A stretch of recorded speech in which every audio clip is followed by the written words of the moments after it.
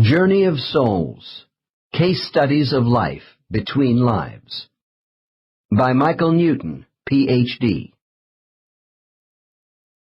9. The Beginner Soul. There are two types of beginner souls. Souls who are truly young in terms of exposure to an existence out of the spirit world, and souls who have been reincarnating on earth for a long period of relative time, but still remain immature. I find beginner souls of both types in levels 1 and 2. I believe almost 3/4 of all souls who inhabit human bodies on earth today are still in the early stages of development. I know this is a grossly discouraging statement, because it means most of our human population is operating at the lower end of their training. On the other hand, when I consider a world population beset by so much negative cross-cultural misunderstanding and violence, I am not inclined to change my opinion about the high percentage of lower-level souls on Earth. However, I do think each century brings improvement of awareness in all humans.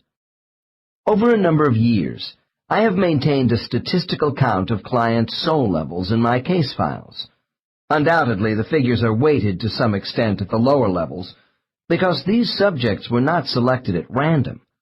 My cases could be overrepresented by souls at the lower levels of development, because they are the very people who require assistance in life, and might come to me seeking information.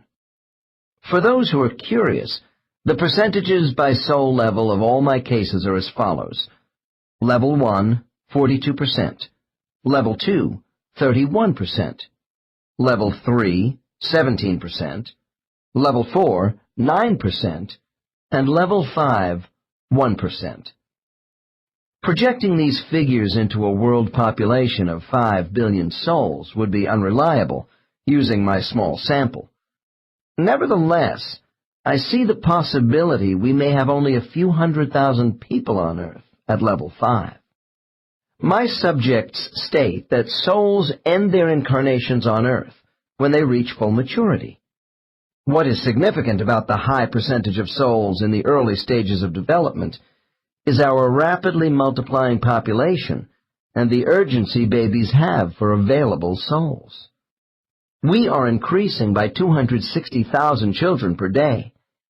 This human necessity for souls means they must normally be drawn from a spiritual pool of less advanced entities who require more incarnations to progress, and are, therefore, more available to return to another life. I am sensitive to the feelings of clients whom I know to be in the early stages of development. I cannot count the number of times a new client has come into my office and said, "I know I am an old soul, but I seem to have problems coping with life." We all want to be advanced souls, because most people hate to be considered a beginner in anything. Every case is unique. There are variables within each soul's character, individual development rate, and the qualities of the guides assigned to them. I see my task as offering interpretations of what subjects report to me about the progression of their souls. I have had many cases where a client has been incarnating for up to 30,000 years on Earth and is still in the lower levels of 1 and 2. The reverse is also true with a few people, although rapid acceleration in spiritual development is uncommon. As with any educational model, students find certain lessons more difficult than others. One of my clients has not been able to conquer envy for 850 years in numerous lives, but she did not have too much trouble overcoming bigotry by the end of this same period. Another has spent nearly 1,700 years off and on seeking some sort of authoritative power over others. However, he has gained compassion. The next case represents an absolute beginner soul.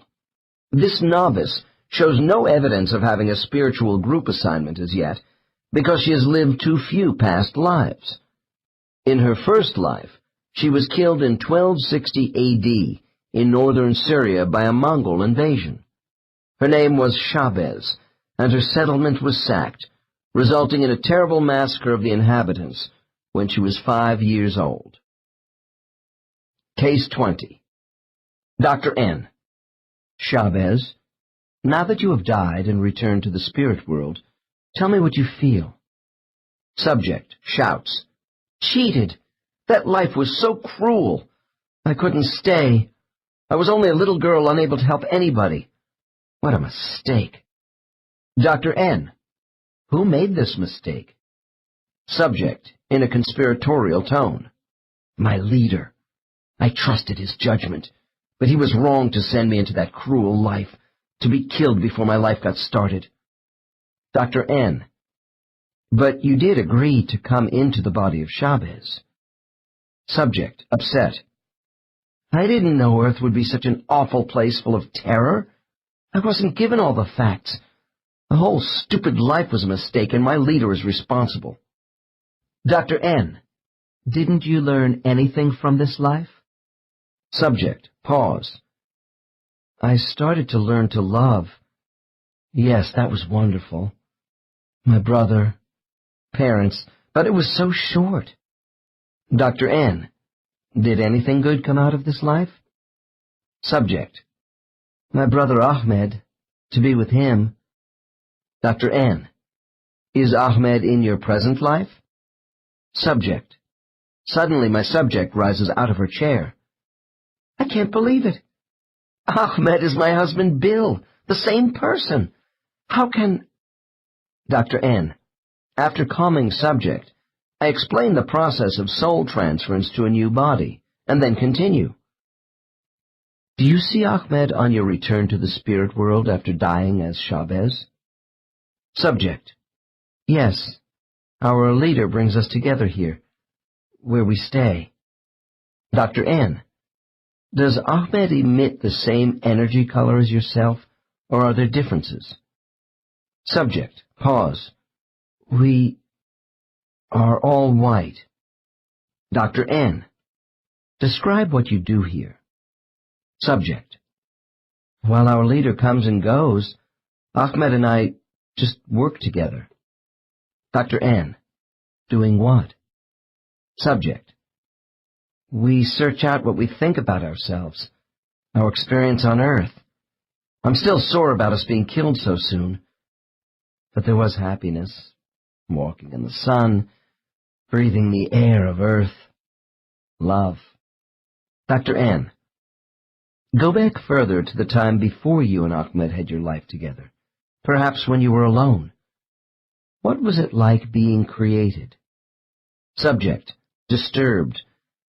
I don't know. I was just here, with thought. Dr. N. Do you remember during your own creation, when you first began to think as an intelligent being? Subject. I realized I existed, but I didn't know myself as myself until I was moved into this quiet place alone with Ahmed. Dr. N. Are you saying your individual identity came more into focus when you began interacting with another soul entity besides your guide? Subject. Yes, with Ahmed. Dr. N. Keep to the time before Ahmed. What was it like for you then? Subject. Warm. Nurturing. My mind opening. She was with me then. Dr. N. She? I thought your leader displayed a male gender to you. Subject. I don't mean him. Someone was around me with the presence of a mother and father, mostly mother. Dr. N. What presence? Subject. I don't know. A soft light. Changing features. I can't grasp it. Loving messages. Encouragement. Dr. N. This was at the time of your creation as a soul? Subject. Yes, it's all hazy.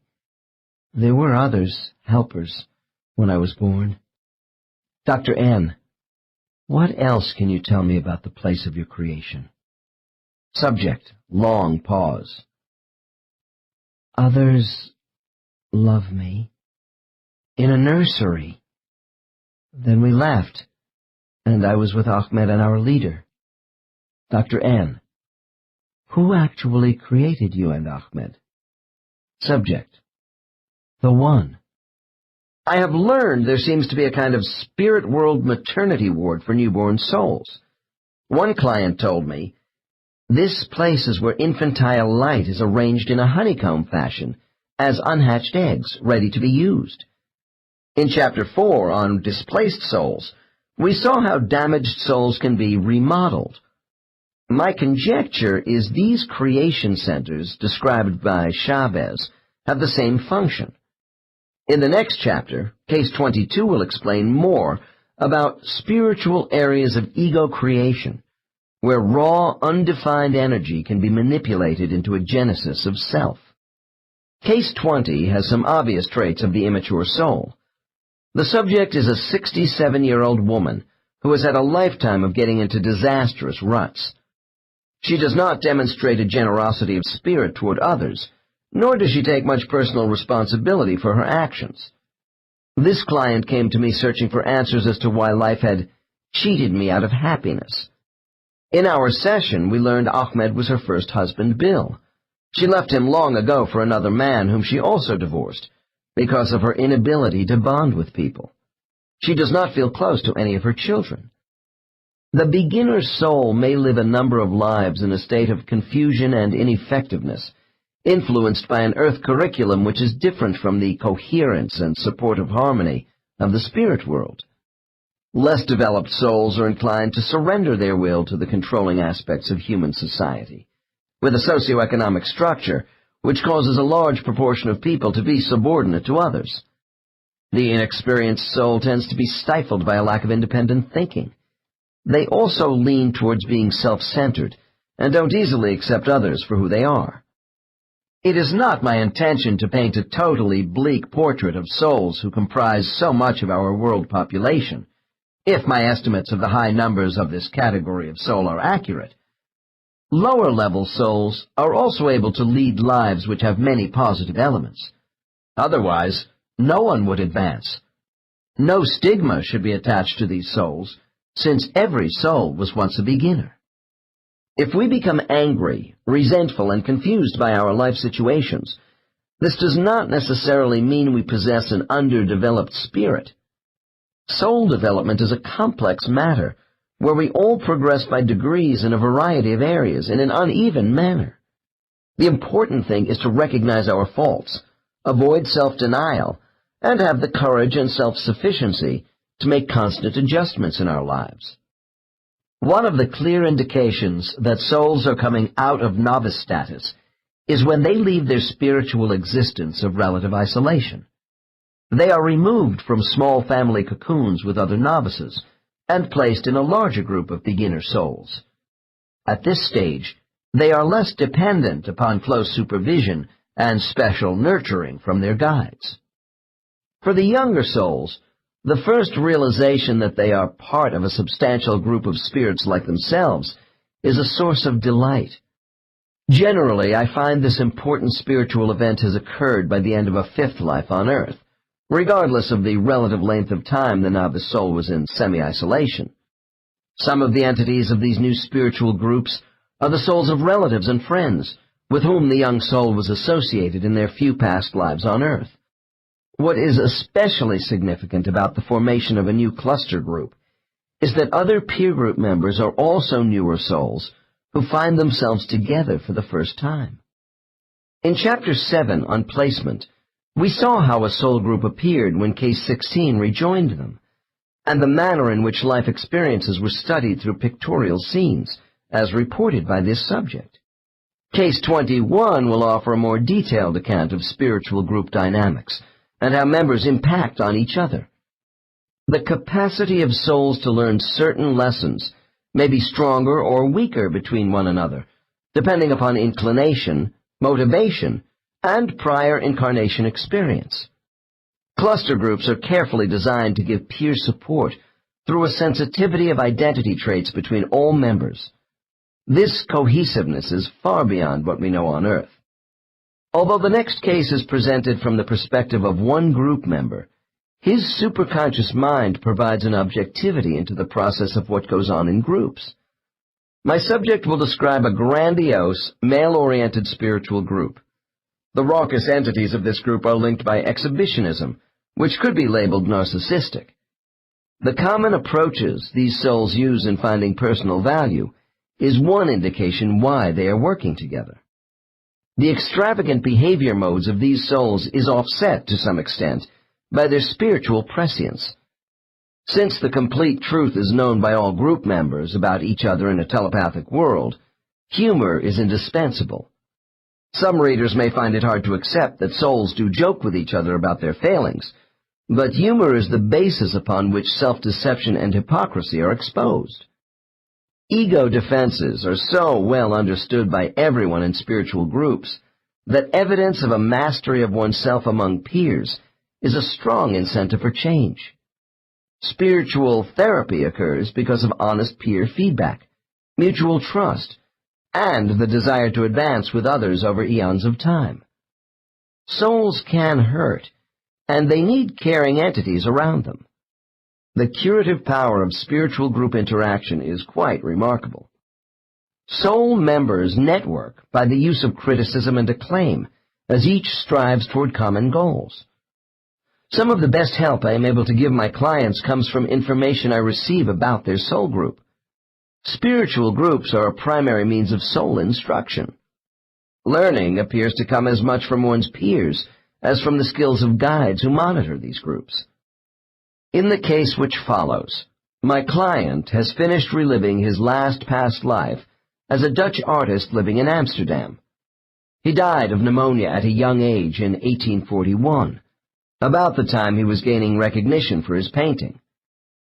We have just rejoined his spiritual group when my subject bursts out laughing. Case 21. Dr. N. Why are you laughing? Subject. I'm back with my friends and they are giving me a hard time. Dr. N. Why? Subject. Because I'm wearing my fancy buckled shoes and the bright green velvet jacket, with yellow piping down the sides.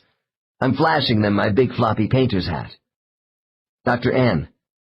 They are kidding you about projecting yourself wearing these clothes?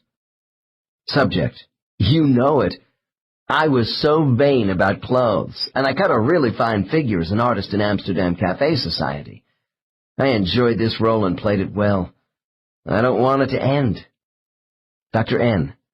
What happens next? Subject. My old friends are around me, and we are talking about the foolishness of life.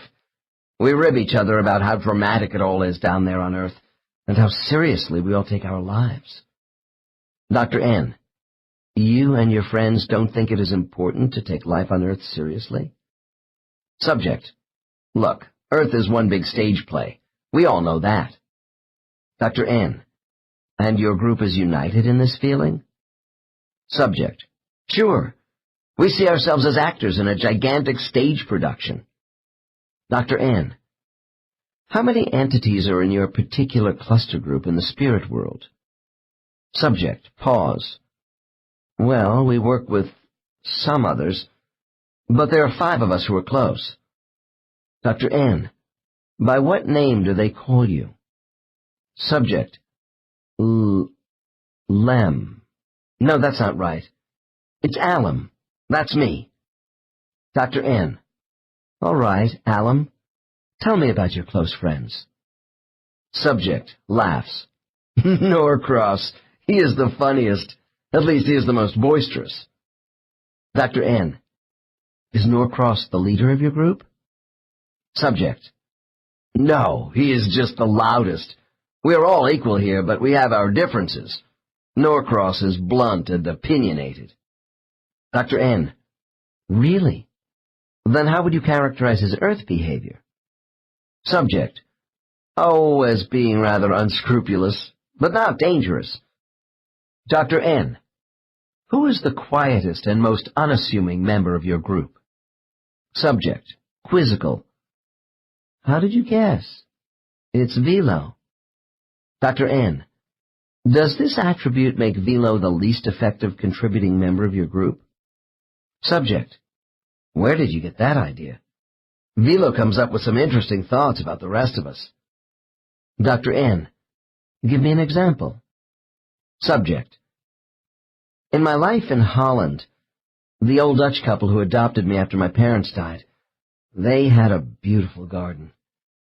Velo reminds me of my debt to them, that the garden triggered my painting, to see life as an artist, and what I didn't do with my talent. Dr. N. Does Velo convey any other thoughts to you about this? Subject. Sadly. That I should have done less drinking and strutting around and painted more. That my art was reaching the point of touching people. Subject pulls his shoulders back. But I wasn't going to stay cooped up painting all the time. Dr. N. Do you have respect for Velo's opinions? Subject, with a deep sigh.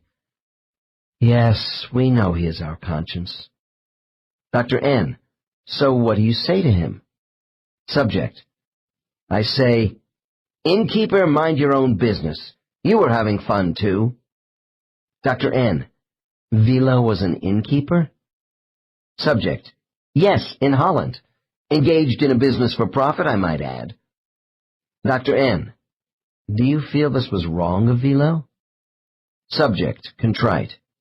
No, not really. We all know he took losses to help those poor people on the road who needed food and shelter. His life was beneficial to others. Dr. N. I would guess telepathic communication makes it hard to sustain your arguments when the complete truth is known by everyone. Subject. Yes, we all know Velo is progressing. Damn. Dr. N. Does it bother you that Velo may be advancing faster than the rest of you? Subject. Yes.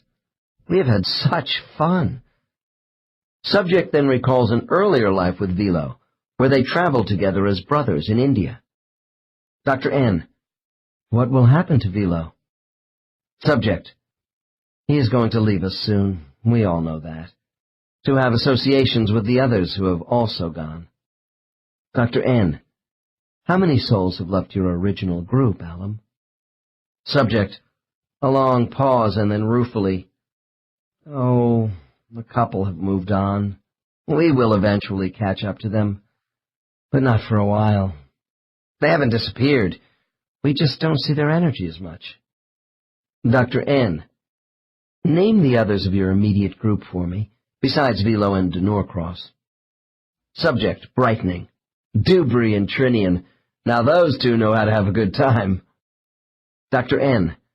What is the most obvious identifying characteristic of your group? Subject, with relish. Adventure. Excitement. We have some real pioneer types around here. Subject rushes on happily. Dubry just came off a wild life as a sea captain. Norcross was a freewheeling trading merchant. We live life to its fullest because we are talented at taking what life has to offer. Dr. N. I'm hearing a lot of self-gratification here, Alum. Subject, defensively. And what's wrong with that?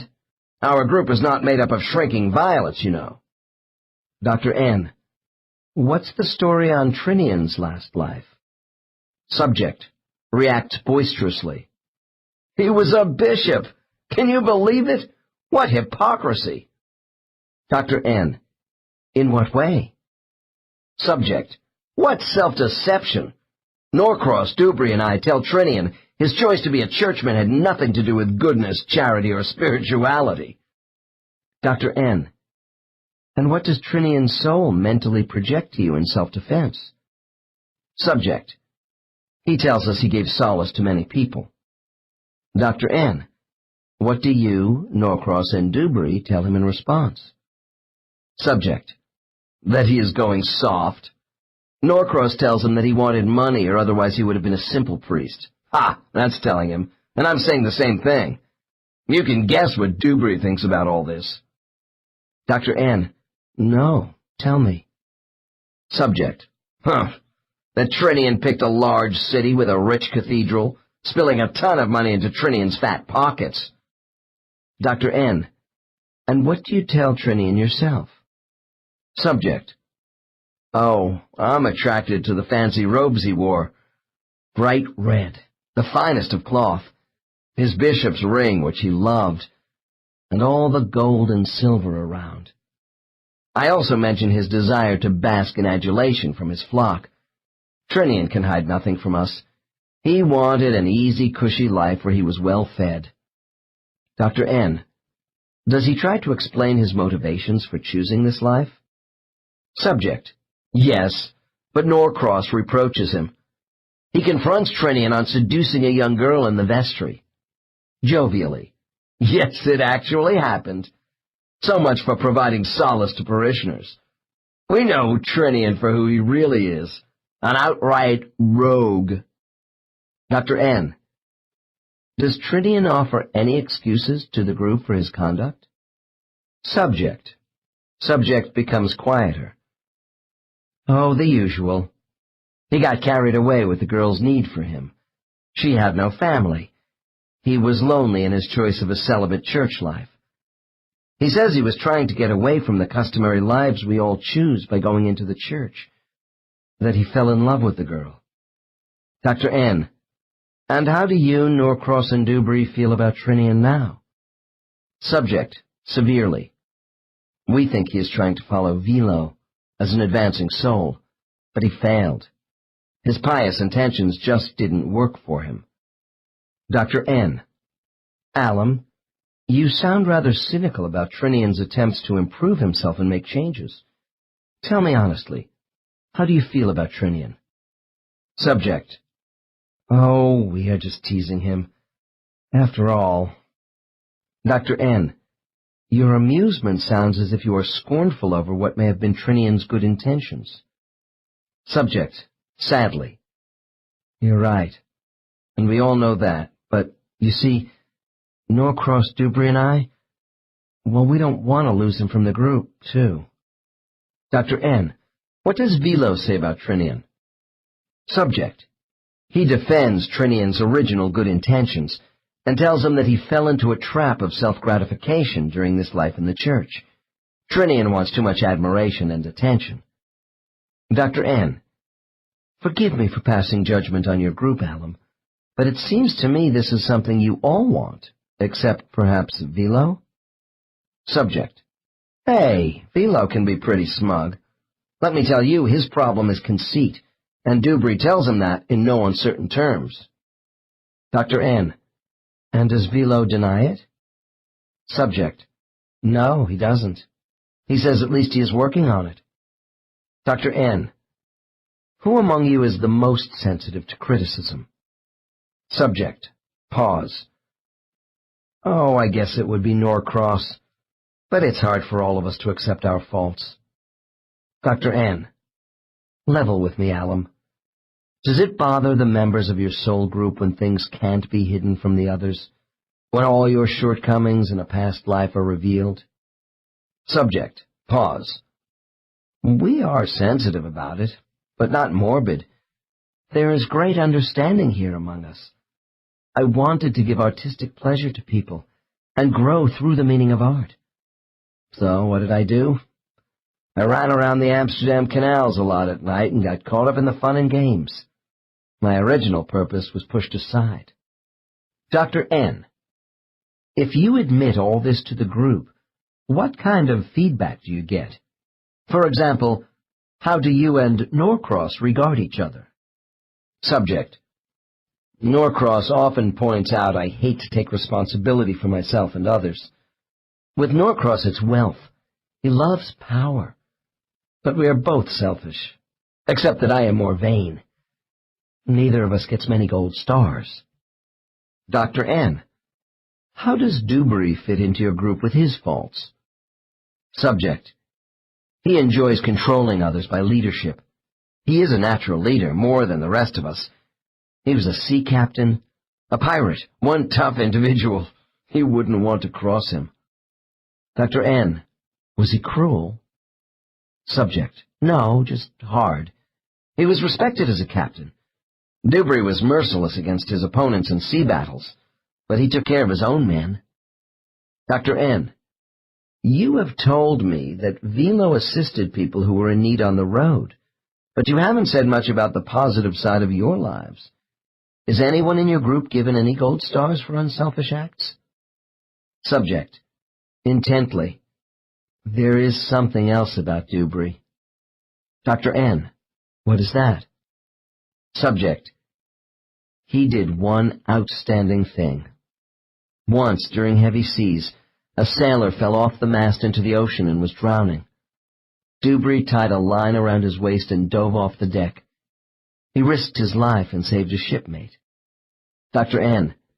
When this incident is discussed in your group, how do you all respond to Dubry? Subject. We praise him for what he did with admiration in our minds. We came to the same conclusion that none of us could match this single act of courage in our last lives. Dr. N. I see. Yet Velo's life at the inn, feeding and housing people who could not pay him, may represent acts of unselfishness for a longer term and therefore is more praiseworthy? Subject. Granted, and we give him that. Laughs. He gets more gold stars than Dubry. Dr. N. Do you get any strokes from the group for your last life? Subject. Pause. I had to scramble for patrons to survive as a painter, but I was good to people. It wasn't much. I enjoyed giving pleasure. My group recognizes I had a good heart. Every one of my clients has special attachments to their soul group, regardless of character makeup. People tend to think of souls in the free state as being without human deficiencies. Actually, I think there are many similarities between groups of souls close to each other and human family systems. For instance, I see Norcross as the rebellious scapegoat for this group of souls, while he and Alum are the inventory takers for everyone's shortcomings. Alum said Norcross is usually the first to openly scrutinize any rationalizations or self-serving justifications of past life failures offered by the other members. He appears to have the least self-doubt and emotional investment over standards of conduct. This may define his own insecurity, because Norcross is probably fighting the hardest to keep up with the advancing group. I suspect Alum himself could be the group's mascot, often the youngest child in human families, with all his clowning around, preening, and making light of serious issues. Some souls in spiritual groups do seem to me to be more fragile and protected than other group members. Velo's conduct demonstrates he is the current hero, or eldest family member, with his drive for excellence. I have the impression from Alum that Velo is the least defiant of the group, partly because he has the best record of achievement in recent past lives. Just as in human family systems, the role of spiritual group members can be switched around, but I was told Velo's kinetic energy is turning pink, signaling his growth into level 2.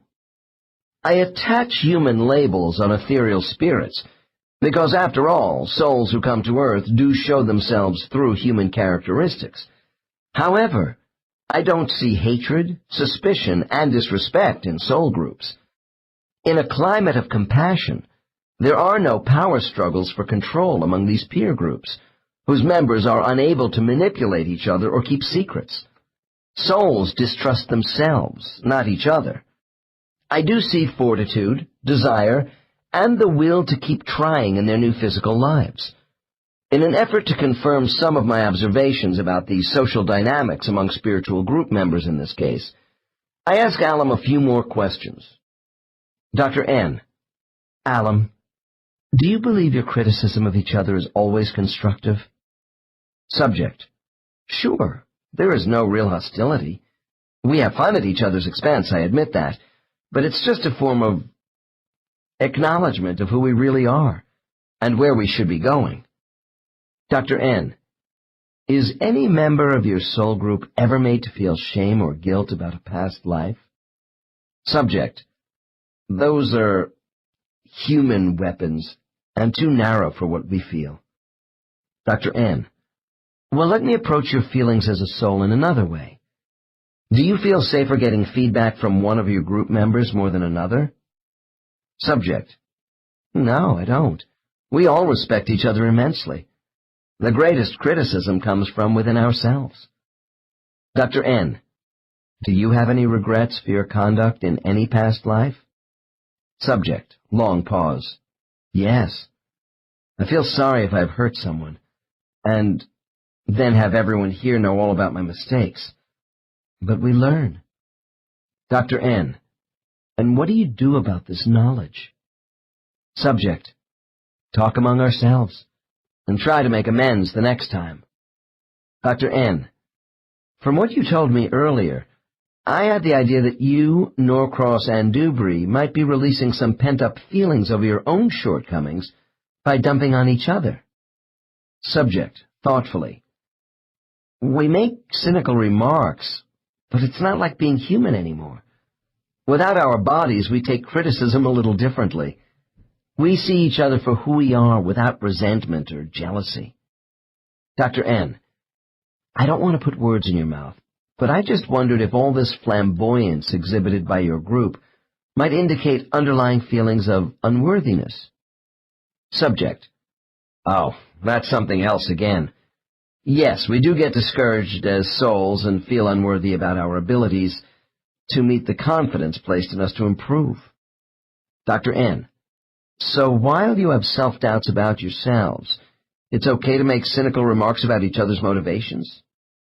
Subject. Of course. But we want to be recognized by one another for being sincere in working on our individual programs. Sometimes self-pride gets in the way and we use each other to move past this. In the next passage of dialogue, I introduce another spiritual phenomenon relating to group healing. I have heard a number of variations about this activity, which are supported by the interpretations of Case 22. Dr. N. Now, Alum, as long as we are discussing how your group members relate to each other, I want you to describe the spiritual energy by which you are all assisted in this process. Subject, hesitant. I'm not sure I can tell you. Dr. N. Think carefully. Isn't there another means by which your group is brought into harmony with each other with intelligent energy? Subject, long pause. Ah.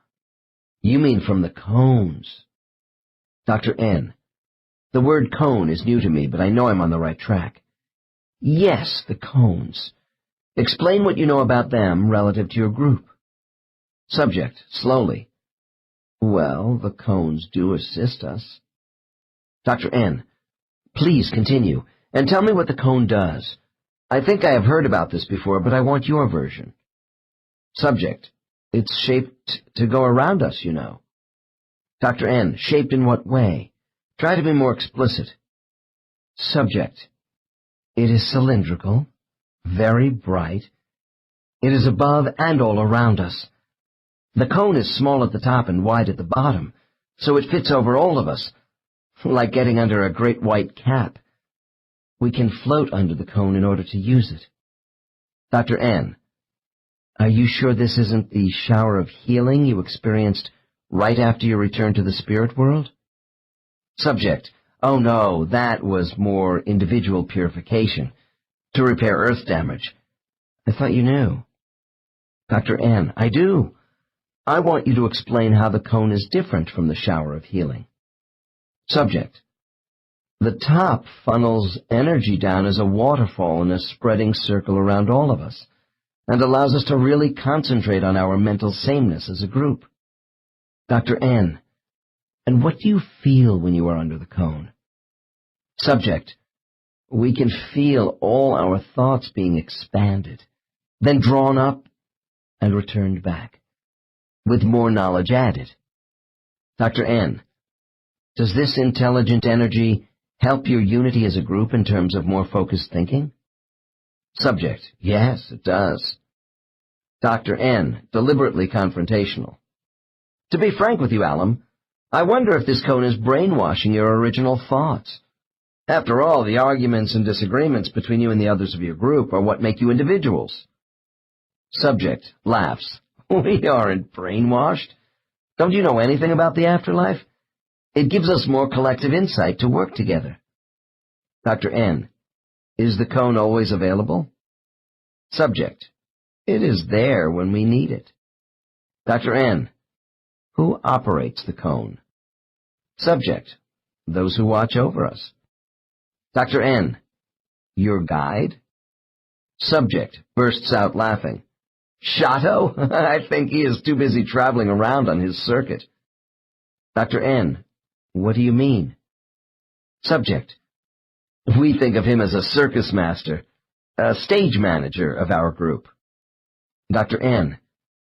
Does Shato take an active part in your group deliberations? Subject shakes head. Not really. Guides are above a lot of this stuff. We are left on our own quite a bit, and that's fine. Dr. N. Do you think there is one specific reason for the absences of Shato?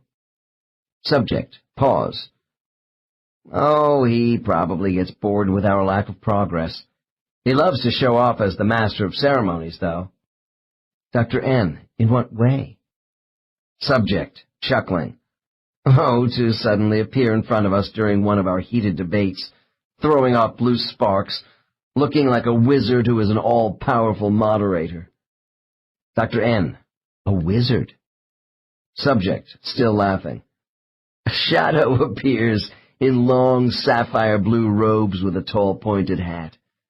With his flowing white beard he looks simply great, and we do admire him. Dr. N. I get the picture of a spiritual Merlin. Subject. An Oriental Merlin, if you will. Very inscrutable sometimes. He loves making a grand entrance in full costume, especially when we are about to choose another life. He knows how much we appreciate his act. Dr. N. With all this stage management, I am curious if Shato has much emotional connection to your group as a serious guide. Subject, scoffing at me. Listen, he knows we are a wild bunch, and he plays to that as a nonconformist himself. But he is also very wise. Dr. N. Is Shato indulgent with your group? He doesn't seem to limit your extravagance very much. Subject. Shato gets results from us because he is not heavy-handed or preachy. That wouldn't sit well with our people. We respect him. Dr. N. Do you see Shato as a consultant who comes only once in a while to observe, or as an active supervisor? Subject. He will pop in unannounced to set up a problem for our discussions. Then he leaves, coming back later to listen to how we might solve certain things. Dr. N. Give me an example of a major problem with your group.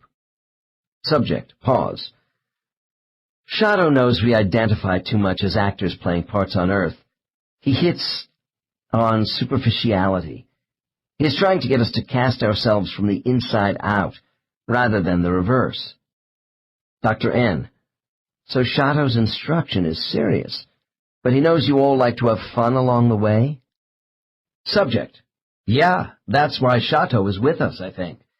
He knows we waste opportunities. He assists us in interpreting the predicaments we get into in order to get the best out of us. Dr. N. From what you have told me, I have the impression that your spiritual group is run as a kind of workshop directed by your guide. Subject. Yes. He builds up our morale and keeps us going. Unlike educational classrooms or therapy groups on Earth, I have learned teacher counselors in the spirit world are not confined as group activity leaders on a continuous basis.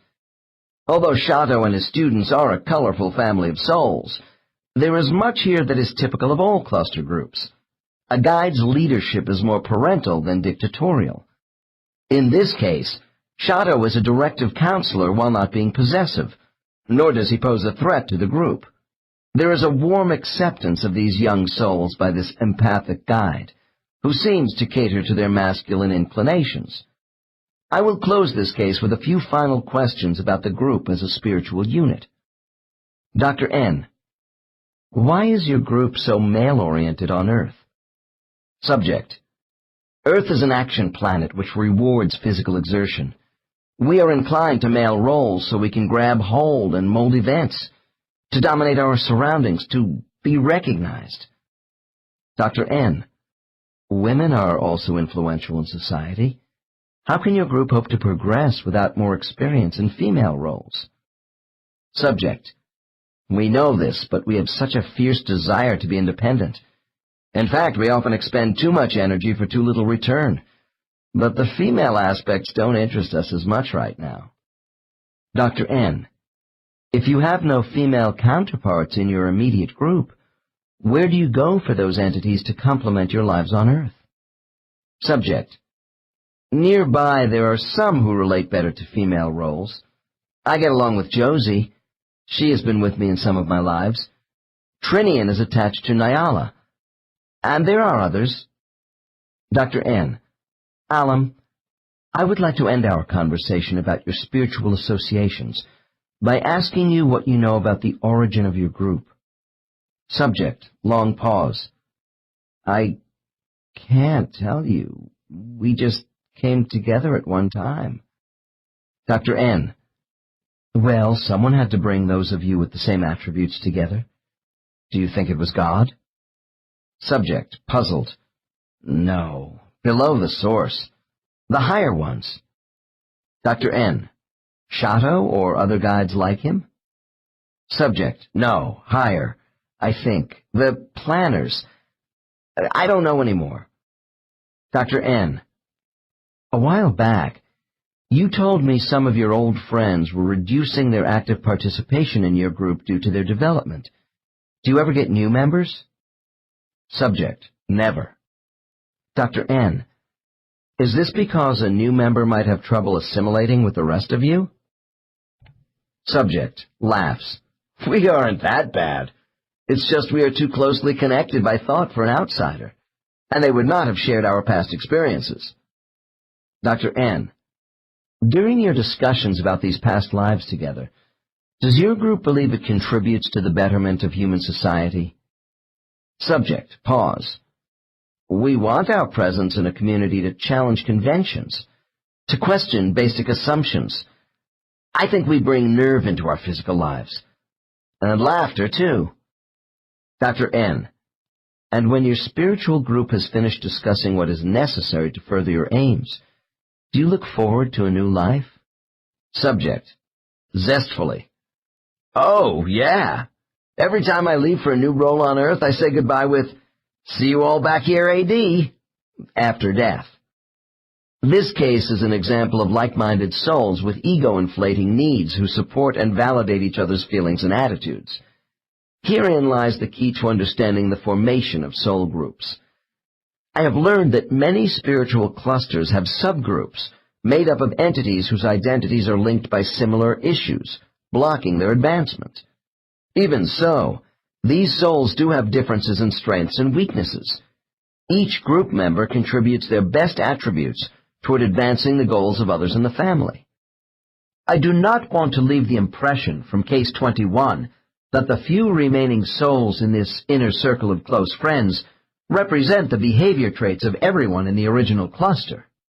When a primary group of, say, 15 or 20 souls is formed, there are marked similarities in talent and interests. But a support group is also designed to have differences in disposition, feelings, and reactions. Typically, my subjects report a male-female-oriented mixture of one or more of the following character types in their groups. 1. Courageous, resilient, a tenacious survivor. 2. Gentle, quiet, devoted, and rather innocent. 3. Fun-loving, humorous, a jokester and risk-taker. 4. Serious, dependable, cautious. 5. Flamboyant, enthusiastic, frank. 6. Patient, steady, perceptive. 7. Thoughtful, calculating, determined. 8. Innovative, resourceful, adaptable. These differences give a group balance. However, if an entire group displays a strong tendency toward flamboyance or daring, the most cautious member would appear less so to another group of souls.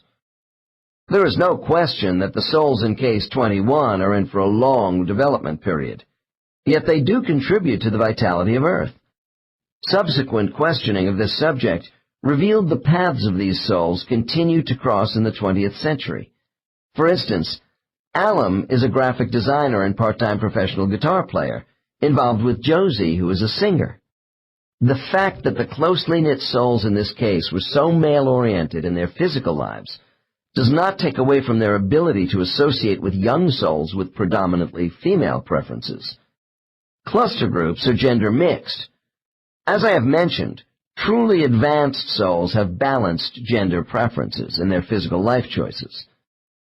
The desire for expression of self-identity is an important motivating factor for souls choosing to come to Earth to learn practical lessons. Sometimes a reason for discomfort with the lower-level soul is the discrepancy in perception of self in their free soul state compared to how they act in human bodies. Souls can get confused with who they are in life. Case 21 did not seem to exhibit any conflict in this area, but I question the rate of growth achieved by Alum in recent past lives. However, the basic experience of living a life may compensate to some extent for the lack of insight gained from that life. Our shortcomings and moral conflicts are recognized as faults far more in the spirit world than on Earth. We have seen how the nuances of decision-making are dissected and analyzed in spiritual groups. Cluster members have worked together for such a long time in Earth years that entities become accountable to each other and the group as a whole. This fosters a great sense of belonging in all spiritual groups and can give the appearance of thought barriers between clusters, especially with souls in the lower levels. Nevertheless, while rejection and loneliness is part of every soul's life in human form, in the spirit world our individual ego identity is constantly enhanced by warm peer group socialization. The social structure of soul groups is not the same as groups of people on Earth. Although there is some evidence of paired friendships, I don't hear about cliques, stars of attraction, or isolated souls within clusters. I am told souls do spend time alone in the silence of personal reflection when attached to a group. Souls are intimate entities in their family relationships on Earth, and engagement in group community life in the spirit world. And yet, souls do learn much from solitude. I understand from my white light subjects that souls at the beginning levels are frequently separated from their groups to individually work on simple energy projects. One rather young soul recalled being alone in an enclosure, trying to put together a moving puzzle of dissembled geometric shapes of cylinders, spheres, cubes, and squares with self-produced energy. It was described as being multidimensional, colorful, and holographic in nature. He said, "We have to learn to intensify our energy to bring the diffused and jumbled into focus, to give it some kind of basic shape." Another subject added, "These tests give the watchers information about our imagination, creativity, and ingenuity, and they offer us encouragement rather than being judgmental." Souls on all levels engage in another important activity when they are alone. They are expected to spend time mentally concentrating on helping those on Earth, or other physical worlds, whom they have known and cared about. From what I can gather, they go to a space some call the place of protection. Here they enter an interdimensional field of floating silvery blue energy, and project outward to geographical areas of their choosing. I am told this is a mental exercise in holding and releasing positive vibrational energy to create a territory. This means souls ride on their thought waves to specific people, buildings, or a given area of land in an attempt to comfort or effect change. 10. The intermediate soul. Once our souls advance past level 2 into the intermediate ranges of development, group cluster activity is considerably reduced. This does not mean we return to the kind of isolation we saw with the novice soul. Souls evolving into the middle development levels have less association with primary groups because they have acquired the maturity and experience for operating more independently. These souls are also reducing the number of their incarnations. Within levels 3 and 4, we are at last ready for more serious responsibilities. The relationship we have with our guides now changes from teacher-student to one of colleagues working together. Since our old guides have acquired new student groups, It is now our turn to develop teaching skills which will eventually qualify us for the responsibilities of being a guide to someone else. I have said the transitional stages of levels 2 and 4 are particularly difficult for me in pinpointing a soul's development. For instance, some level 4 souls begin targeting themselves toward primary cluster teacher training while still in level 3, while other subjects who are clearly level 4s find they are unsuited to be effective guides. Despite their high standards of morality and conduct, entities who have reached the intermediate levels of maturity are modest about their achievements. Naturally, each case is different, but I notice more composure with clients in this stage and above. I see trust rather than suspicion toward the motives of others on both a conscious and subconscious level. These people demonstrate a forward-looking attitude of faith and confidence for the future of humanity, which encourages those around them. My questions to the more mature soul are directed to esoteric ideas of purpose and creation.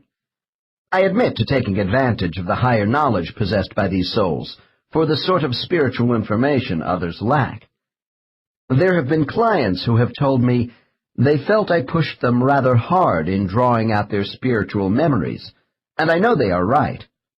The more advanced souls of this world possess remarkable comprehension of a universal life plan. I want to learn as much as possible from them. My next case falls into the upper portion of level 3 development, radiating a yellow energy devoid of any reddish tones. This client was a small, nondescript man, nearly 50 years old. His demeanor was quietly courteous towards me when we met, and I thought him a trifle solemn. I felt his unassuming detachment was somewhat studied, almost as a cover for stronger emotions.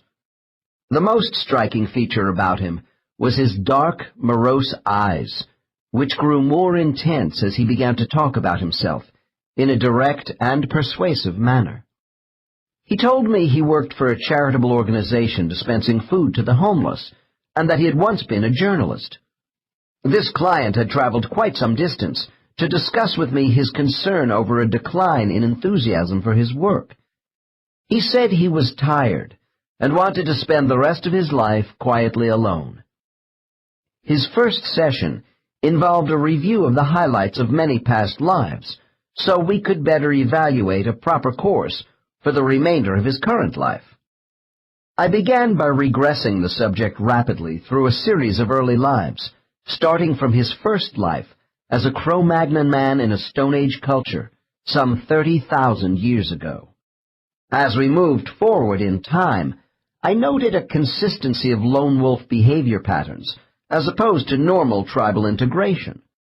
From about 3000 BC to 500 BC, my client lived a number of lives in the Middle East, during the rise of the early city-states in Sumerian, Babylonian, and Egyptian cultures.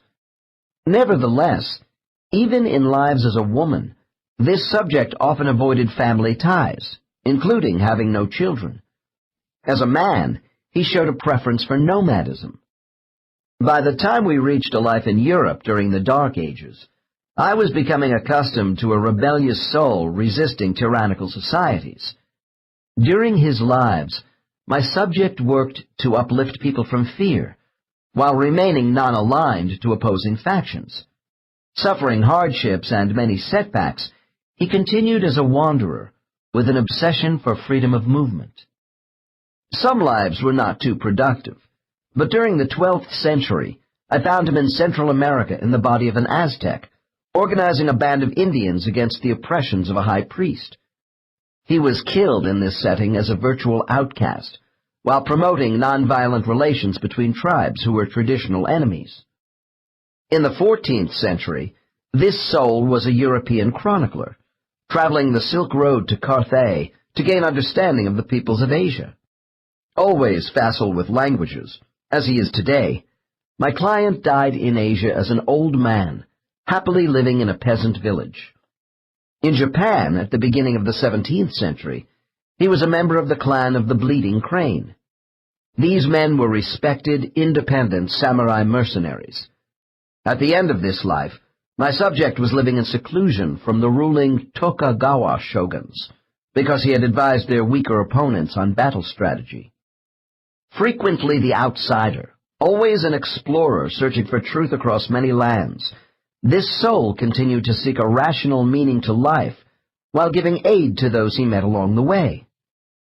I was surprised when he popped up as the wife of an American farmer on the frontier in the 19th century. The farmer died soon after their marriage. I learned my subject had deliberately incarnated to be a widow with children, tied to a piece of property, as an exercise in the loss of mobility. When this part of his session ended, I knew I was working with a more advanced, older soul, even though he had a great many lives we did not review. Since this soul is approaching level 4, I would not have been surprised if his first appearance on Earth had gone back 70,000 years rather than half that amount of time.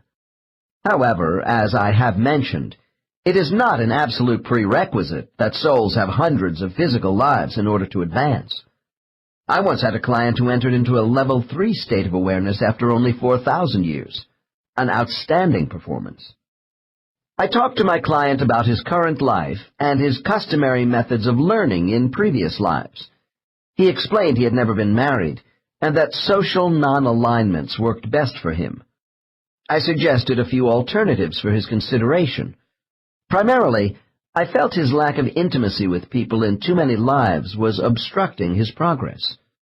When this session ended, he was anxious that we explore his mind further for perceptions about the spirit world in another session.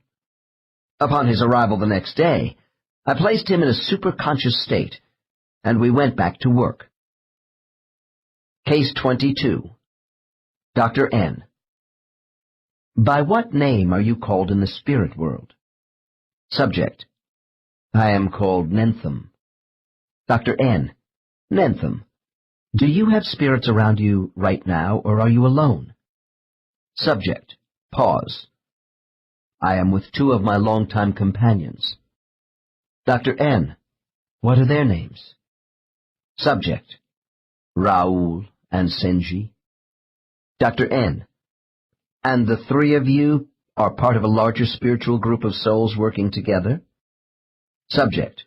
We were, but now the 3 of us work more by ourselves. Dr. N. What are the 3 of you doing at this moment? Subject. We are discussing the best ways to help each other during our incarnations. Dr. N. Tell me what you do for each other. Subject. I help Senji to forgive herself for mistakes and appreciate her own worth. She needs to stop being a mother figure all the time on Earth. Dr. N. How does she assist you? Subject. To see my lack of a sense of belonging. Dr. N. Give me an example of Senji's actions to assist you with this issue. Subject. Well, she was my wife in Japan after my days as a warrior were over. Something is troubling Nentham, and after a pause he adds the following. Raoul likes to pair with Senji, and I am usually alone. Dr. N. What about Raoul? How do you 2 help each other? Subject. I help him with patience, and he helps me with my tendency to avoid community life. Dr. N. Are you always 2 males and a female in your incarnations on Earth? Subject. No, we can change, and do, but this is comfortable for us. Dr. N. Why are the 3 of you working independently from the rest of your spiritual group? Subject. Pause. Oh, we see them here. Some have not gone forward with us. A few others are further ahead of us in their tasks. Dr. N. Do you have a guide or teacher? Subject. In a soft tone. She is Idis. Dr. N. It sounds to me as if you have a high regard for her. Do you communicate well with Idis? Subject. Yes, I do. Not that we don't have our disagreements. Dr. N. What is the main area of conflict between the 2 of you? Subject. She doesn't reincarnate much, and I tell her she should have more direct exposure to current conditions on Earth. Dr. N. Are you mentally in tune with Idis to such an extent that you know all about her background training as a guide? Subject shakes head while pondering. It isn't that we can't ask questions, but we can only question what we know. Idis reveals to me what she thinks is relevant to my own experience. Dr. N, are guides able to screen their thoughts, so you can't read their minds completely? Subject: yes, the older ones get proficient at that, knowing how to filter things we don't need to know because this knowledge would confuse us. Dr. N, will you learn to filter images? Subject: I already have a little. Dr. N, this must be why I have had many people tell me they have not been given definitive answers by their guides to all their questions. Subject: yes, and the intent of the question is important. When it was asked, and why. Perhaps it was not in their best interests to be given certain information which might disrupt them. Dr. N, aside from her teaching techniques, are you fond of Idis in terms of her identity? Subject: yes. I just wish she would agree to come with me, once. Dr. N, oh, you would like to actually have an Earth incarnation with her? Subject grins mischievously. I have told her we might relate better here if she would consent to come to Earth sometime and mate with me. Dr. N, and what does Idis say to that suggestion? Subject: she laughs and says she will think about it, if I can prove to her that it would be productive. At this juncture, I ask Nentham how long Idis has been associated with him, and learn she was assigned these 3 entities when they moved into Level 3.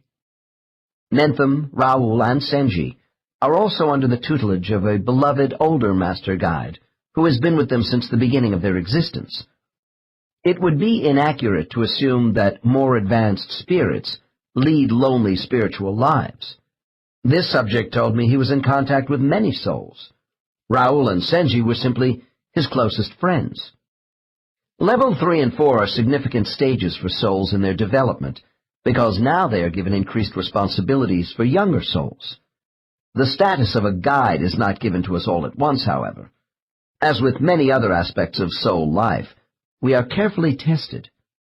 The intermediate levels are trial periods for potential teachers. While our aura is still yellow, our mentors assign us a soul to look after, and then evaluate our leadership performance both in and out of physical incarnations.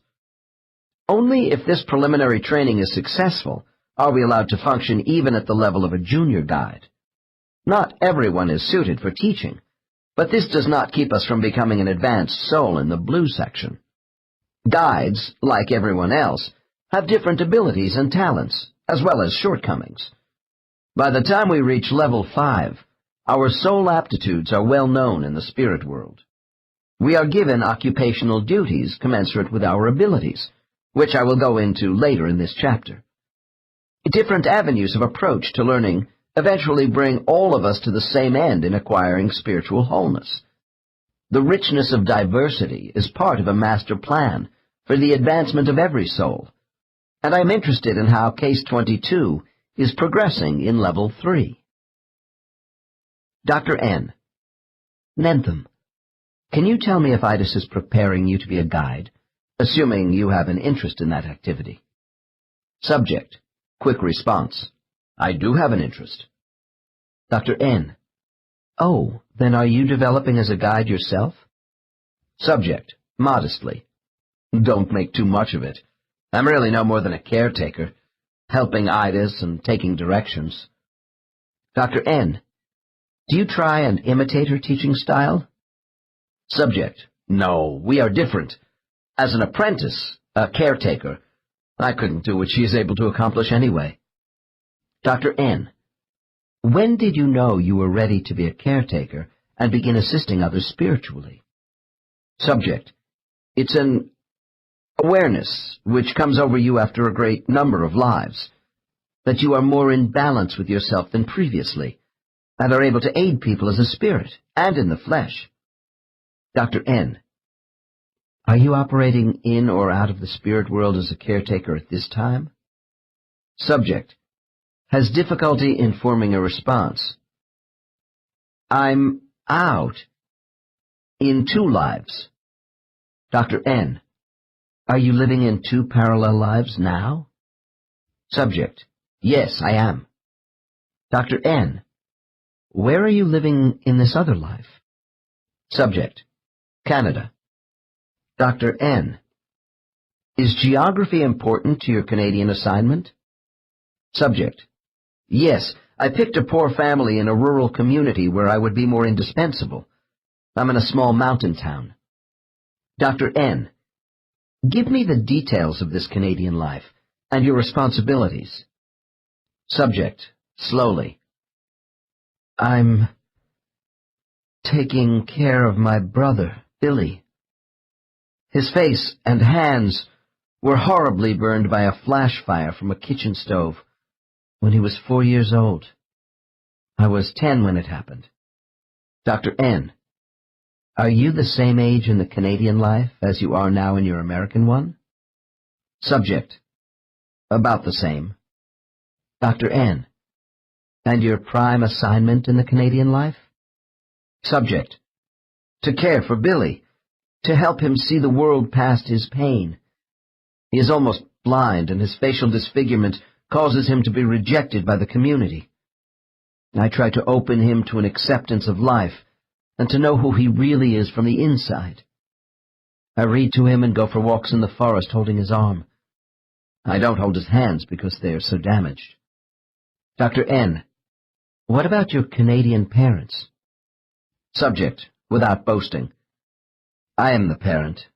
My father left after the fire and never came back.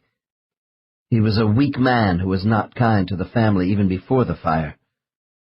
My mother's soul is not very capable in her body. They need someone with seasoning. Dr. N.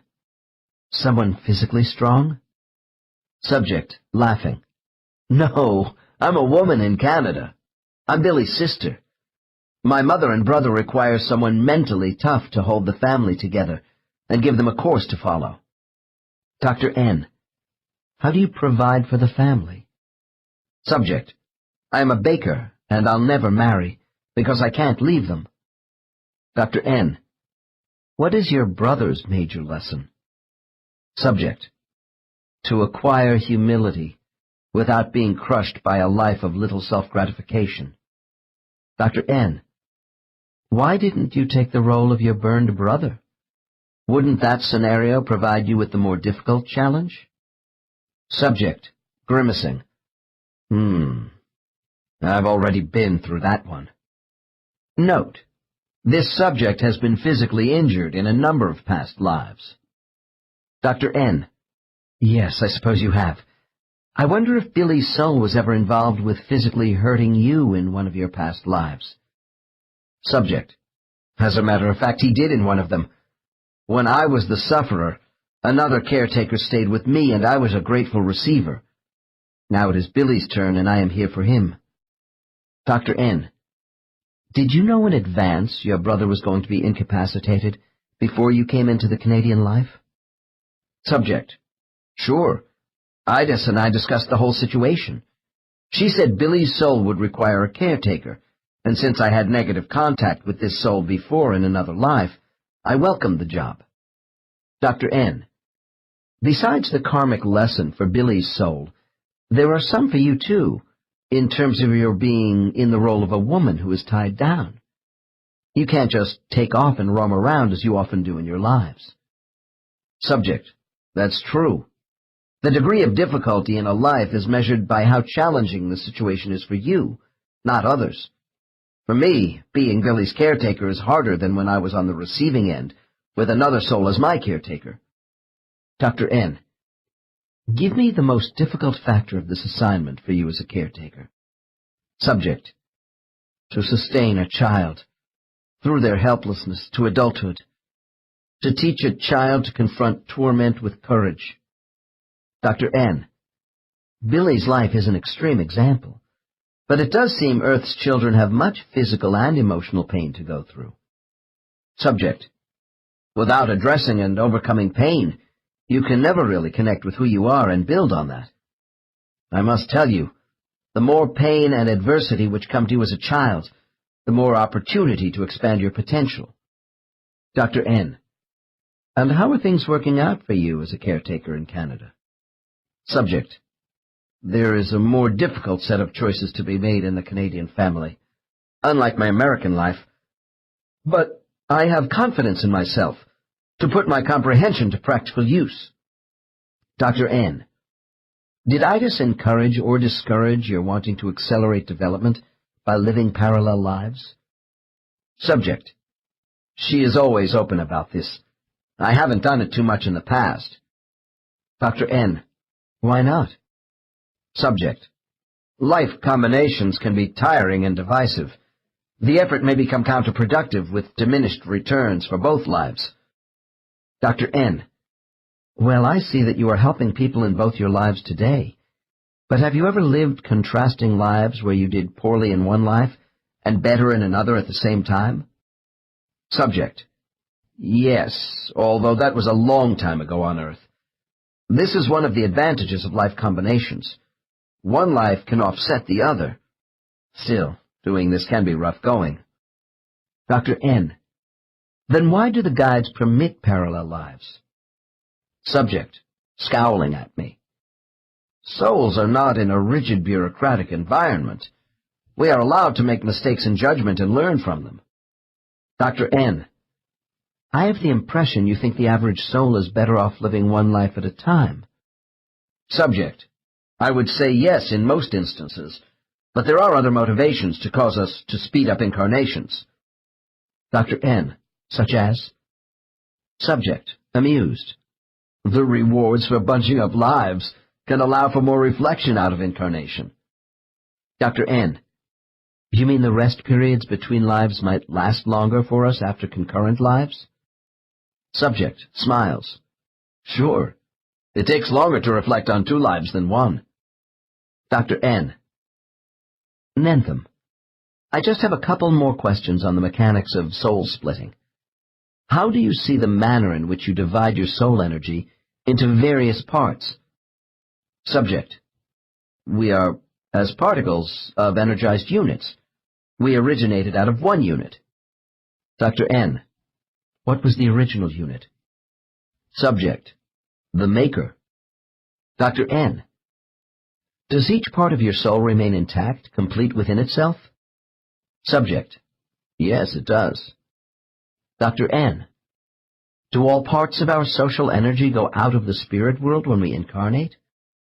Subject. Part of us never leaves, since we do not totally separate from the Maker. Dr. N. What does the part that remains in the spirit world do while we are on Earth in one or more bodies? Subject. It is more dormant, waiting to be rejoined to the rest of our energy. Most of my colleagues who work with past life clients have listened to overlapping time chronologies from people living on Earth in two places at once. Occasionally, there are 3 or more parallel lives. Souls, in almost any stage of development, are capable of living multiple physical lives, but I really don't see much of this in my cases. Many people feel the idea of souls having the capacity to divide in the spirit world, and then attaching to 2 or more human bodies, is against all their preconceptions of a singular, individualized spirit. I confess that I too felt uncomfortable the first time a client told me about having parallel lives. I can understand why some people find the concept of soul duality perplexing, especially when faced with the further proposition that one soul may even be capable of living in different dimensions during the same relative time. What we must appreciate is, if our souls are all part of one great oversoul energy force which divides or extends itself to create our souls, then why shouldn't the offspring of this intelligent soul energy have the same capacity to detach and then recombine?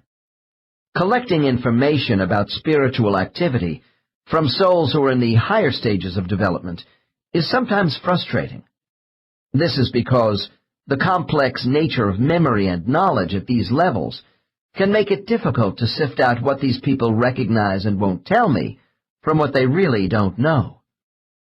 Case 22 was both knowledgeable and open to my questions. This case is compatible with other accounts in my files about the diversity of soul training in the spirit world. Dr. N. Nentham, I want to turn now to your activities in the spirit world when you are not so busy with Earth incarnations, interacting in soul groups and learning to be a guide. Can you tell me of other spiritual areas in which you are occupied? Subject. Long pause. Yes, there are other areas. I know of them. Dr. N. How many? Subject. Cautiously. I can think of 4. Dr. N. What would you call these areas of activity? Subject. The world without ego. The world of all-knowing. The world of creation and non-creation. And the world of altered time. Dr. N. Are they worlds which exist in our physical universe? Subject. One does. The rest are non-dimensional spheres of attention. Dr. N. All right. Let's start with the non-dimensional spheres. Are these 3 areas in the spirit world for the use of souls? Subject. Yes. Dr. N. Why do you call all these spiritual areas worlds? Subject. I see them as habitations for spiritual life. Dr. N. So 3 of them are mental worlds? Subject. Yes, that's what they are. Dr. N. What is the world without ego? Subject. It's the place of learning to be. Dr. N. I have heard of it expressed in different ways. Doesn't it involve the beginners? Subject. Yes. The newly created soul is there to learn who they are. It's the place of origin. Dr. N. Are the ego identities passed out at random, or is there a choice for beginner souls? Subject. The new soul is not capable of choice. You acquire your character based upon the way your energy is combined, put together for you. Dr. N. Is there some sort of spiritual inventory of characteristics that are assigned to souls? So much of one type, so much of another? Subject. Long pause.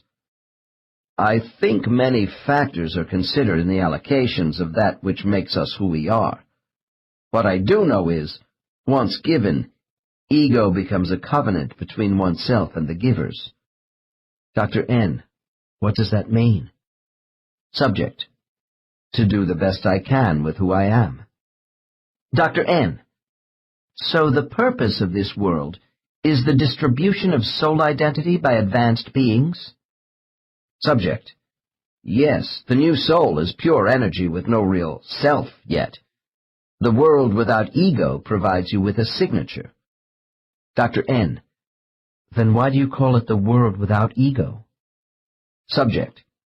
Because the newly created souls arrive with no ego. The idea of self has not come into the new soul's consciousness. It is here where the soul is offered meaning to its existence. Dr. N.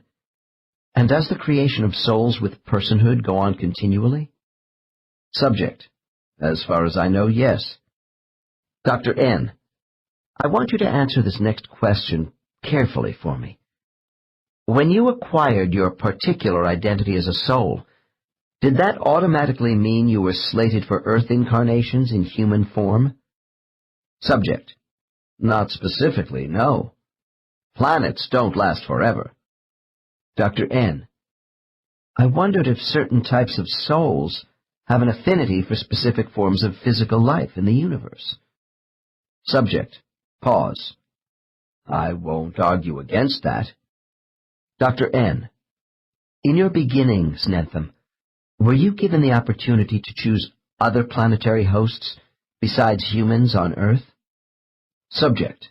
As a new soul, the guides assist in those selections. I was drawn to human beings. Dr. N. Were you given other choices? Subject. Long pause. Yes, but it's not very clear at the moment. They usually start you on an easy world or two without much to do. Then I was offered service on this severe planet. Dr. N. Earth is considered severe? Subject. Yes. On some worlds you must overcome physical discomforts, even suffering. Others lean toward mental contests. Earth has both. We get kudos for doing well on the hard worlds. Smiling. We are called the adventurous ones by those who don't travel much. Dr. N. What really appeals to you about Earth? Subject. The kinship humans have for each other while they struggle against one another, competing and collaborating at the same time. Dr. N. Isn't that a contradiction? Subject. Laughs. That's what appeals to me. Mediating quarrels of a fallible race which has so much pride and need of self-respect. The human brain is rather unique, you know. Dr. N. How? Subject. Humans are egocentric, but vulnerable. They can make their character mean, and yet have a great capacity for kindness. There is weak and courageous behavior on Earth. It's always a push-me-pull-you tug-of-war going on with human values. This diversity suits my soul. Dr. N. What are some of the other things about human hosts which might appeal to the souls who are sent to Earth? Subject. Those of us developing on Earth have a sanction to help humans know of the infinite beyond their life, and to assist them in expressing true benevolence through their passion. Having a passion to fight for life, that's what is so worthwhile about humanity. Dr. N. Humans also have a great capacity for malevolence. Subject. That's part of the passion. But it's evolving, too, and when humans experience trouble, they can be at their best and are quite noble. Dr. N. Perhaps it is the soul which fosters the positive characteristics you suggested. Subject. We try to enhance what is already there. Dr. N. Does any soul ever go back to the world without ego after they have once been there and acquired identity? Subject. Uncomfortable. Yes. But I don't want to get into that. Dr. N. Well, then we won't. But I have been told some souls do return if their conduct during physical assignments is consistently irregular. I have the impression they are considered defective, and are returned to the factory for a kind of spiritual prefrontal lobotomy. Subject. Subject shakes his head with annoyance. I am offended by that description. Where did you get such a notion? These souls who have developed severe obstacles to improvement are mended by the restoration of positive energy. Dr. N. Is this procedure just for Earth souls? Subject. No, young souls from everywhere may require restoration as a last resort. Dr. N. Are these restored spirits then allowed to return to their respective groups and eventually go back to incarnating on physical worlds? Subject. Sighs deeply. Yes. Dr. N. How would you compare the world without ego to the world of all-knowing? Subject. They are opposites. This world is not for young souls. Dr. N. Have you been to the world of all-knowing? Subject. No, I'm not ready. I am only aware of it as a place we strive for. Dr. N. What do you know about this spiritual area? Subject. Long pause. It is a place of contemplation. The ultimate mental world of planning and design. I can tell you little about this sphere, except it is the final destination of all thought. The senses of all living things are coordinated here. Dr. N. Then the world of all-knowing is abstract in the highest form? Subject. Yes, it's about blending content with form, the rational with ideals. It is a dimension where the realization of all our hopes and dreams is possible. Dr. N. Well, if you can't go there yet, how come you know about it? Subject. We get glimpses, as an incentive to encourage us to make that final effort, to finish our work and join the masters. The foundation of the spirit world is a place of knowing, and has been alluded to under different names by clients. I am given only bare references to this universal absolute, because even my advanced subjects have no direct experience there. All souls are anxious to reach and be absorbed by this nucleus, especially as they draw closer and are enticed by what little they can see. I'm afraid the world of all-knowing can only be fully understood by a non-reincarnating soul above level 5. Dr. N. If the world without ego and the world of all-knowing are at opposite ends of a soul's experience, then where does the world of altered time fall? Subject. This sphere is available to all souls because it represents their own physical world. In my case, it is Earth. Dr. N. Oh, this must be the physical dimension you told me about. Subject. No, the sphere of Earth is only simulated for my use. Dr. N. Then all souls in the spirit world wouldn't study the same simulated world? Subject. No. Each of us studies our own geographical planet, where we incarnate. They are physically real, temporarily. Dr. N. And you don't physically live on this simulated world which appears as Earth? You only use it? Subject. Yes, that's right, for training purposes. Dr. N.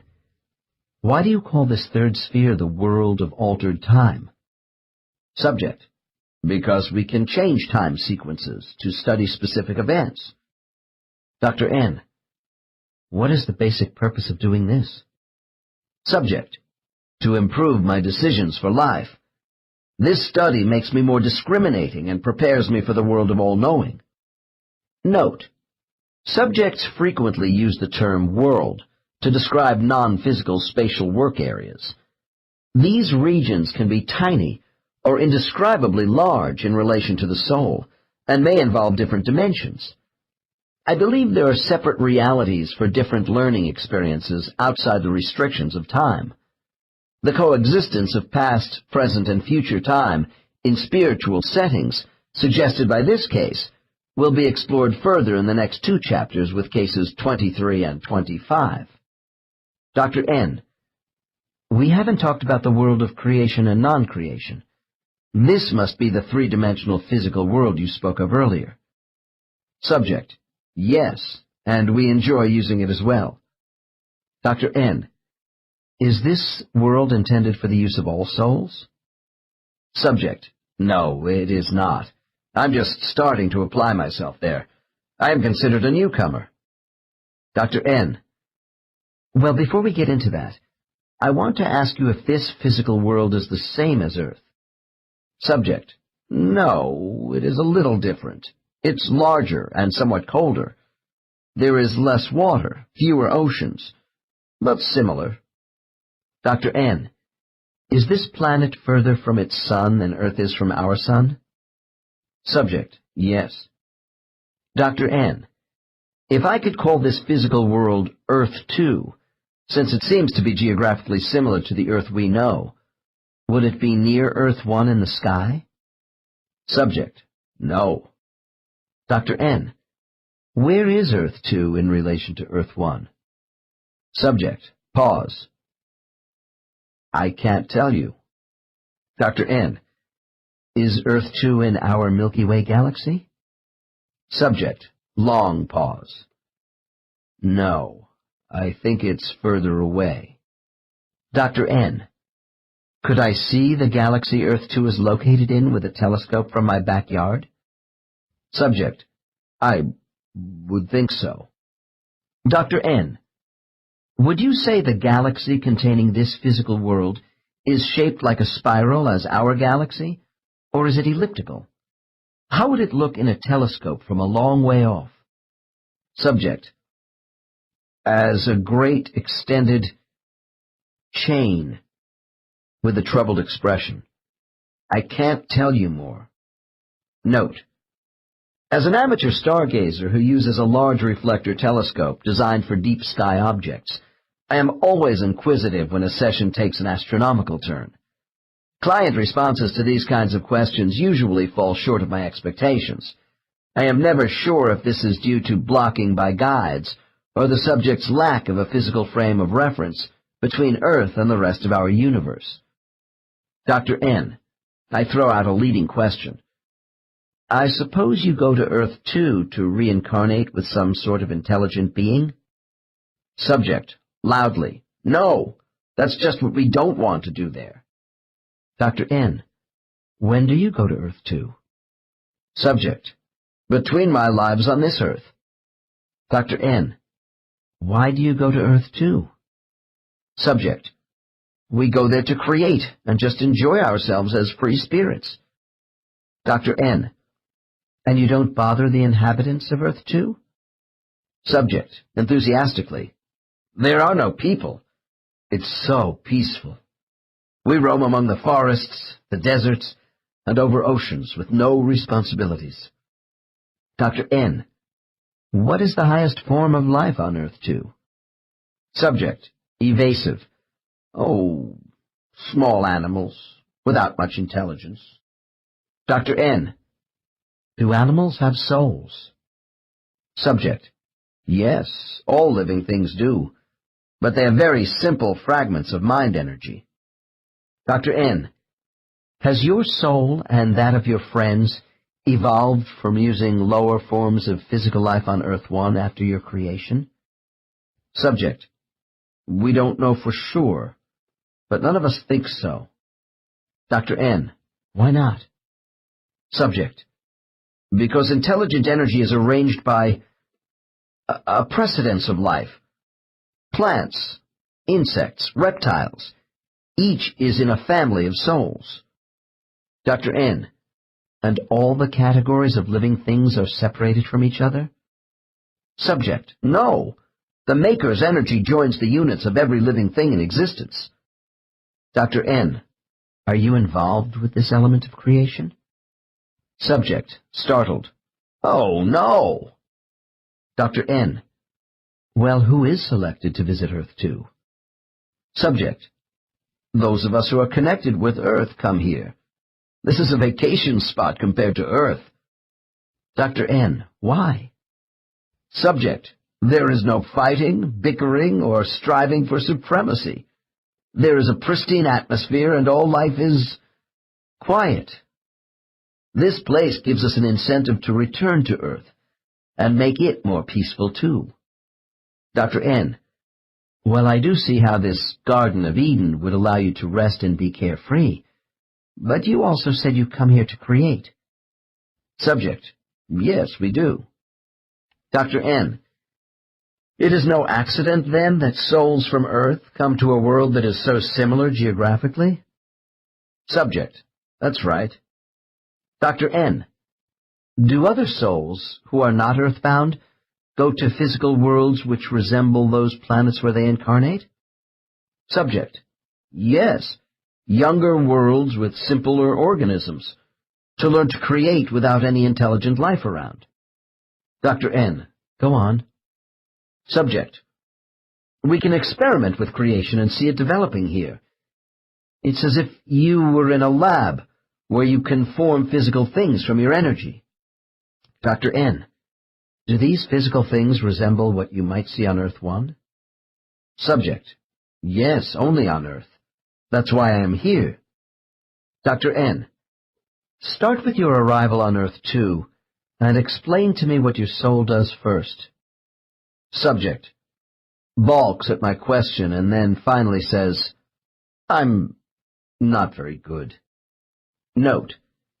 Since this subject is experiencing resistance, I take a few minutes for reconditioning and end with the following. On the count of 3, you will feel more relaxed about telling me what you and Itis consider appropriate for my knowledge. 1, 2, 3. I repeat my question. Subject. I look to see what I am supposed to make on the ground in front of me. Then I mold the object in my mind and try and create the same thing with small doses of energy. The teachers assist us with control. I'm supposed to see my mistakes and make corrections. Dr. N. Who are the teachers? Subject: Idis and Mulkofgil. Subject's highly advanced guide. And there are other instructors around. I don't know them very well. Dr. N. Try to be as clear as possible. What exactly are you doing? Subject: We form things. Dr. N. Living things? Subject: I'm not ready for that yet.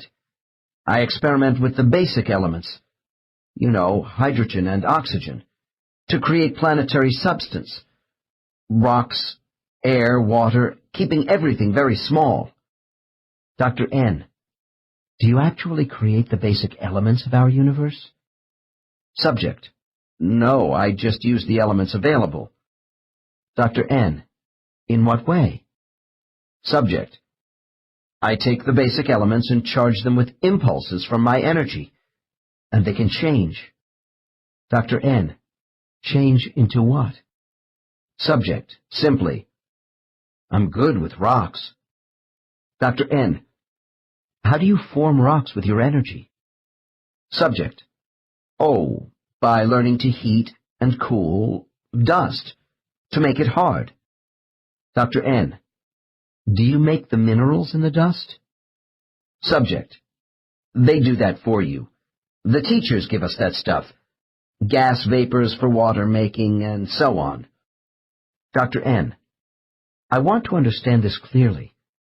Your work consists of learning to create by causing heat, pressure, and cooling from your energy flow? Subject: That's about right, by alternating our currents of energy radiation. Dr. N. So you don't actually produce the substance of rock and water in some chemical way? Subject: No, like I told you, my job is to transform things by mixing what I am given. I play with the frequency and dosages of my energy. It's tricky, but not too complicated. Dr. N. Not complicated? I thought nature did those things. Subject laughs. Who do you think nature is? Dr. N. Well, who creates the basic elements of your experiments, the primary substances of physical matter? Subject: The maker, and those creating on a grander scale than me. Dr. N. Well, in a sense, you are creating inanimate objects such as rocks. Subject: It's more our trying to copy what we see in front of us, what we know. As an afterthought, I'm getting into plants, but I can't do them yet. Dr. N. And you start small, experimenting until you get better? Subject: That's it. We copy things and compare them against the original, so we can make larger models. Dr. N. This all sounds like souls playing as children in a sandbox with toys. Subject smiles. We are children. Directing an energy flow resembles the sculpturing of clay. Dr. N. Are the other members of this creative training class from your original cluster group? Subject: Some are. Most come from all over, the spirit world, but they have all incarnated on Earth. Dr. N.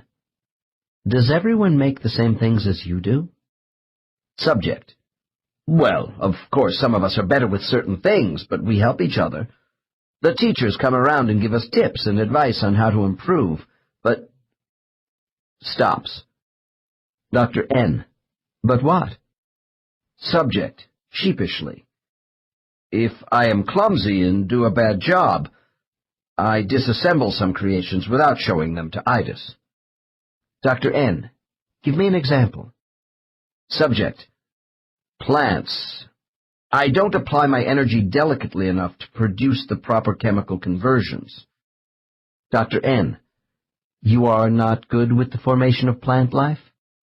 Subject: No, so I undo my abominations. Dr. N.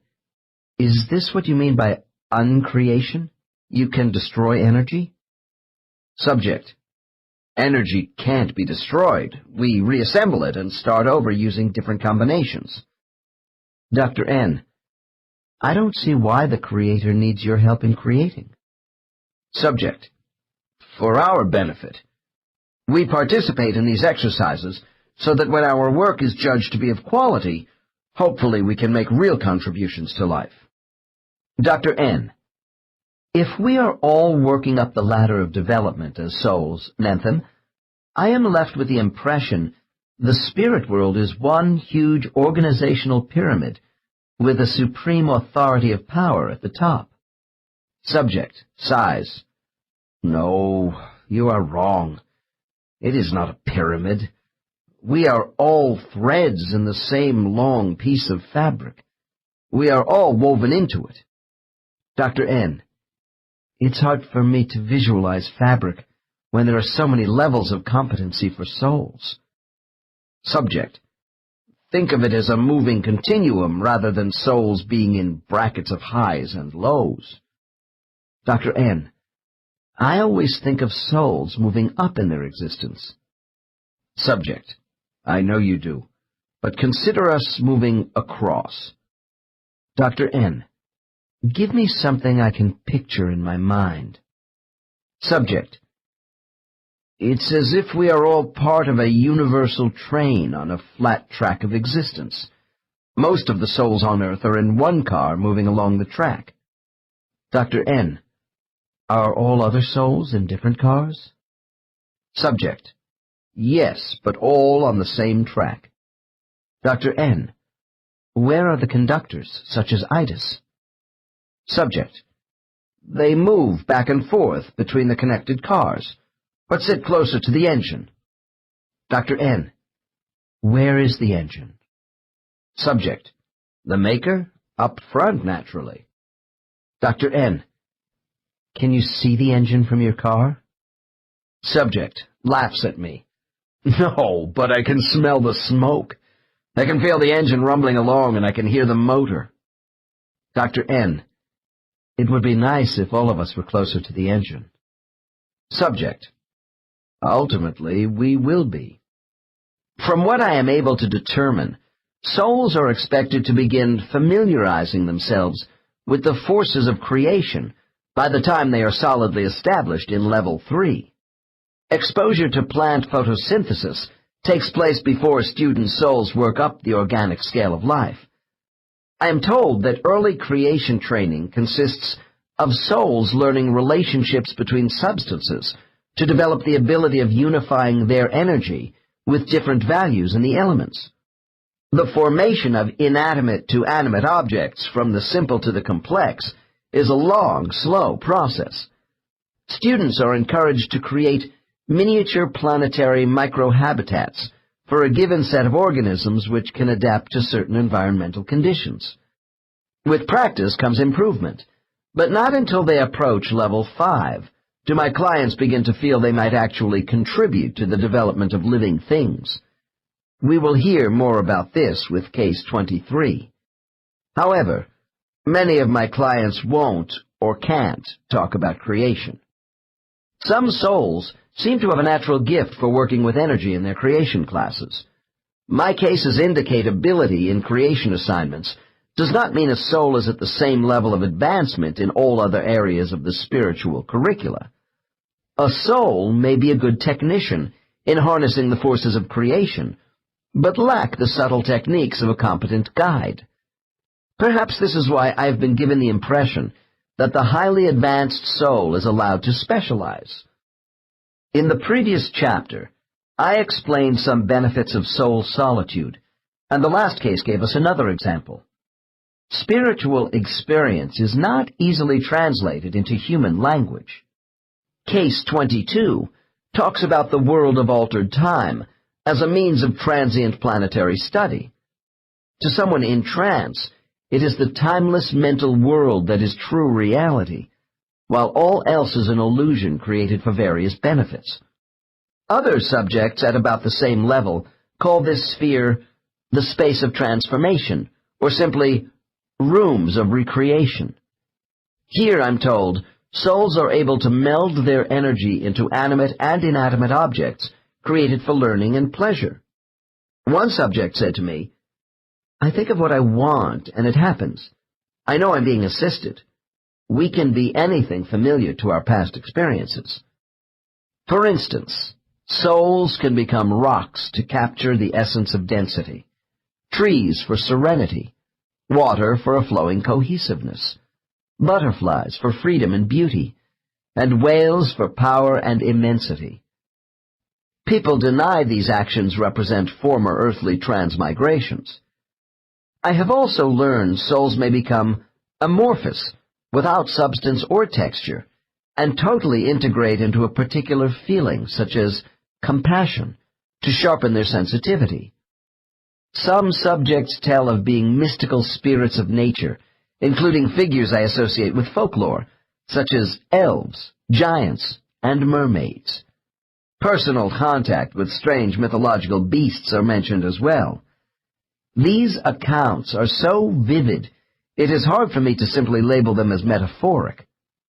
Are the old folk tales of many races pure superstition, or manifestations of shared soul experience? I have the sense that many of our legends are the sympathetic memories of souls carried from other places to Earth long ago. 11. The advanced soul. People who possess souls which are both old and highly advanced are scarce. Although I haven't had the opportunity to regress many blues in level 5, they are always stimulating to work with because of their comprehension and far-reaching spiritual consciousness. The fact is, a person whose maturity is this high doesn't seek out a regression therapist to resolve life plan conflicts. In most cases, level 5s are here as incarnated guides. Having mastered the fundamental issues most of us wrestle with daily, the advanced soul is more interested in making small refinements towards specific tasks. We may recognize them when they appear as public figures, such as a Mother Teresa. However, it is more usual for the advanced soul to go about their good work in a quiet, unassuming manner. Without displaying self-indulgence, their fulfillment comes from improving the lives of other people. They focus less on institutional matters and more on enhancing individual human values. Nevertheless, level 5s are also practical, and so they are likely to be found working in a cultural mainstream, which allows them to influence people and events. I have been asked if most people who are sensitive, aesthetic, and particularly right-brained have advanced souls, since individuals with these characteristics often appear to be at odds with the wrongs of an imperfect world. I see no correlation here. Being emotional, appreciating beauty, or having extrasensory impressions, including psychic talent, does not necessarily denote an advanced soul. The mark of an advanced spirit is one who has patience with society and shows extraordinary coping skills. Most prominent is their exceptional insight. This is not to say life has no karmic pitfalls for them. Otherwise, the level 5 probably wouldn't be here at all. They may be found in all walks of life, but are frequently in the helping professions or combating social injustice in some fashion. The advanced soul radiates composure, kindness, and understanding toward others. Not being motivated by self-interest, they may disregard their own physical needs and live in reduced circumstances.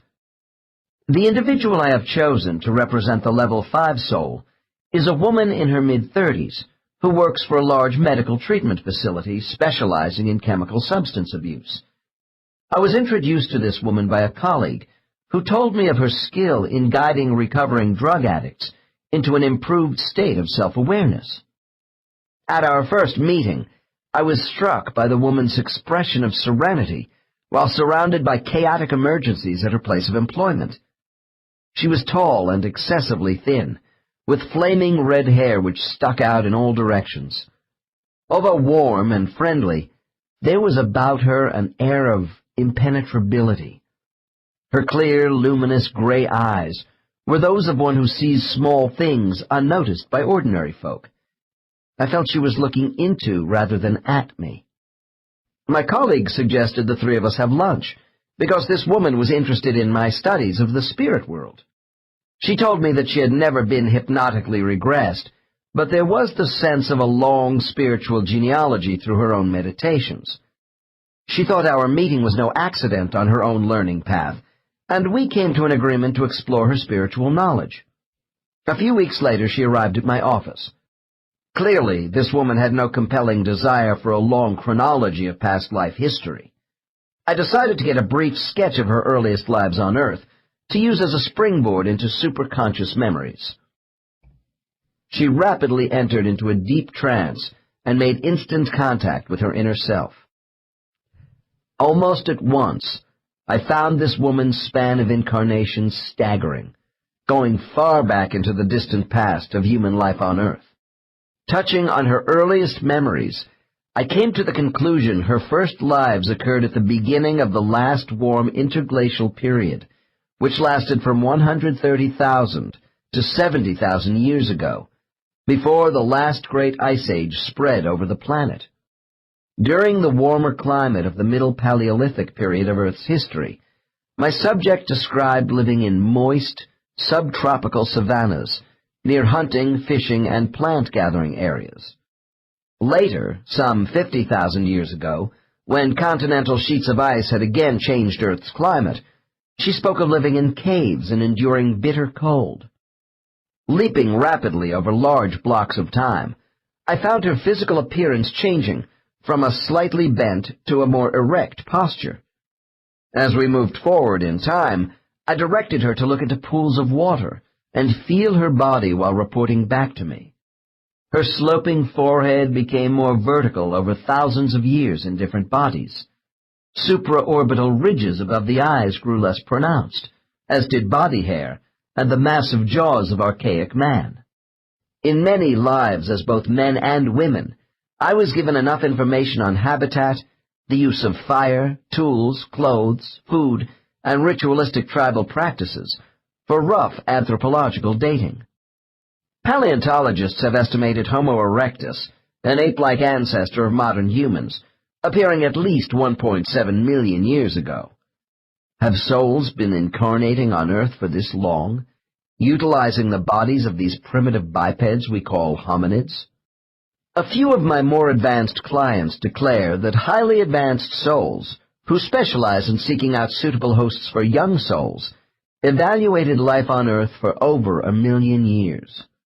My impression is these examiner souls found the early hominid brain cavity and restricted voice box to be inadequate for soul development earlier than some 200,000 years ago. Archaic Homo sapiens, whom we call humans, evolved several 100,000 years ago. Within the last 100,000 years, we find two clear signs of spiritual consciousness and communication. These are burial practices and ritualistic art, as found in carved totems and rock drawings. There is no anthropological evidence that these practices existed on Earth before Neanderthal peoples. Souls eventually made us human, not the reverse. One of my advanced subjects remarked, "Souls have seeded the Earth in different cycles." A composite of information collected from a wide range of clients suggests to me that the land masses we know today deviate from earlier continents, drowned perhaps by cataclysmic volcanic or magnetic upheavals.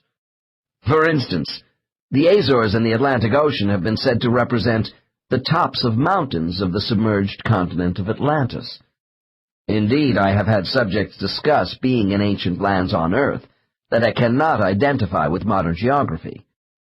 Thus, it is possible souls existed in bodies more than advanced Homo erectus, who died out about 250,000 years ago, with the fossilized evidence hidden from us today by geological change.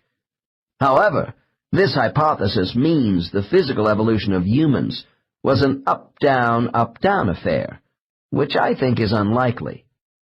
I now moved my subject into an African life around 9,000 years ago, which she said was an important milestone in her advancement. This was the last life she was to spend with her guide, Kumara.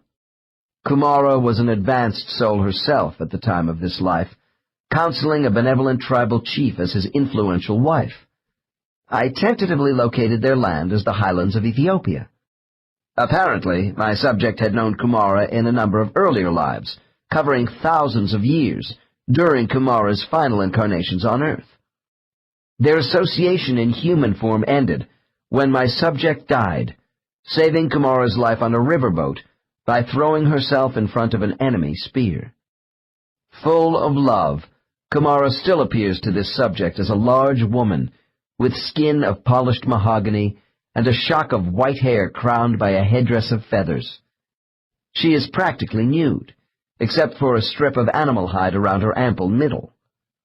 On Kumara's neck hangs a garish bunch of multicolored stones, which she sometimes jiggles in my subject's ear to get her attention during dreams in the middle of the night.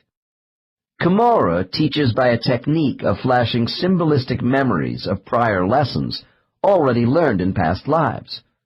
Old solutions to problems are mixed with new hypothetical choices in the form of metaphoric picture puzzles. By these means, Kumara tests her students' considerable storehouse of knowledge during meditations and dreams. I glanced at my watch.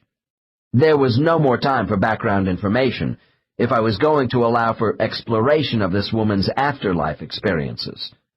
Rapidly, I took her into superconsciousness, anticipating some interesting spiritual disclosures. She would not disappoint me.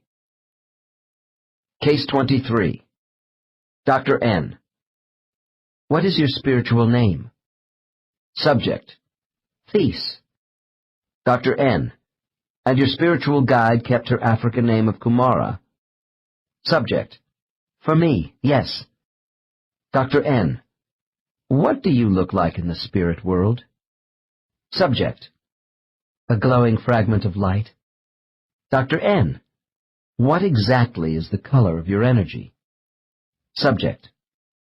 Sky blue. Dr. N. Does your light have flecks of another color in it? Subject. Pause.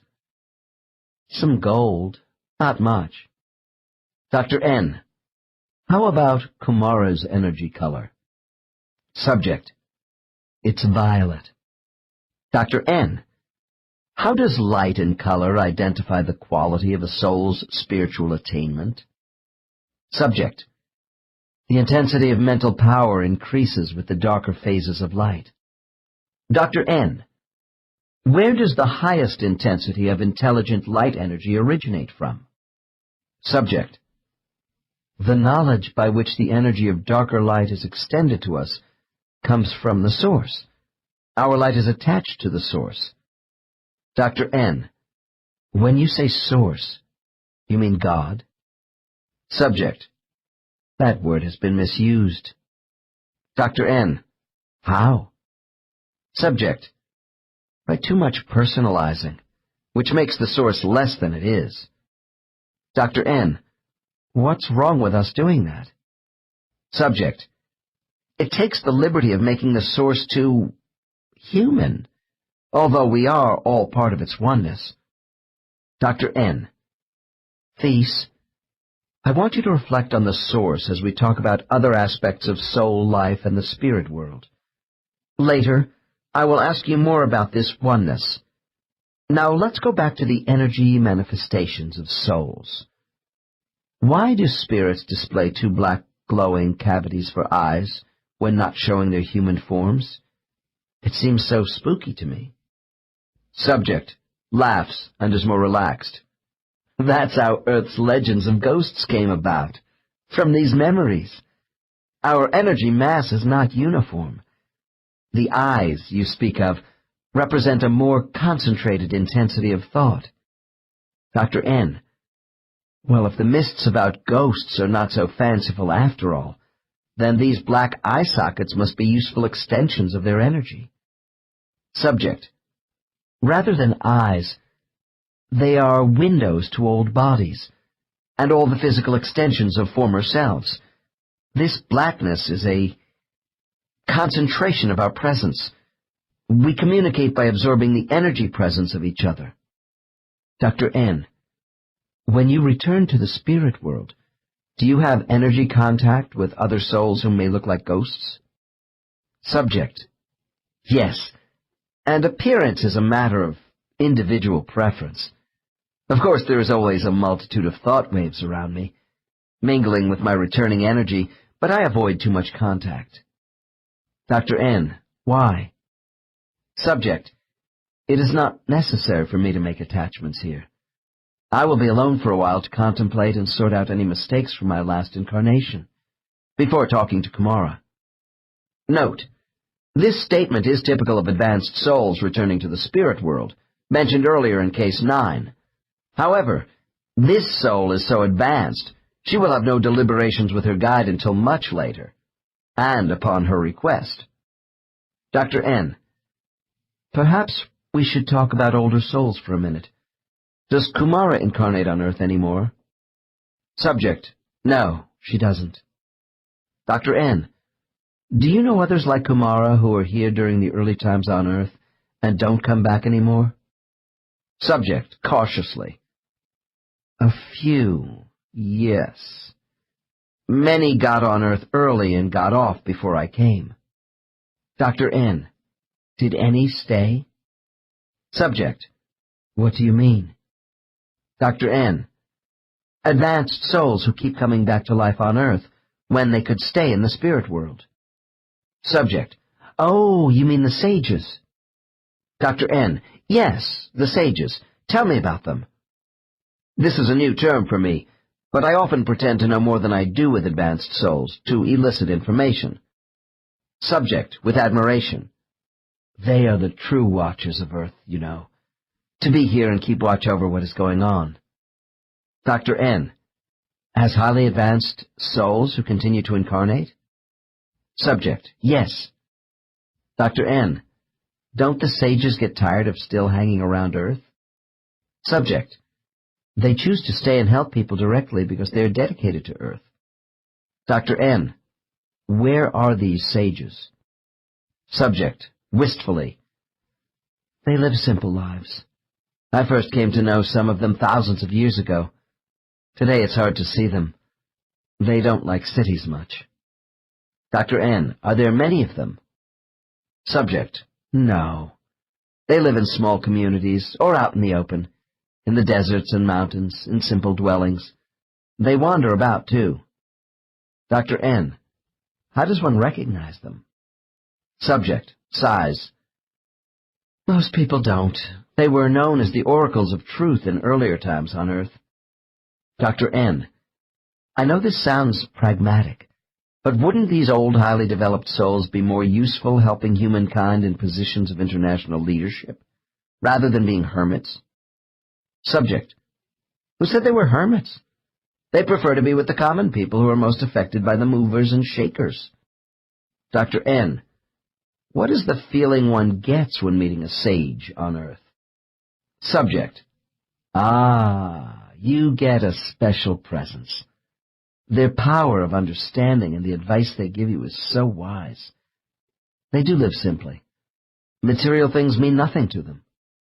Dr. N: Are you interested in this sort of service, These? Subject: No, they are saints. I welcome the time when I can stop incarnating. Dr. N: Perhaps the word sage could also be applied to souls like Kumara, or even with the entities to whom she turns for knowledge? Subject, pause: No, they are different. They are beyond the sages. We call them the old ones. Note: I would place these beings beyond level 6. Dr. N: Are there many old ones working with souls at Kumara's level and above? Subject: I don't think so, compared to the rest of us, but we feel their influence. Dr. N: What do you feel in their presence? Subject, pensive: Concentrated power of enlightenment and guidance. Dr. N: Could the old ones be embodiments of the source itself? Subject: It is not for me to say, but I don't think so yet. They must be close to the source. The old ones represent the purest elements of thought. engaging in the planning and arranging of substances. Dr. N, could you clarify a bit more what you mean by these highly placed souls being close to the source? Subject, vaguely. Only that they must be close to conjunction. Dr. N, does Kumara ever talk about these entities who help her? Subject, to me, only a little. She aspires to be one of them, as we all do. Dr. N, is she getting close to the old ones in knowledge? Subject, faintly. She approaches, as I approach her. It is slow assimilating with the source, because we are not complete. Once the duties of a guide are fully established for the advancing soul, it is necessary for these entities to juggle two balls. Besides completing their own unfinished business with continued, though less frequent, incarnations, they must also help others while in a discarnated state. Please talk to me about this aspect of her soul life. Dr. N, when you are back in the spirit world and come out of your self-imposed isolation, what do you ordinarily do then? Subject, I join with members of my company. Dr. N, how many souls are in your company? Subject, 9. Dr. N, jumping to the next conclusion too quickly. Oh, so the 10 of you are a group of souls under the leadership of Kumara? Subject, no, they are my responsibility. Dr. N, then these 9 entities are students whom you teach? Subject, you could say that. Dr. N, and they are all in one group, cluster, which I assume is your company? Subject, no, my company is made up of 2 different groups. Dr. N, why is that? Subject, they are in different progressions, levels. Dr. N, and yet you are the spiritual teacher for all 9? Subject, I prefer to call myself a watcher. 3 of my company are also watchers. Dr. N, well, who are the other 6? Subject, matter-of-factly, people who don't watch. Dr. N, I want to clarify this using my terms, if you will, Thies. If you are a senior watcher, 3 of your company must be what I would call junior guides? Subject, yes, but the words senior and junior, that portrays us as authoritarian, which we are not. Dr. N, my intention is not to denote rank. For me, it is just an easy identification of responsibility. Consider the word senior as meaning an advanced teacher. I would call Kumara a master teacher, or possibly an educational director. Subject shrugs. That's okay, I suppose, as long as director doesn't mean dictator. Dr. N, it doesn't. Now, Thies, cast your mind to a place where you can see the energy colors of all your company. What do the 6 souls who are not watchers look like? Subject smiles. Dirty snowballs. Dr. N, if they are white in tone, what about the rest? Subject, pause. Well, 2 are rather yellowish. Dr. N, we are 1 short. What about the 9th member? Subject, that's Ras. He is doing quite well. Dr. N, describe his energy color. Subject, he is turning bluish. An excellent watcher. He will be leaving me soon. Dr. N, let's go to the opposite end of your company. What member are you most concerned about and why? Subject, Ojana Win. She has the conviction for many lives that love and trust only bring hurt. Musing. She has fine qualities which I want to bring out, but this attitude is holding her back. Dr. N, Ojanawin is developing more slowly than the rest? Subject, protectively. Don't misunderstand. I am proud of her effort. She has great sensitivity and integrity, which I like. She just requires more of my attention. Dr. N, as a watcher-teacher, what is the one quality which Ras has acquired, which you want to see in Ojanawin? Subject, no hesitation. Adaptability to change. Dr. N. I am curious if the 9 members of your company advance in a rather uniform way together under your teaching. Subject, that's totally unrealistic. Dr. N. Why? Subject, because there are differences in character and integrity. Dr. N. Well, if learning rates are different between souls because of character and integrity, how does this equate with the mental capabilities of the human brain a soul selects? Subject, it doesn't. I was speaking of motivation. On Earth, we use many variations of the physical brain in the course of our expansion. However, each soul is driven by its integrity. Dr. N. Is this what you mean by a soul having character? Subject. Yes, and intensity of desire is part of character. Dr. N. If character is the identity of a soul, where does desire come in? Subject.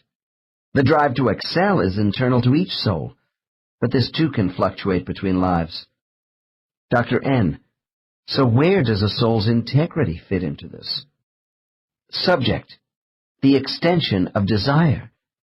Integrity is the desire to be honest about self and motives to such an extent that full awareness of the path to the source is possible. Dr. N.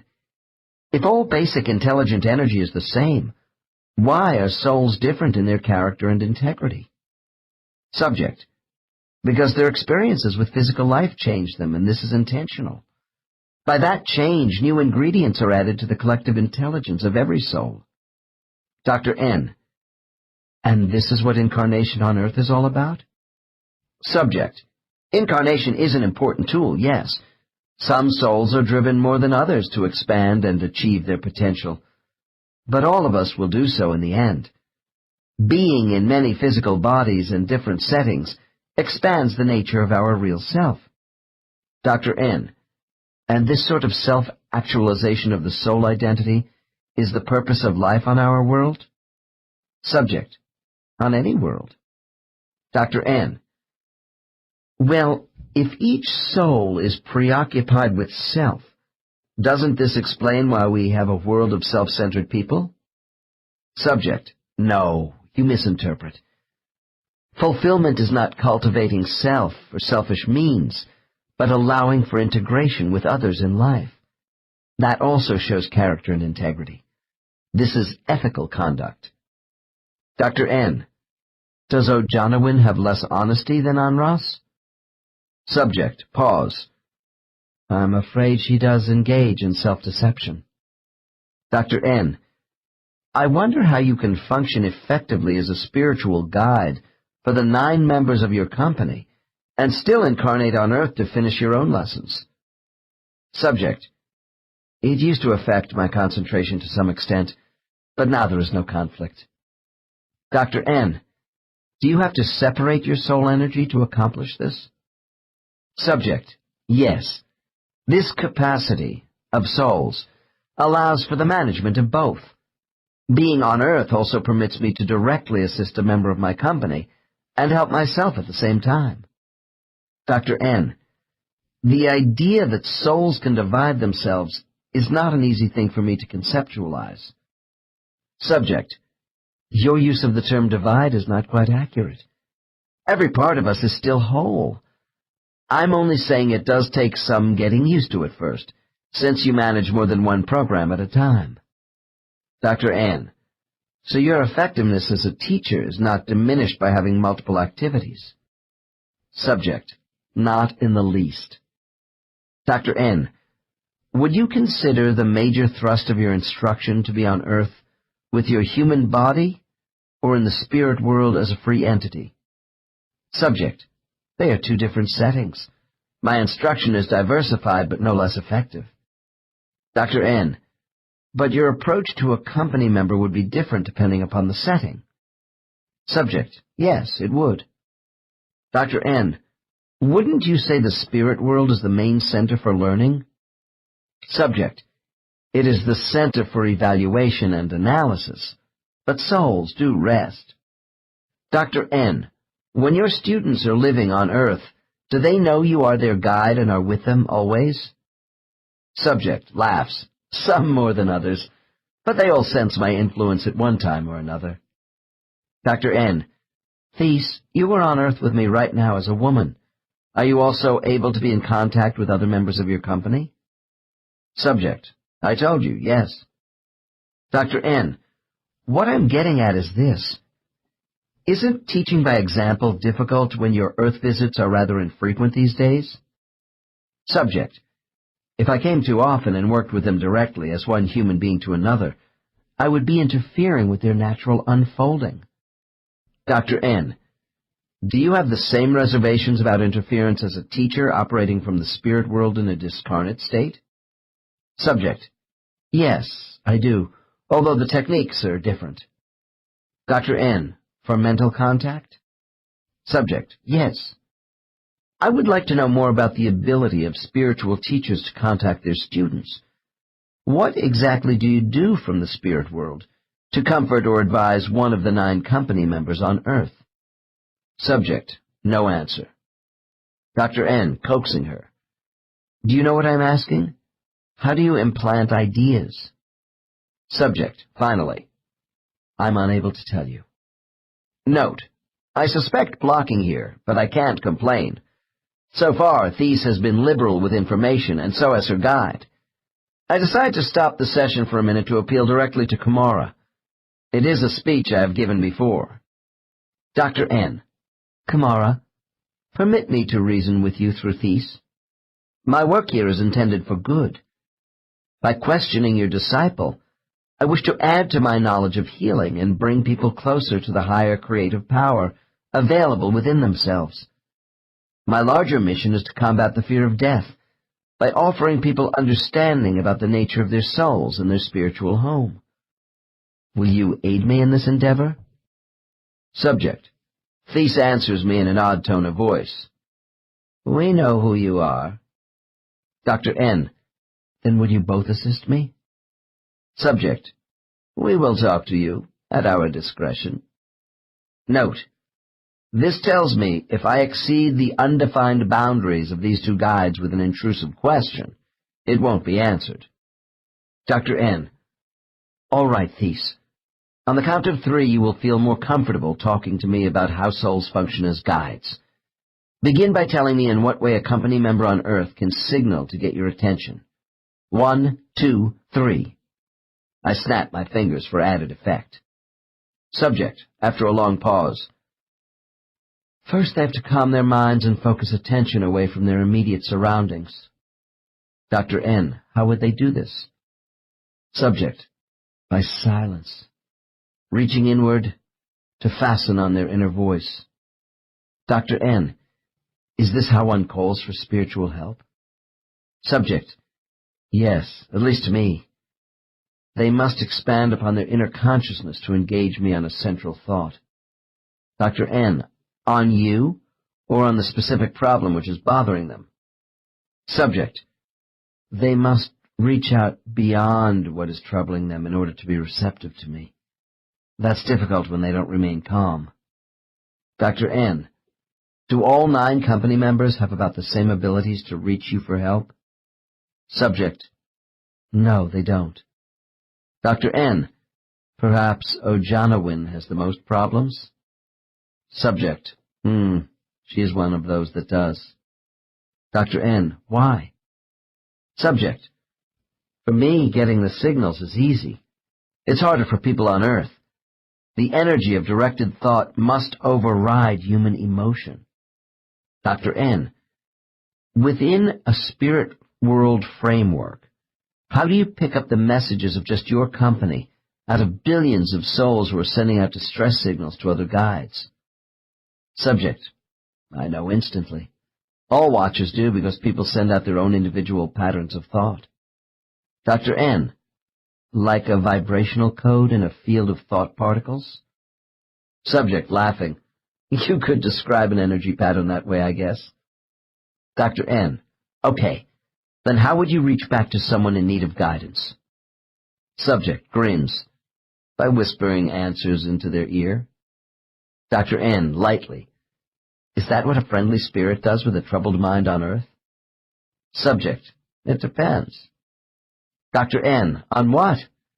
Are teacher spirits rather indifferent with the day-to-day problems of humans? Subject: Not indifferent, or we wouldn't communicate. We gauge each situation. We know life is transitory.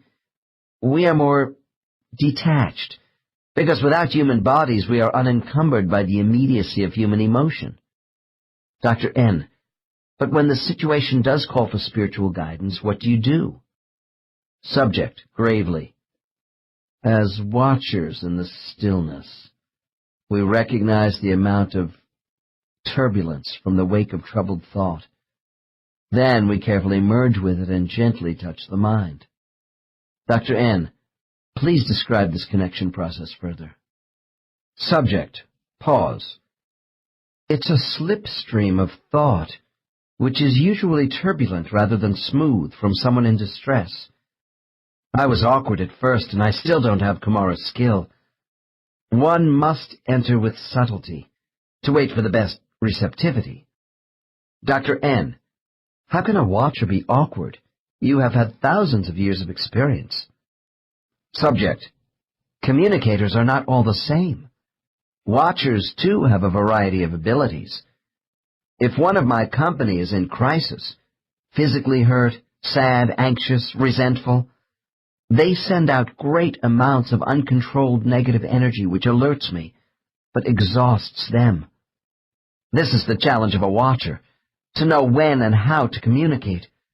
When people want immediate relief, they may not be in the proper mode for reflection. Dr. N: Well, in terms of abilities, can you tell me how you were awkward as an inexperienced guide? Subject: I wanted to rush in too fast to help without coordinating the patterns of thought we talked about. People can go numb. You don't get through to them when they have intense grief, for example. You are shut out of a cluttered mind when attentions are distracted and thought energy is scattered all about. Dr. N: Do the 9 members of your company sense your intrusion into their minds, following a cry to you for help? Subject: Watchers are not supposed to intrude. It's more of a soft coupling.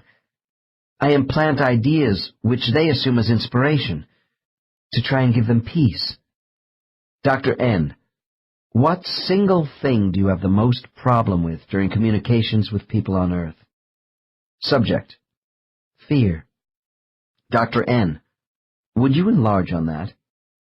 Subject: I have to be careful not to spoil my people by making life too easy for them, to let them work out most of their difficulties without jumping right in.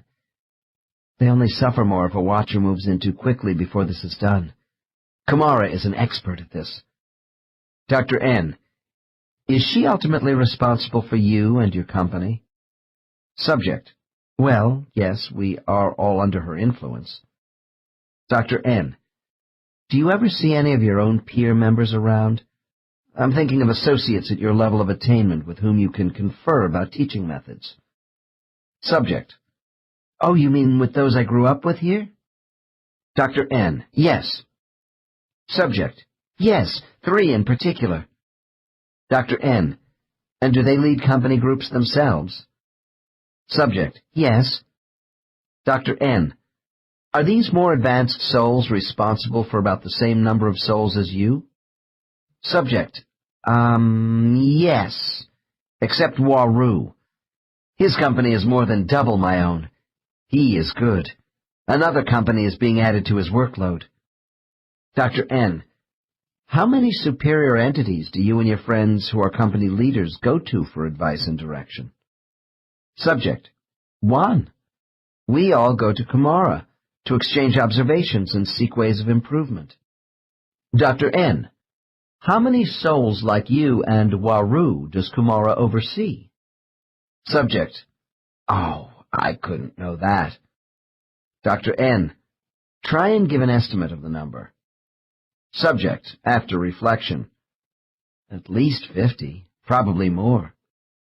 Additional inquiries into Kumara's spiritual activities were fruitless, so I turned next to thesis creation training. Her experiences, which I have condensed, take us a little further than those training exercises described by Nentham in the last chapter. To those listeners with a scientific bent, I want to stress that when a subject is reporting to me about creation, their frame of reference is really not grounded in earth science. I have to make the best interpretations I can from the information provided. Dr. N. The curriculum for souls seems to have great variety, Thies. I want to go into another aspect of your training. Does your energy utilize the properties of light, heat, and motion in the creation of life? Subject, startled. You know about that? Dr. N. What more can you tell me? Subject, only that I am familiar with this. Dr. N. I don't want to talk about anything which will make you uncomfortable, but I would appreciate your confirmation of certain biological effects resulting from the actions of souls. Subject hesitates. Oh, I don't think... Dr. N. I jump in quickly.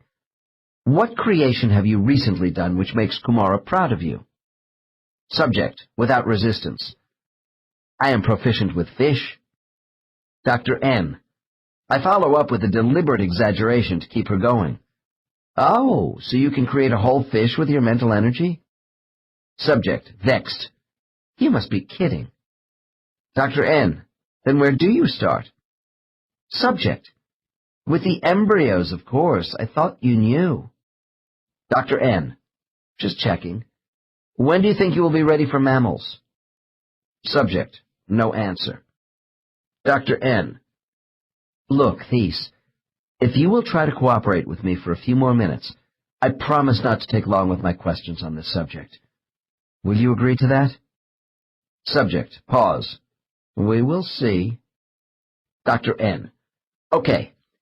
As a means of basic clarification, tell me what you actually do with your energy to develop life up to the stage of fish. Subject, reluctantly.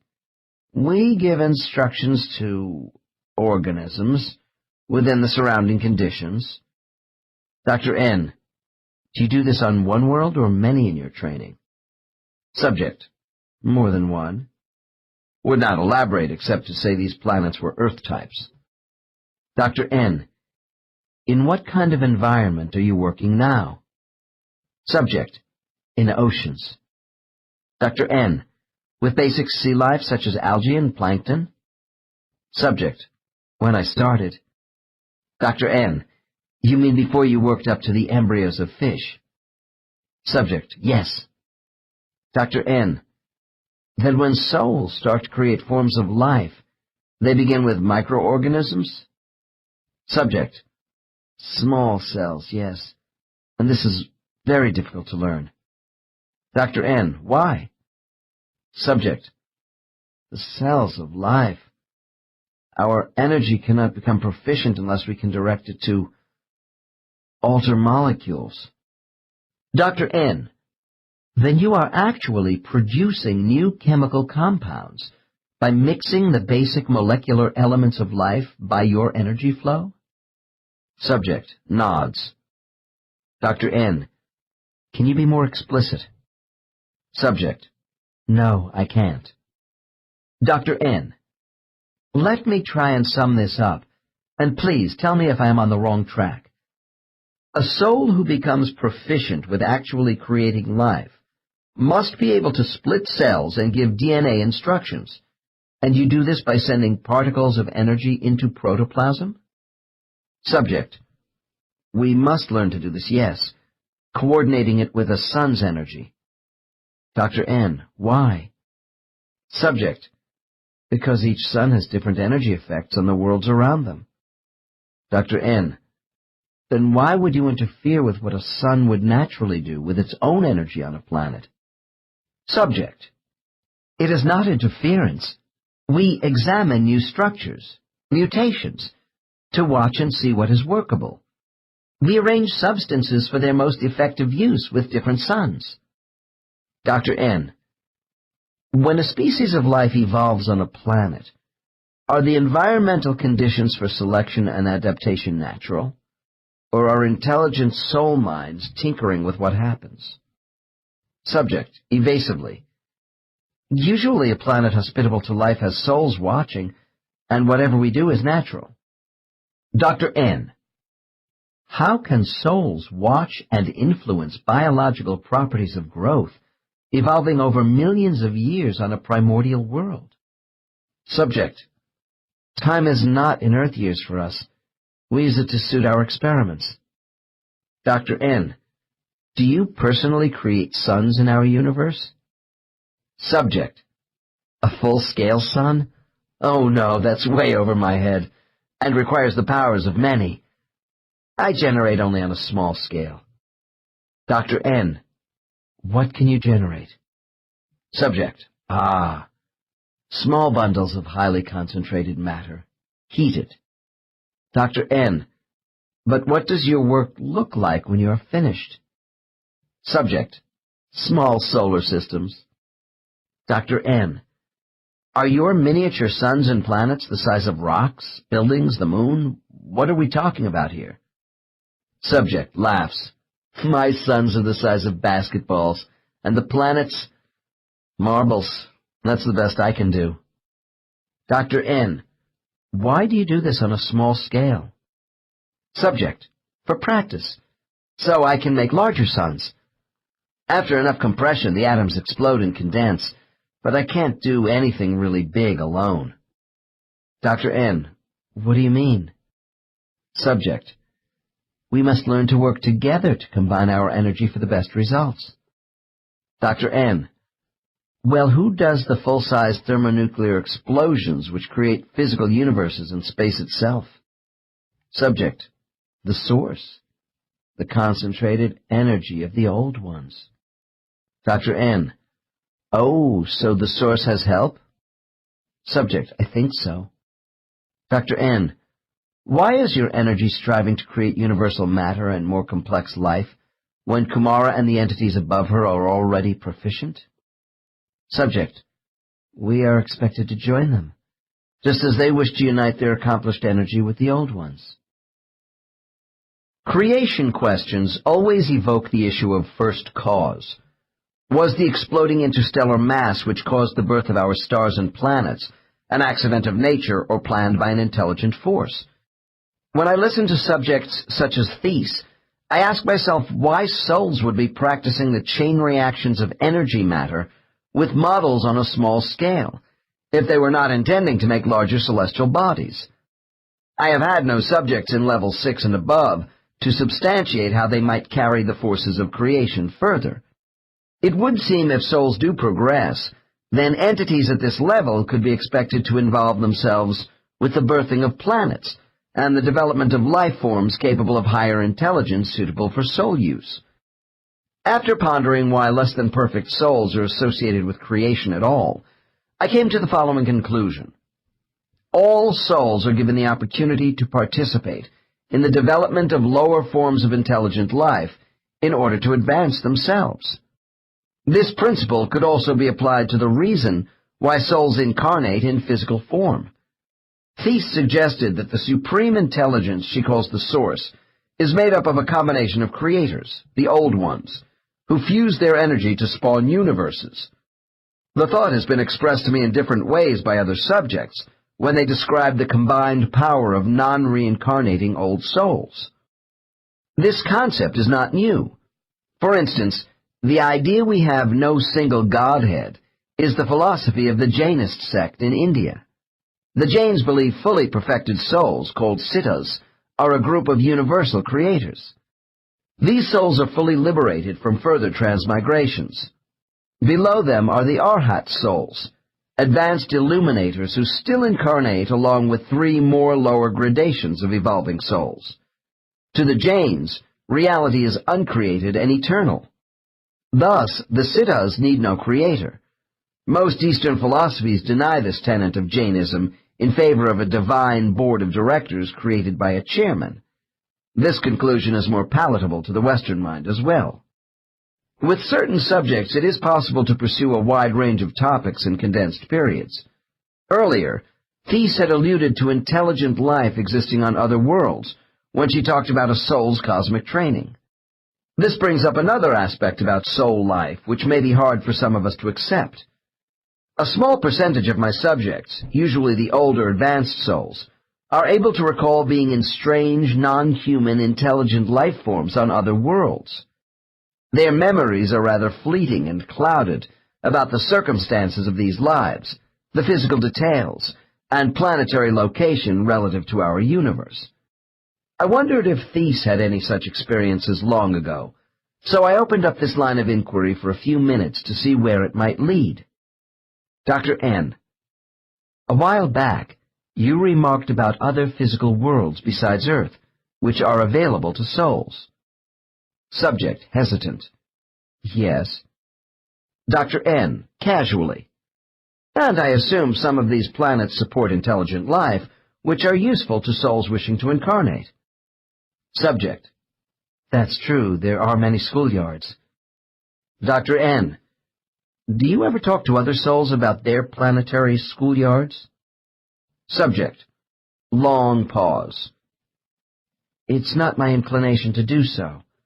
I'm not attracted to them, the other schools. Dr. N. Perhaps you could give me some idea of what they're like? Subject. Oh, some are analytical schools. Others are basically mental worlds, subtle places. Dr. N. What do you think of the Earth School by comparison? Subject.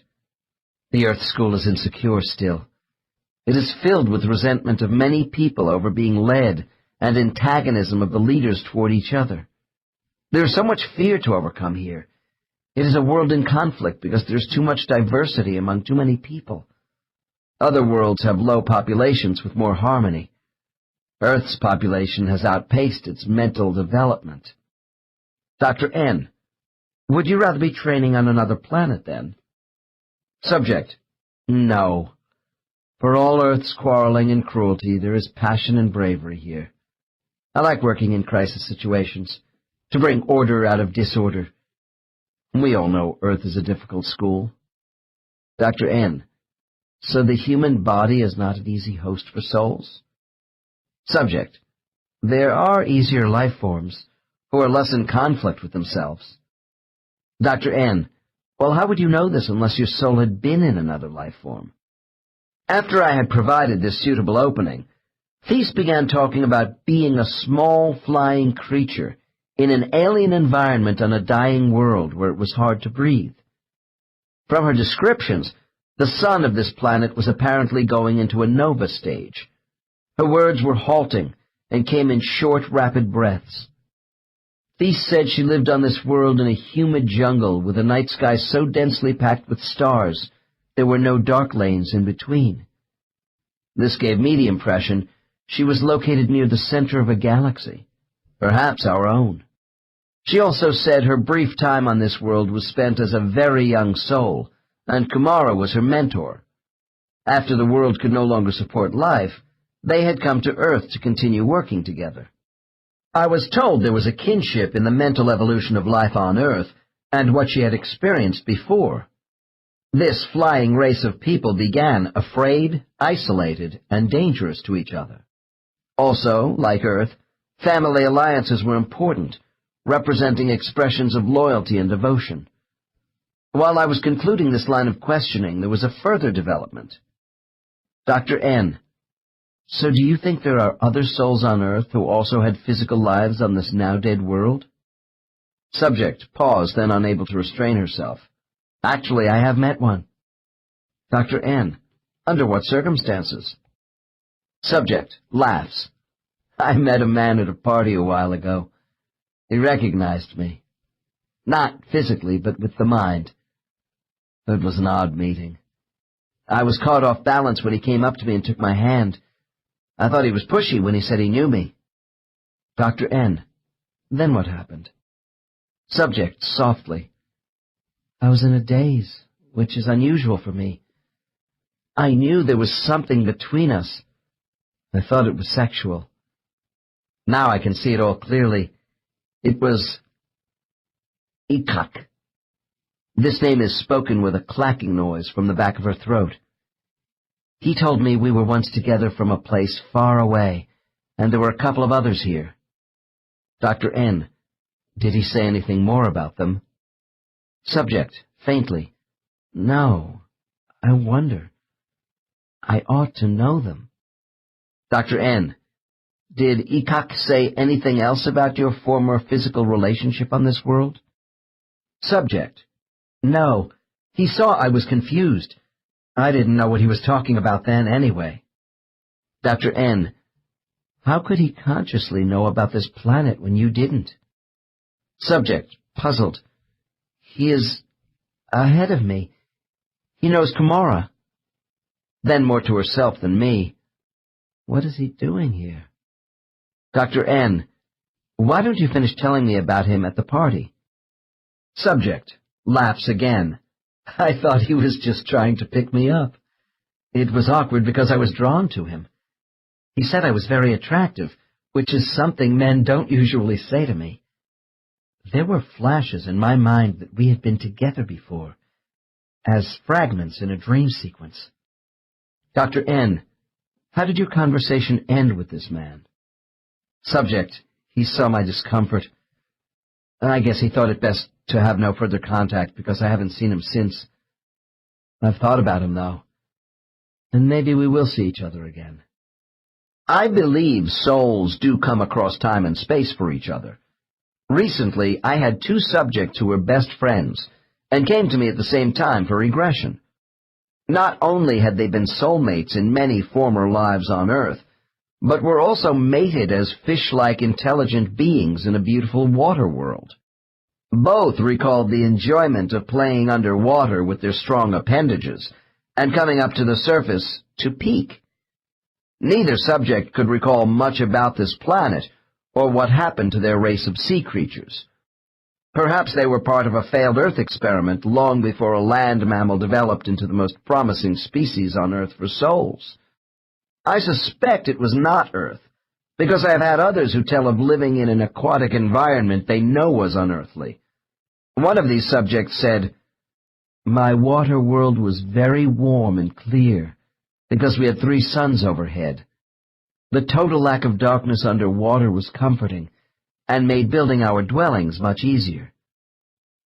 I have often wondered if the dreams we have at night about flying, breathing underwater, and performing other non-human physical feats relate to our earlier physical experiences in other environments. In the early days of my studies of souls, I half expected that those subjects who could recall other worlds would say they had lived in our galaxy within the neighborhood of the sun. This assumption was naive. Earth is in a sparse section of the Milky Way, with only 8 stars that are 10 light-years from the sun.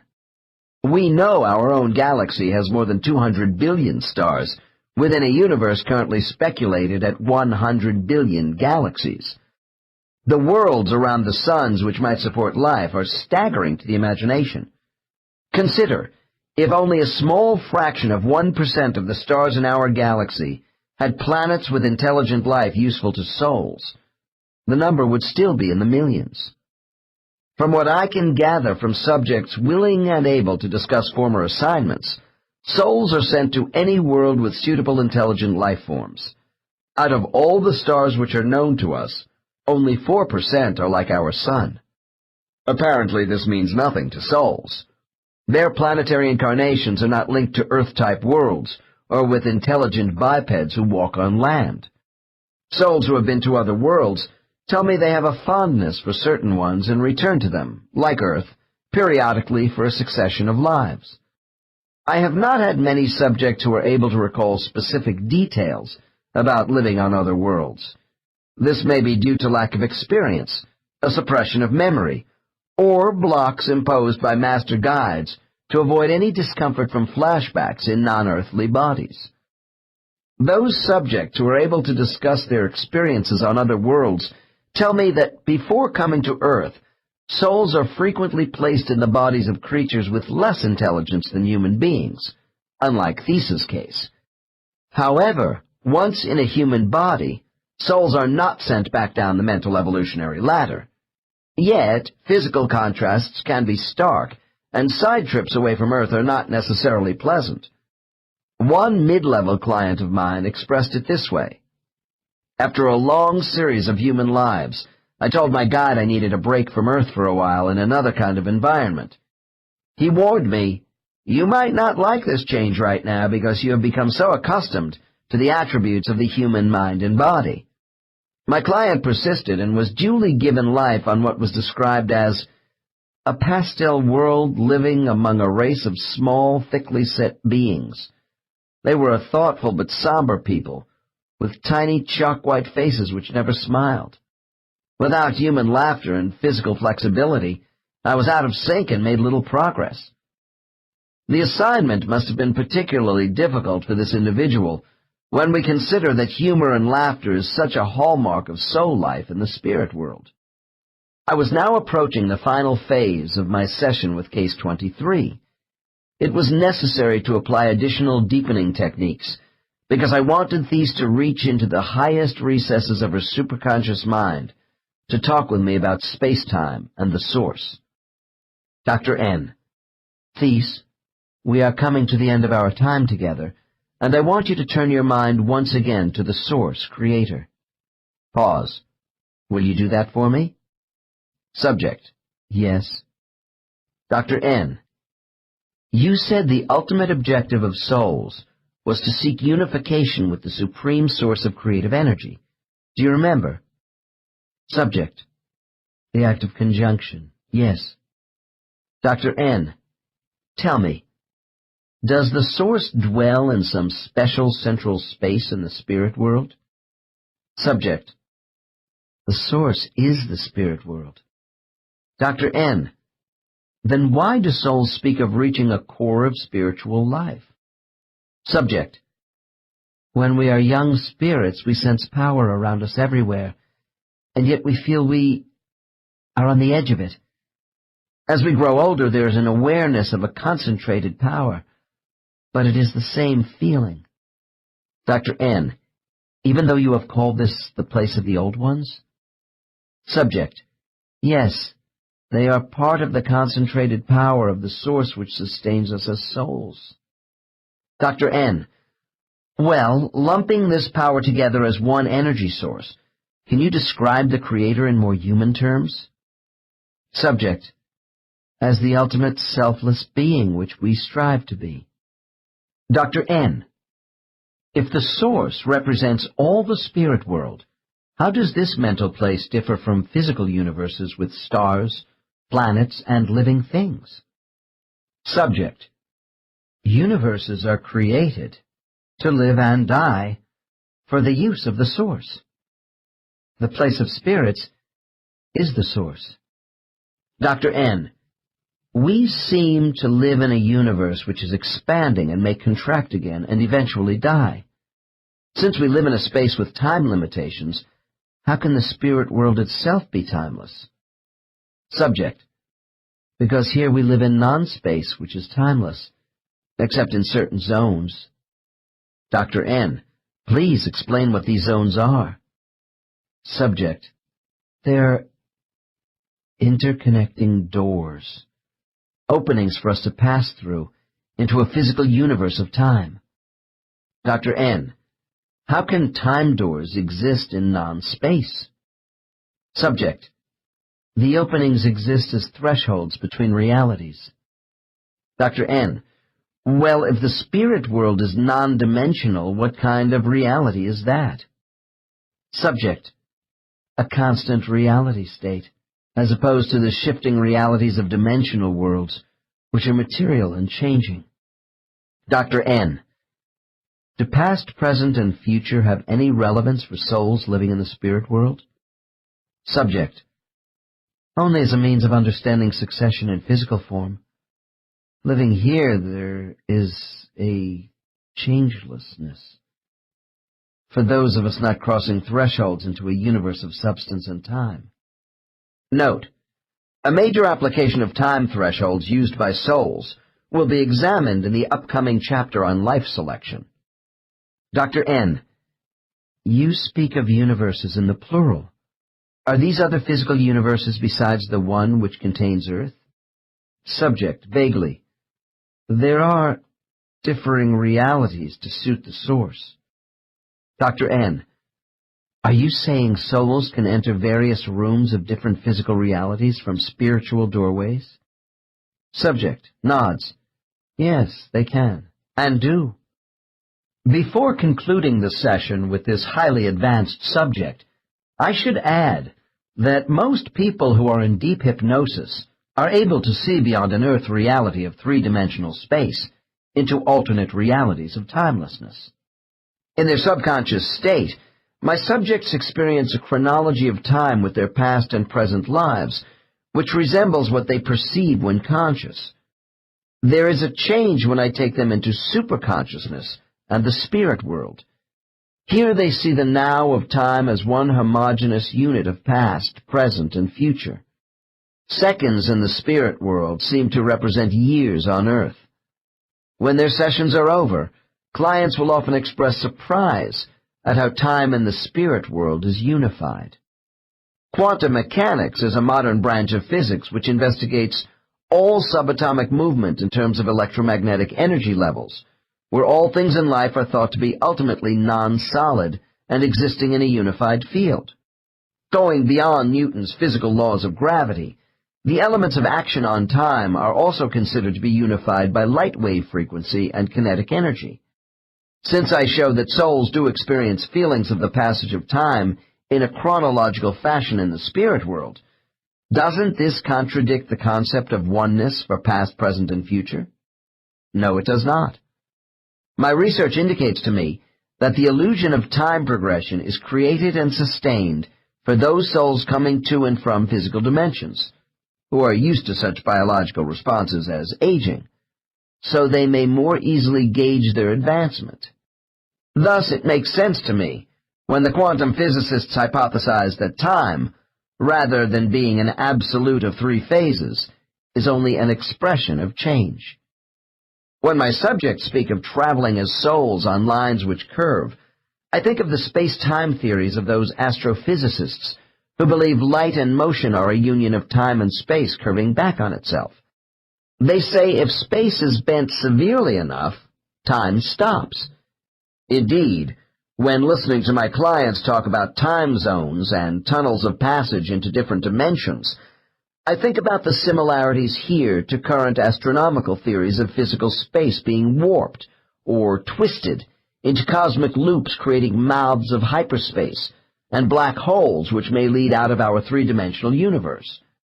Perhaps the space-time concepts of astrophysics and metaphysics are edging closer together. I have suggested to my subjects that if the spirit world seems round to them and appears to curve when they travel rapidly as souls, this could represent a finite enclosed sphere. They deny the idea of any dimensional boundaries, yet offer me little else except metaphors. Case 23 says the spirit world itself is the source of creation. Some have called this place the heart or breath of God. Case 22 defined the space of souls as fabric, and I have had other subjects give the spirit world a quality of the folds of a seamless dress, swishing back and forth. They sometimes feel the effects of a gently rippling motion from light energy, which has been described as waves or rings rolling outward from a disturbed pool of water. Normally, the geography of soul spaces has a smooth and open consistency to people in superconsciousness, without displaying the properties of gravity, temperature, pressure, matter, or a time clock associated with the chaotic physical universe. However, when I attempt to characterize the entire spirit world as a void, people in trance resist this notion. Although my cases are unable to fully explain the place where their souls live, they are all outspoken about its ultimate reality for them. A subject in trance doesn't see the spirit world as being either near or far away from our physical universe. Nevertheless, in a curious way, they do portray spiritual substance as being light or heavy, thick or thin, and large or small, when comparing their experiences as souls to life on Earth. While the absolute reality of the spirit world appears to remain constant in the minds of people in hypnosis, their references to other physical dimensions do not. I have the sense that universes other than our own are created for the purpose of providing environments suitable for the growth of souls with beings we can't even imagine. One advanced subject told me he had lived on a number of worlds in his long existence, never dividing his soul more than twice at one time.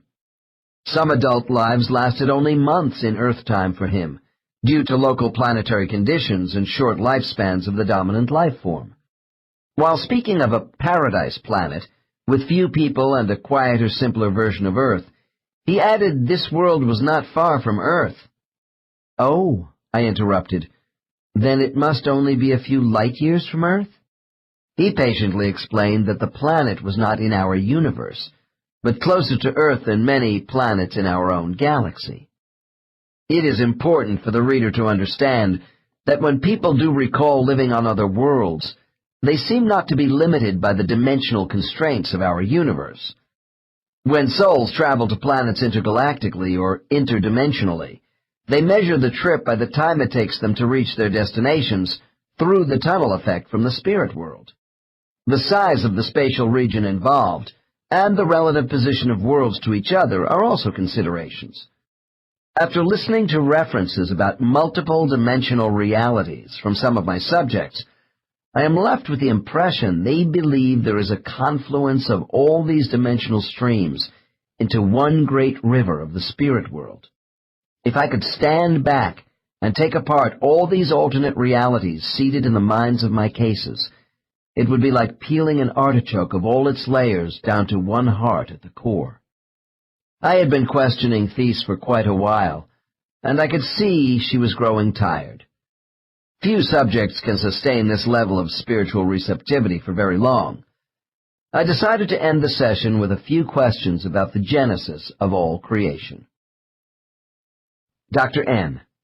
Thies, I want to close by asking you more about the source. You have been a soul for a long time, so how do you see yourself relating to the oneness of creation you told me about earlier? Subject. Long pause. By sensations of movement. In the beginning, there is an outward migration of our soul energy from the source. Afterward, our lives are spent moving inward, toward cohesion and the uniting. Dr. N., you make this process seem as though a living organism was expanding and contracting. Subject. There is an explosive release, then a returning. Yes, the source pulsates. Dr. N., and you are moving toward the center of this energy source? Subject. There really is no center. The source is all around us as if we were inside a beating heart. Dr. N., but you did say you were moving back to a point of origin as your soul advanced in knowledge. Subject. Yes. When I was thrust outward, I was a child. Now I'm being drawn back as my adolescence fades. Dr. N. Back where? Subject. Further inside the source. Dr. N. Perhaps you could describe this energy source through the use of colors to explain soul movement in the scope of creation. Subject. Size. It's as if souls are all part of a massive electrical explosion which produces a halo effect. In this circular halo is a dark purple light which flares out, lightening to a whiteness at the edges. Our awareness begins at the edges of brilliant light, and as we grow, we become more engulfed in the darker light. Dr. N. I find it hard to visualize a God of creation as cold, dark light. Subject. That's because I am not close enough to conjunction to explain it well. The dark light is itself a covering beyond which we feel an intense warmth, full of a knowing presence, which is everywhere for us and alive.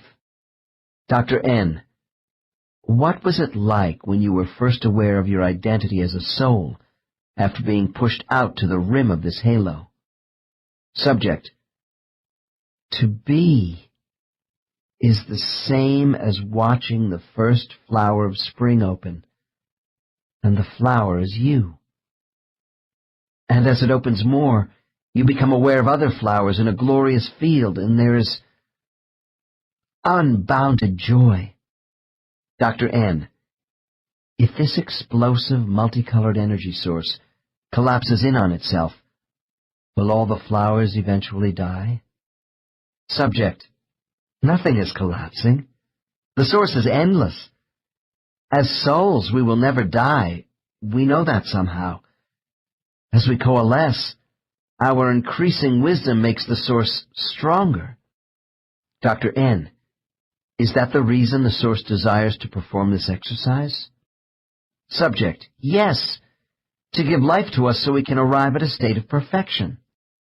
Dr. N: why does a source, who is ostensibly perfect already, need to create further intelligence which is less than perfect? Subject: to help the Creator create. In this way, by self-transformation and rising to higher plateaus of fulfillment, we add to the building blocks of life.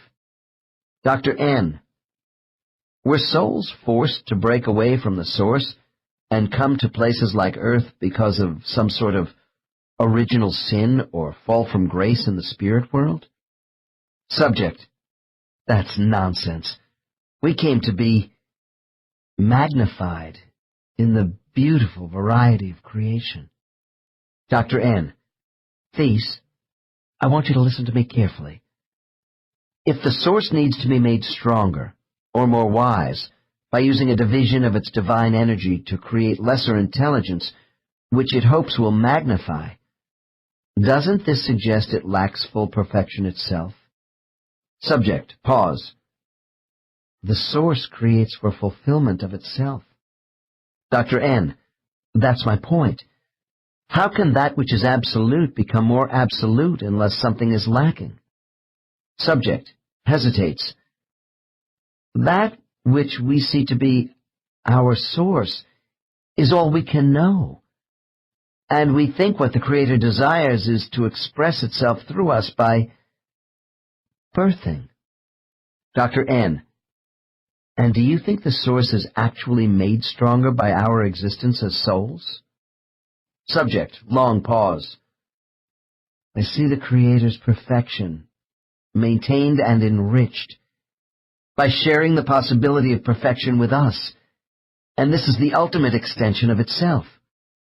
Dr. N: so the source starts out by deliberately creating imperfect souls and imperfect life forms for these souls, and watches what happens in order to extend itself?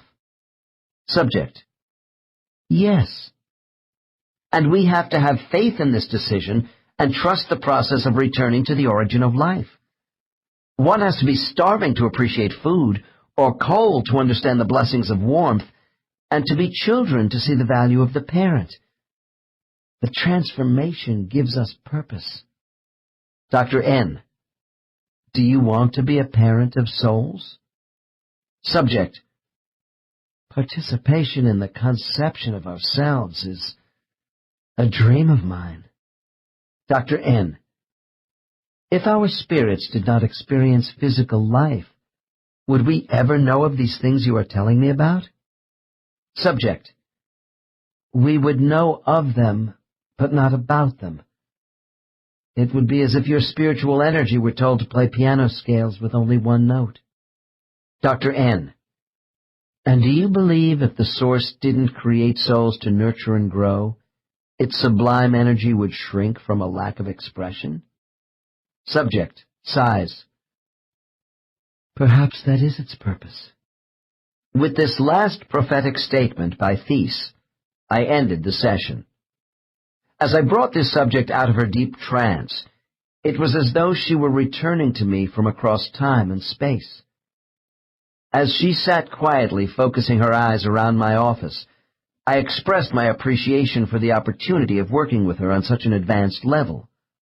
Smiling, the lady said if she had any idea of the grilling in store for her, She might well have refused to work with me. As we said goodbye, I thought about her last statements concerning the source of life. In ancient Persia, the Sufis had a saying that if the Creator represents absolute good, and therefore absolute beauty, it is the nature of beauty to desire manifestation. 12. Life selection.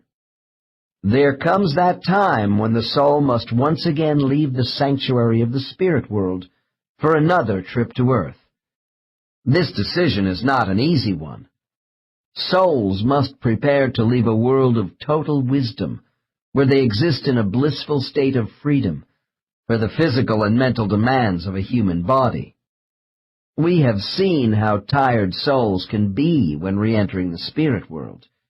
Many don't want to think about returning to earth again. This is especially true when we have not come close to our goals at the end of a physical life. Once back in the spirit world, souls have misgivings about even temporarily leaving a world of self-understanding, comradeship, and compassion to go to a planetary environment of uncertainty and fear brought about by aggressive, competing humans. Despite having family and friends on Earth, many incarnated souls feel lonely and anonymous among large impersonal populations. I hope my cases show the opposite is true in the spirit world, where our souls are involved in the most intimate sharing on an everlasting basis. Our spiritual identity is known and appreciated by a multitude of other entities, whose support is never-ending. The rejuvenation of our energy and personal assessment of one's self takes longer for some souls than others, but eventually the soul is motivated to start the process of incarnation.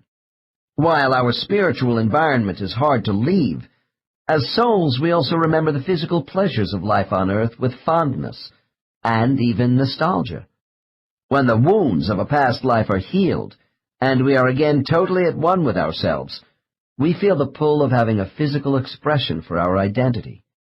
Training sessions with our counselors and peer groups have provided a collaborative spiritual effort to prepare us for the next life. Our karma of past deeds towards humanity and our mistakes and achievements have all been evaluated with an eye toward the best course of future endeavors. The soul must now assimilate all this information and take purposeful action based upon three primary decisions. Am I ready for a new physical life? What specific lessons do I want to undertake to advance my learning and development? Where should I go, and who shall I be in my next life for the best opportunity to work on my goals? Older souls incarnate less, regardless of the population demands of their assigned planets. When a world dies, those entities with unfinished business move on to another world, which has a suitable life form for the kind of work they have been doing. Cycles of incarnation for the eternal soul seem to be regulated more by the internal desires of a particular soul than by the urgency of host bodies evolving in a universe of planets. Nevertheless, Earth certainly has an increasing need for souls. Today we have over 5 billion people. Demographers vary in their calculations on how many individuals have lived on Earth in the last 200,000 years. The average estimate is some 50 billion people. This figure, which I think is low, does not signify the number of visitations by different souls. Bear in mind, the same souls continue to reincarnate, and there are those who occupy more than one body at a time. There are reincarnationists who believe the number of people living on Earth today is close to the total number of souls who ever lived here. The frequency of incarnation on Earth by souls is uneven. Earth clearly has more need for souls today than in the past. Population estimates in 1 AD are around 200 million. By 1800, humans had quadrupled, and after only 170 more years, quadrupled again. Between 1970 and 2010, the world's population is expected to double once more. When I study the incarnation chronology of a client, I find there is usually a long span of hundreds, even thousands of years between their lives in Paleolithic nomadic cultures. When the introduction of agriculture and domesticated animals in the Neolithic age, from 7,000 to 5,000 years ago, my subjects report living more frequent lives. Still, their lives are often spaced as much as 500 years apart. With the rise of cities, trade, and more available food, I see the incarnation schedules of souls increasing with a growing population. Between 1000 and 1500 AD, my clients live an average of once in 2 centuries. After 1700, this changes to once in a century. By the 1900s, living more than one life in a century is common among my cases. It has been argued these increases in soul incarnations only appear to be so because past life recall improves as people in hypnosis get closer to their current lives. This may be true to some extent, but if a life is important, it will be vividly remembered at any age and time. Without doubt, the enormous population increase on Earth is the basic cause for souls coming here more often. Is there a possibility that the inventory of souls slated for Earth could be strained by this surge in human reproduction? When I ask clients about the inventory of available souls, they tell me I should worry more about our planet dying from overpopulation than exhausting the reserve of souls. There is the conviction that new souls are always available to fill any expanding population requirements. If our planet is just one example among all other intelligent populations which exist in this universe, the inventory of souls must truly be astronomical. I have said souls do have the freedom to choose when, where, and who they want to be in their physical lives. Certain souls spend less time in the spirit world in order to accelerate development, while others are very reluctant to leave. There's no question but what our guides exert great influence in this matter. Just as we were given an intake interview in the orientation phase, right after death, there are preparatory exit interviews by spiritual advisors to determine our readiness for rebirth. The case which follows illustrates a typical spiritual scene with a lower-level soul. Case 24. Dr. N. When do you first realize that you might be returning to Earth? Subject. A soft voice comes into my mind and says, "It's about time, don't you think?" Dr. N. Who is this voice? Subject. My instructor. Some of us have to be given a push when they think we are ready again. Dr. N. Do you feel you are about ready to return to Earth? Subject. Yes, I think so. I have prepared for it. But my studies are going to take such a long time in Earth years before I'm done. It's kind of overwhelming. Dr. N. And do you think you will still be going to Earth when you near the end of your incarnations? Subject. Long pause. Maybe no. There is another world besides Earth, but with Earth people.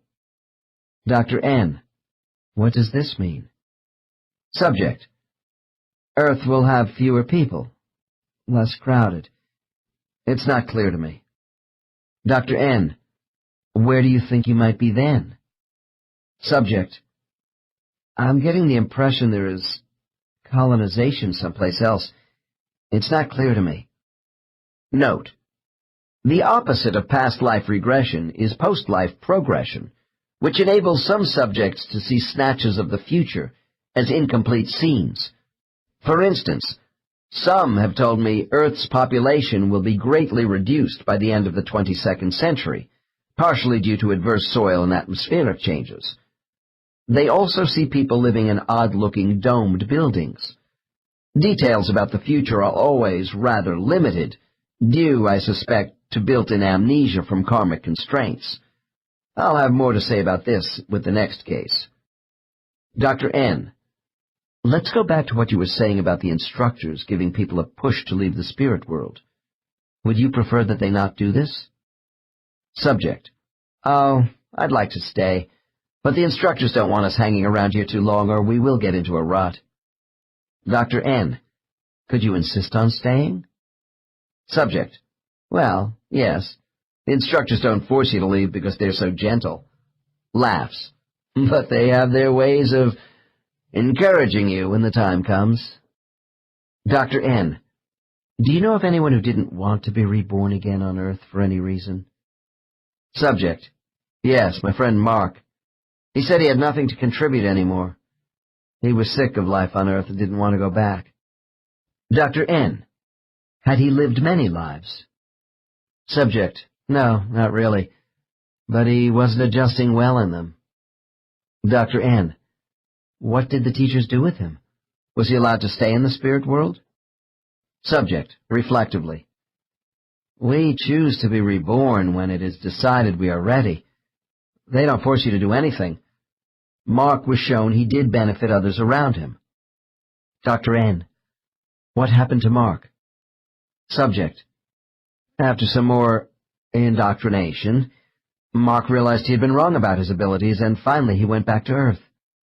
Dr. N, indoctrination? This makes me think of coercion. Subject, disturbed by my remark: It's not that way at all. Mark was just discouraged and needed the confidence to keep trying. Note: Case 10 in Chapter 4 on displaced souls told us about how souls who had absorbed too much negative energy from Earth were remodeled. Case 22 also mentioned the need for restoration with some damaged souls.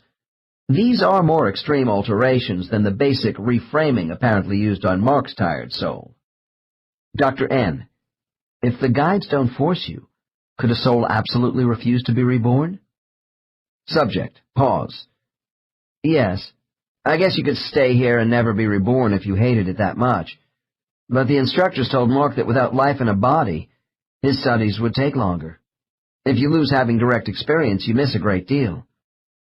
Dr. N, how about the reverse situation, where a soul insists on returning to Earth immediately, say after an untimely death? Subject, I have seen that too. It's an impulsive reaction and does wear off after a while. The instructors get you to see that wanting to hurry back someplace as a new baby wouldn't change the circumstances of your death. It might be different if you could be reborn as an adult right away in the same situation. Eventually, everyone realizes they must rest and reflect. Dr. N, well, give me your final thoughts about the prospect of living again. Subject, I'm excited about it. I would have no satisfaction without my physical lives. Dr. N, when you are ready for a new incarnation, what do you do? Subject, I go to a special place. Once a soul has decided to incarnate again, the next stage in the return process is to be directed to the place of life selection. Souls consider when and where they want to go on Earth before making a decision on who they will be in their new life. Because of this spiritual practice, I have divided life selection and our final choice of a body into 2 chapters for ease of understanding. The selection of a time and place for incarnation and who we want to be are not completely separate decisions. However, we start by having the opportunity of viewing how we might fit into certain environments in future time segments. Then our attention is directed to people living in these places. I was a little distracted by this procedure until I realized a soul is largely influenced by cultural conditions and events, as well as by the participants in these events during a span of chronological time.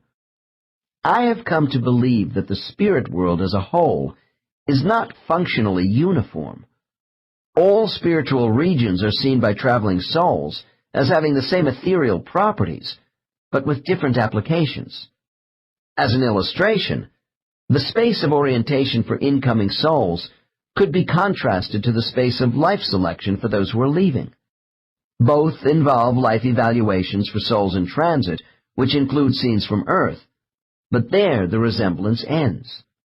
Orientation spaces are said to be small, intimate conference areas designed to make a newly arrived soul comfortable, but our mental attitude in this space can be somewhat defensive. This is because there is the feeling we might have done better with life. A guide is always directly interacting with us. On the other hand, when we enter the space of life selection, we are full of hope, promise, and lofty expectations. Here, souls are virtually alone, with their guides out of sight, while evaluating new life options. This hectic, stimulating place is described as being much larger than other spiritual study areas. Case 22 considered it a world unto itself, where transcendent energy alters time to allow for planetary study. While some spiritual locales are difficult for my subjects to describe, most love to talk about the place of life selection, and they use remarkably similar descriptions. I am told it resembles a movie theater, which allows souls to see themselves in the future playing different roles in various settings. Before leaving, souls will have selected one scenario for themselves. Imagine being given a dress rehearsal before the actual performance of a new life. To tell us about it, I have picked a male subject who is well acquainted with the way his soul is assisted in making appropriate decisions. Case 25. Dr. N. After you have made the decision you want to come back to Earth, what happens next? Subject. Well, when my trainer and I agree the time is right to accomplish things, I send out thoughts. Dr. N. Go on. Subject. My messages are received by the coordinators. Dr. N. Who are they? Doesn't your trainer guide handle all the arrangements for incarnation? Subject. Not exactly. He talks to the coordinators who actually assist us in previewing our life possibilities at the ring. Dr. N. What is the ring? Subject. That's where I'm going. We call it the Ring of Destiny. Dr. N. Is there just one place like it in the spirit world? Subject. Pause. Oh, I think there must be many, but I don't see them. Dr. N. All right. Let's go to the ring together on the count of 3. When I am finished with my count, you will have the capacity to remember all the details of this experience. Are you ready to go? Subject. Yes. Dr. N. 1, 2, 3. Your soul is now moving toward the space of life selection. Explain what you see. Subject. Long pause. I am floating towards the ring. It's circular. A monster bubble. Dr. N. Keep going. What else can you tell me? Subject. There's a concentrated energy force. The light is so intense. I'm being sucked inward, through a funnel. It's a little darker. Dr. N. Are you afraid? Subject. No. I've been here before, after all. It's going to be interesting. I'm excited. What's in store for me? Dr. N. Okay. As you float inside the ring, what are your first impressions? Subject. Voice lowers. I am a little apprehensive, but the energy relaxes me. I have an awareness of concern for me. Caring. I don't feel alone. My trainer's presence is with me, too. Dr. N. Continue to report everything. What do you see next? Subject. The ring is surrounded by banks of screens. I'm looking at them. Dr. N. Screens on walls? Subject. They appear as walls themselves, but nothing is really solid. It's all elastic. The screens curve around me, moving. Dr. N. Tell me more about the screens. Subject. They are blank, not reflecting anything yet. They shimmer as sheets of glass. Mirrors. Dr. N. What happens next? Subject, nervously. I feel a moment of quietness. It's always like this. Then it's as if someone flipped a switch on the projector in a panorama movie theater. The screens come alive with images and there's color, action, full of light and sound. Dr. N, keep reporting to me. Where is your soul in relation to the screens? Subject. I am hovering in the middle, watching the panorama of life all around me. Places. People. Jauntily. I know this city. Dr. N. What do you see? Subject. New York. Dr. N. Did you ask to see New York City? Subject. We talked about my going back there. Absorbed. Gee, it's changed. More buildings. And the cars. It's as noisy as ever. Dr. N. I'll come back to New York in a few minutes. Right now I want you to tell me what is expected of you in the ring. Subject. I'm going to mentally operate the panel. Dr. N. What's that? Subject. A scanning device in front of the screens. I see it as a mass of lights and buttons. It's as if I'm in the cockpit of an airplane. Dr. N. And you see these mechanical objects in a spiritual setting? Subject. I know it sounds crazy, but this is what is coming through to me, so I can explain to you what I am doing. Dr. N. That's fine. Don't worry about it. Just tell me what you are supposed to do with the panel. Subject. I will help the controllers change the images on the screens by operating the scanner with my mind. Dr. N. Oh, you are going to operate the projector as if you were working in a movie theater? Subject. Laughs. Not the projector, the scanner. Anyway, they aren't really movies. I am watching life actually going on in the streets of New York.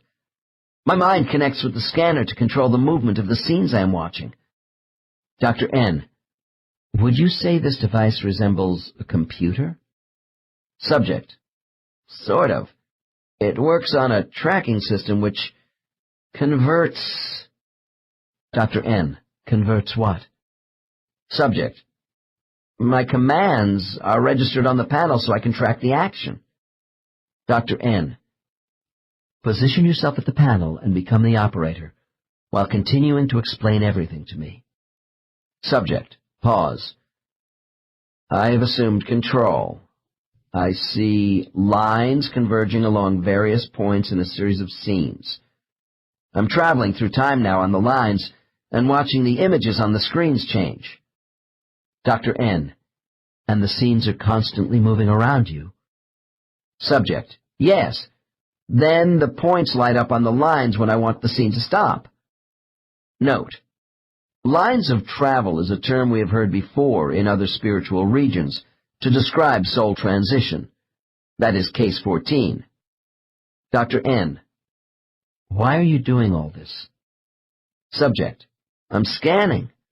The stops are major turning points on life's pathways involving important decisions, possibilities, events which make it necessary to consider alternate choices in time. Dr. N. So the lines mark the pathways through a series of events in time and space? Subject. Yes. The track is controlled in the ring and transmitted to me. Dr. N. Do you create the scenes of life while you track? Subject. Oh, no. I simply control their movement through time on the lines. Dr. N. What else can you tell me about the lines? Subject. The lines of energy are roads with points of colored light as guideposts, which I can move forward, backward, or stop. Dr. N. As if you were running a videotape, with start, fast forward, stop, and rewind buttons? Subject. Laughs. That's the idea. Dr. N. All right. You are moving along the track, scanning scenes, and you decide to stop. Tell me what you do then. Subject. I suspend the scene on the screens so I can enter it. Dr. N. What? Are you saying you become part of the scene yourself? Subject. Yes, now I have direct access to the action. Dr. N. In what way?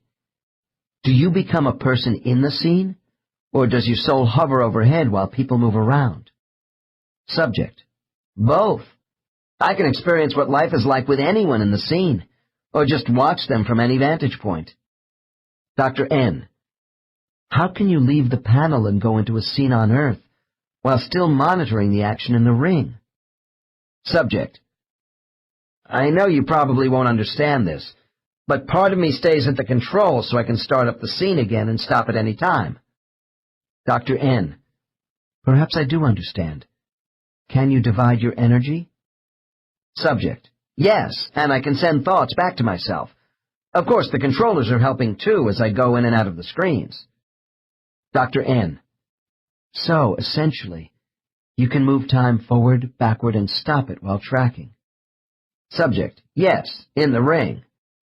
Dr. N. Outside the ring, does time coexist for you in the spirit world, or is it progressive? Subject: It coexists here, but we can still see it progress on Earth. Dr. N.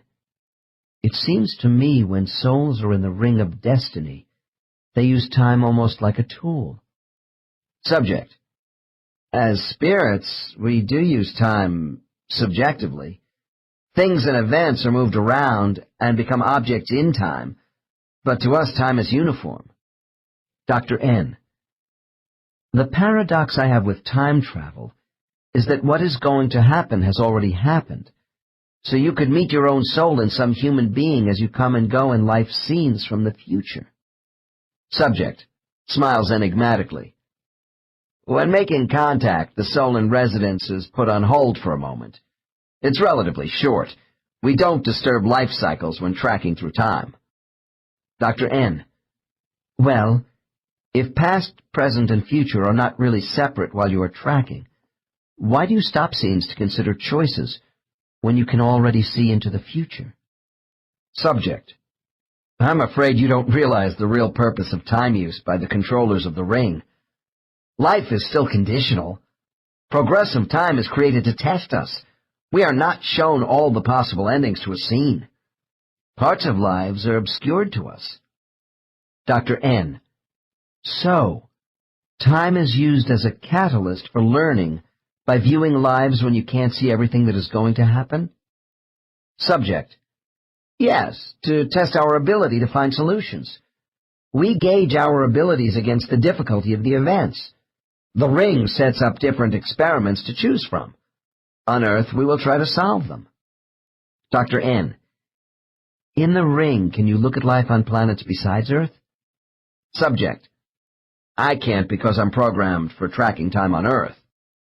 Dr. N. Your being able to jump through time from the screens sounds like a ball. Subject grins. Oh, it's stimulating, that's for sure. But we can't frolic around because there are serious decisions to be made for the next life. I'll have to accept the consequences for any mistakes in my choices, if I am not able to handle a life well. Dr. N. I still don't see how you could make many serious mistakes in your choices when you actually experience part of the life in which you plan to live. Subject: My choices of life environments are not unlimited. As I said, I probably won't be able to see all of a scene in one time segment. Because of what they don't show you, there is risk attached to all body choices. Dr. N. If one's future destiny is not fully preordained, as you say, why call this space the ring of destiny? Subject: Oh, there is destiny, all right. The life cycles are in place. It's just that there are so many alternatives which are unclear. When I take my subjects into the spatial area of life selection, they see a circle of past, present, and future time, such as the ring in this case. Sensing they are leaving spiritual now time within the circle, souls apparently rotate back and forth on resonating waves during their observational runs. All aspects of time are presented to them as reoccurring realities, ebbing and flowing together. Because parallel realities are superimposed upon one another, they too can be seen as possibilities for physical lives, especially by the more experienced souls. I was puzzled why my subjects did not fully see the future under these conditions, as part of an all-knowing spiritual setting. In trying to sort this out, I finally came to the conclusion that the spirit world is designed to protect the interests of each soul. Generally, the people I work with are still incarnating younger souls. They may not clearly see significant events too far into the future, because the further away these souls get from present probabilities, the higher the incidence of possible alternative realities which cloud their images. Although the same properties hold true for time in the distant past, there is one exception. A soul's own past lives are more easily identified. This is because a single reality, with a definite course of action, was previously established to train this soul, and thus is firmly imprinted on his memory. In Chapter 5, Case 13 demonstrated how amnesia is imposed upon us when we come into a current life, so that past life experiences will not inhibit self-discovery in the present. The same condition holds true for souls examining future lives. Without knowing why, most people believe their life has a plan. Of course, they are right. Although amnesia does prevent having full conscious knowledge of this plan, the unconscious mind holds the key to spiritual memories of a general blueprint for each life. The vehicle of life selection provides a kind of time machine for souls, where they see some alternative routes to the main road. Although these paths are not fully exposed to us as souls, we carry some of the roadmap to Earth. A client once said to me, "Whenever I am confused about what to do in life, I quietly sit down and think about where I have been, and compare this to where I might want to go in the future. The answer to the next step just comes to me from inside myself." Accepting what befalls us on the road of life as acts of God does not mean our existence should be locked into spiritual determinism, where we must submit to an unalterable fate. If everything was preordained, there would be no purpose or justice to our struggle. When adversity strikes, it is not intended that we sit back with a fatalistic attitude and not fight to improve the situation by making on-site changes. During our lives, all of us will experience opportunities for change which involve risk.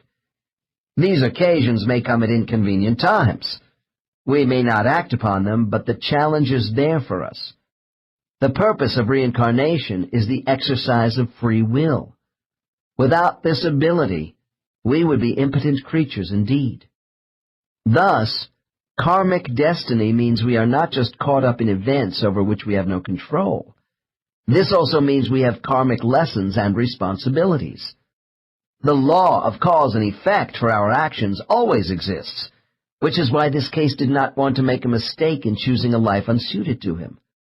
But whatever happens to us in life, it is important we understand that our happiness or pain does not reflect either blessings or betrayal on the part of a God oversoul, our guides, or life selection coordinators. We are the masters of our destiny. As I conclude my conversation with Case 25, it may strike the reader that the musical goals of this individual toward his next life are rather self-serving. Certainly his desire to be an admired musical talent has elements of personal compensation, which would be less evident in a more advanced soul. However, it will also be seen that this soul wants to give a lot of himself. Dr. N. Now, I want to talk more about the scenes you are seeing of New York City. Prior to your coming into the ring, were you given any preparation about selections based on geography? Subject. Oh, to some extent. My trainer and I talked about the fact that I had died young in New York in my last life. I wanted to go back to this dynamic city and study music. Dr. N. Did you also talk to your trainer about other souls? Your friends who might want to incarnate with you? Subject. Sure, that's part of it. Some of us begin staking out a new life by deciding what surroundings are best for all concerned. I made it known I wanted to start again in the same place where I was killed. My trainer and friends offered their suggestions. Note: this subject came to America as a Russian immigrant in his past life. He was killed in a railway construction accident in New York at age 22 in 1898. His rebirth in the same city occurred in 1937. Dr. N. What suggestions? Subject. We talked about my wanting to be a classical pianist. I had played an accordion for extra pickup change. You know, banquets, weddings, that kind of thing. Dr. N. And this experience is motivating your interest in the piano? Subject. Yes. When making ice deliveries on the streets of New York, I would pass by the concert hall. It was my goal to someday study music and make a name for myself in the big city. I hardly got started before I died. Dr. N. Did you see your death as a young man in New York during your last visit to the ring? Subject, sadly.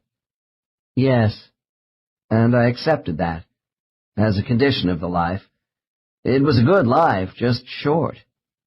Now I want to go back with a better start and make a name for myself in music. Dr. N, could you ask to go anywhere on Earth? Subject, it's fairly open. If we have preferences, they are weighed against what's available. Dr. N, you mean against what bodies are available? Subject, yes, in certain places. Dr. N, when you said you wanted a better start in music, I assume this is another reason you want to go back to New York. Subject, this city will give me the best opportunity to develop my desire to study the piano. I wanted a large cosmopolitan city with music schools. Dr. N, what's wrong with a city like Paris? Subject, I wasn't offered a body in Paris. Dr. N, I want to be clear on your selection options. When you start previewing life scenes in the ring, are you primarily looking at people or locations? Subject, we begin with locations. Dr. N, okay. And so you are looking at the streets of New York City at the moment? Subject, right. And it's wonderful, because I'm doing more than looking. I'm floating around, smelling the food in the restaurants. I hear the honking of cars. I'm following people walking past the shops on Fifth Avenue, getting the feel of the place again.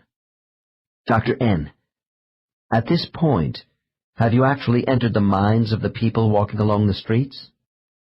Subject, no, not yet. Dr. N, what do you do next? Subject, I go to other cities. Dr. N, oh, I guess I just assumed your body choices had to be in New York City. Subject, I didn't tell you that. I also could go to Los Angeles, Buenos Aires, or Oslo. Dr. N, I'm going to count to 5, and when I reach 5, you will scan these cities while we continue talking. 1, 2, 3, 4, 5. Report what you are doing. Subject, I'm going to concert halls and music academies and watching the students practice. Dr. N, do you just observe the general surroundings while floating around these students? Subject, I do more. I go inside the heads of some of them to see how they translate the music. Dr. N, do you need to be in a special place like the ring to examine the mental processes of people? Subject, for past and future events I do. Making contact with someone in the present on Earth can be done anywhere, from the spirit world. Dr. N, could you describe the way your soul makes contact with someone? Subject, pause. As a light brush stroke. Note, souls are quite capable of sending and receiving messages from each other between spiritual and temporal worlds, as many of us have personally experienced. However, these temporary connections are made and broken quickly. The joining of a soul to a soulless baby for a lifetime is more difficult, and will be described further in Case 29. Dr. N, as you look at these prospective lives, what year is it on Earth? Subject, hesitates. It's 1956 now, and most of my prospects are in their teens. I'll check them out before and after this year, as much as the ring will let me. Dr. N, so the ring gives you the opportunity to actually be various people who, in relative time on Earth, are not yet born? Subject, to see if I would fit in well, to check out their talent and parents, that sort of thing. Decisively, I want New York. Dr. N, do you think you have looked at the other cities carefully enough? Subject, impatiently. Yes, I did that, but I don't want them. Dr. N, wait a minute. What if you liked a music student in Oslo, but wanted to live in New York City? Subject, laughs. As a matter of fact, there is a promising girl in Los Angeles. but I still want New York. Dr. N. All right, move forward. As your time in the ring draws to a close, give me the details of your probable life selection. Subject: I am going to New York to be a musician. I'm still trying to make up my mind between a couple of people, but I think I will choose... Stops to laugh. A dumpy kid with a lot of talent. His body won't have the stamina of my last one, but I'll have the advantage of parents with some money who will encourage me to practice, practice, practice. Dr. N. Money is important. Subject: I know I sound grasping, selfish, but there was no money in my last life. If I want to express the beauty of music and give pleasure to myself and others, I need proper training and supportive parents. Otherwise I'll get sidetracked. I know myself. Dr. N. If you didn't like any of the options presented to you in the ring, could you ask for more places and people to look at? Subject: It isn't necessary, at least for me. I'm offered enough. Dr. N. Let me be more blunt. If you're supposed to select a life from only the selections shown you in the ring, how do you know the coordinators aren't stacking the deck against you? Maybe they are programming you to make certain choices. Subject: Pause. I don't think so, considering all the times I've come to the ring. We don't go unless our minds are made up as to the type of life we want to live, and I've always had interesting choices based upon my own ideas. Dr. N. Okay. After you are completely finished with reviewing lives in the ring, what happens then? Subject: The controllers come into my mind to see if I am satisfied with what I've been shown. Dr. N. Are they always the same entities? Subject: I think so, as far back as I can remember. Dr. N. Do they pressure you to make a decision before leaving the ring? Subject: Not at all. I float out and go back to talk to my companions before making up my mind. Case 25 told us his choice of locations was confined to 4 cities.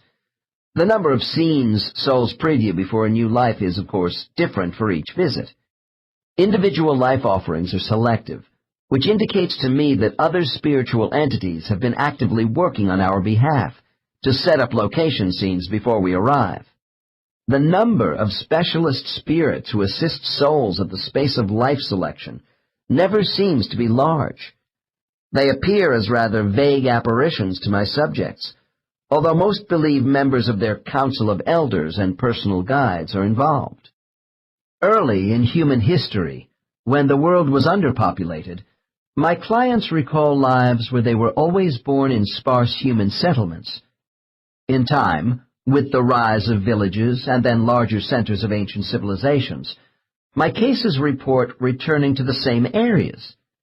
Life selections were geographically scattered again by the great migrations of people colonizing new lands, particularly in the last 400 years. In this century of overpopulation, more souls are choosing to live in places where they have been before. Does this tendency today mean souls want to return to the same countries because of race? Souls are not inclined toward life selections based on ethnicity or nationalism. These products of human separatism are taught in childhood.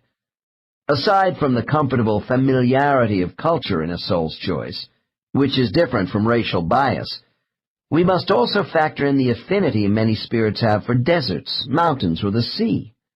Souls may also have a preference for rural or urban living. Are souls drawn back to the same geographic areas because they want a new life with the same family they had in their past life?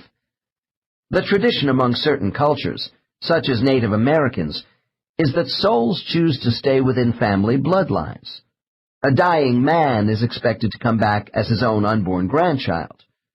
In my practice, I rarely see souls repeating the same genetic choices in past lives, because this would inhibit growth and opportunity.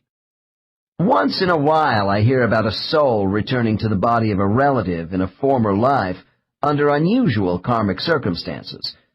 For example, if a brother and sister had a close affinity for each other, and one were to die suddenly while still young, the soul of the dead sibling might want to return in the surviving sibling's child to restore this broken life connection to finish an important task. What is even more common in my experience are the souls of young children who die soon after birth and then return to the same parents as the soul of their next baby. These plans are all made in advance by the souls participating in tragic family events. They involve a maze of karmic issues. Not long ago, I had a case where my client had died from a birth defect early in his last life. I asked, "What was the purpose of your life ending when you were only a few days old?" He replied, "The lesson was for my parents, not me, and that's why I elected to come back for them as a filler." When souls return for a short time to help someone else, rather than work on their own issues, because there isn't time, some call this a filler life. In this case, the parents had abused and finally caused the death of another child when they were together in an earlier life. Although they were a loving young couple in the last life of my client, these parents evidently needed to experience the grief of having a child they desperately wanted taken away from them. Experiencing the anguish from this terrible loss gave the souls of these parents a deeper insight into the effects of severing a blood bond. I will have an example of this theme in Case 27. Spirits do not routinely see their deaths in future lives. If souls choose a life where their death will be premature, they often see it in the place of life selection. I have found that souls essentially volunteer in advance for bodies who will have sudden fatal illnesses, are to be killed by someone, or come to an abrupt end of life with many others from a catastrophic event. Souls who become involved in these tragedies are not caught in the wrong place at the wrong time, with a capricious God looking the other way. Every soul has a motive for the events in which it chooses to participate. One client told me his last life was planned in advance to end at 7 years of age as an American Indian boy. He said, "I was looking for a short burst lesson in humility, and this life as a mistreated, starving half-breed was enough." Another, more graphic example of a soul volunteering for a terrible assignment was that of one of my subjects who elected in her last life to join, with 3 others of her soul group, the bodies of Jewish women taken from Munich into the death camp at Dachau in 1941.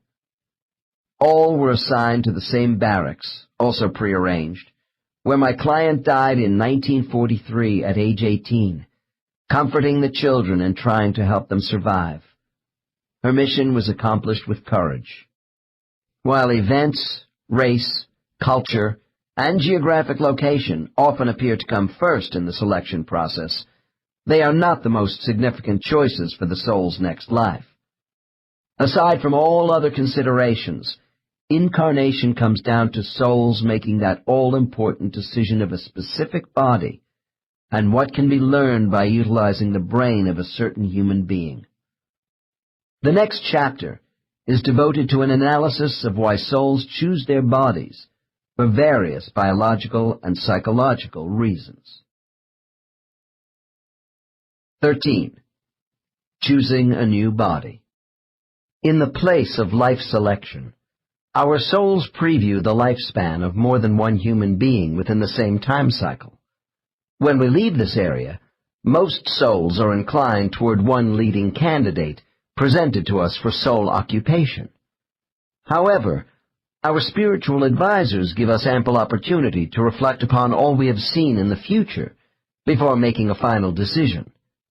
This chapter is devoted to the many elements which go into that decision. Our deliberations over body alternatives actually begin before we go to the place of life selection. Souls do this in order to adequately prepare themselves for viewing certain people in different cultural settings on Earth. I sense those souls who set up the screening room know in advance what to show us because of these thoughts in our minds. Great care must be taken in choosing just the right body to serve us in the life to come. As I have said, guides and peer group members are part of this evaluation process, prior to and after we visit the place of life selection. When listening to my subjects describe all the preparations which go into picking a new physical body, I am constantly reminded of the fluidity of spiritual time. Our teachers use relative future time in the place of life selection to allow souls to measure human usefulness for working on unfinished lesson plans. Blueprints for the next life vary in the degree of difficulty the soul mind sets for itself.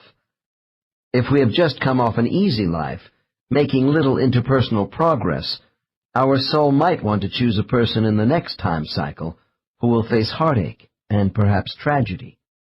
It is not out of the ordinary for me to see someone who has skated through an unchallenging life, overloading themselves with turmoil in the next one, to catch up with their learning goals. The soul mind is far from infallible, as it works in conjunction with a biological brain. Regardless of our soul level, being human means we will all make mistakes, and have the necessity of engaging in mid-course corrections during our lives. This will be true with any body we select. Before taking up the more complex mental factors in a soul's decision to join with the brain of a human baby, I will begin with the physical aspects of body choice. Despite the fact that our souls know in advance what they are going to look like, a national survey in the United States indicated 90% of both males and females were dissatisfied with the physical characteristics of their bodies. This is the power of conscious amnesia. Much unhappiness is created by society stereotyping an ideal appearance, yet this too is part of a soul's lesson plan. How many times have we all looked in a mirror and said, "Is this the real me? Why do I appear this way? Am I in a body where I belong?" These questions are especially poignant when the type of body we have prevents us from doing those things we think we ought to be able to do in life. I have had a number of clients who came to me convinced their bodies prevented them from achieving satisfying lives. Many handicapped people think if it were not for a genetic mistake or being the victim of an accidental injury which damaged their body, their lives would be more fulfilled.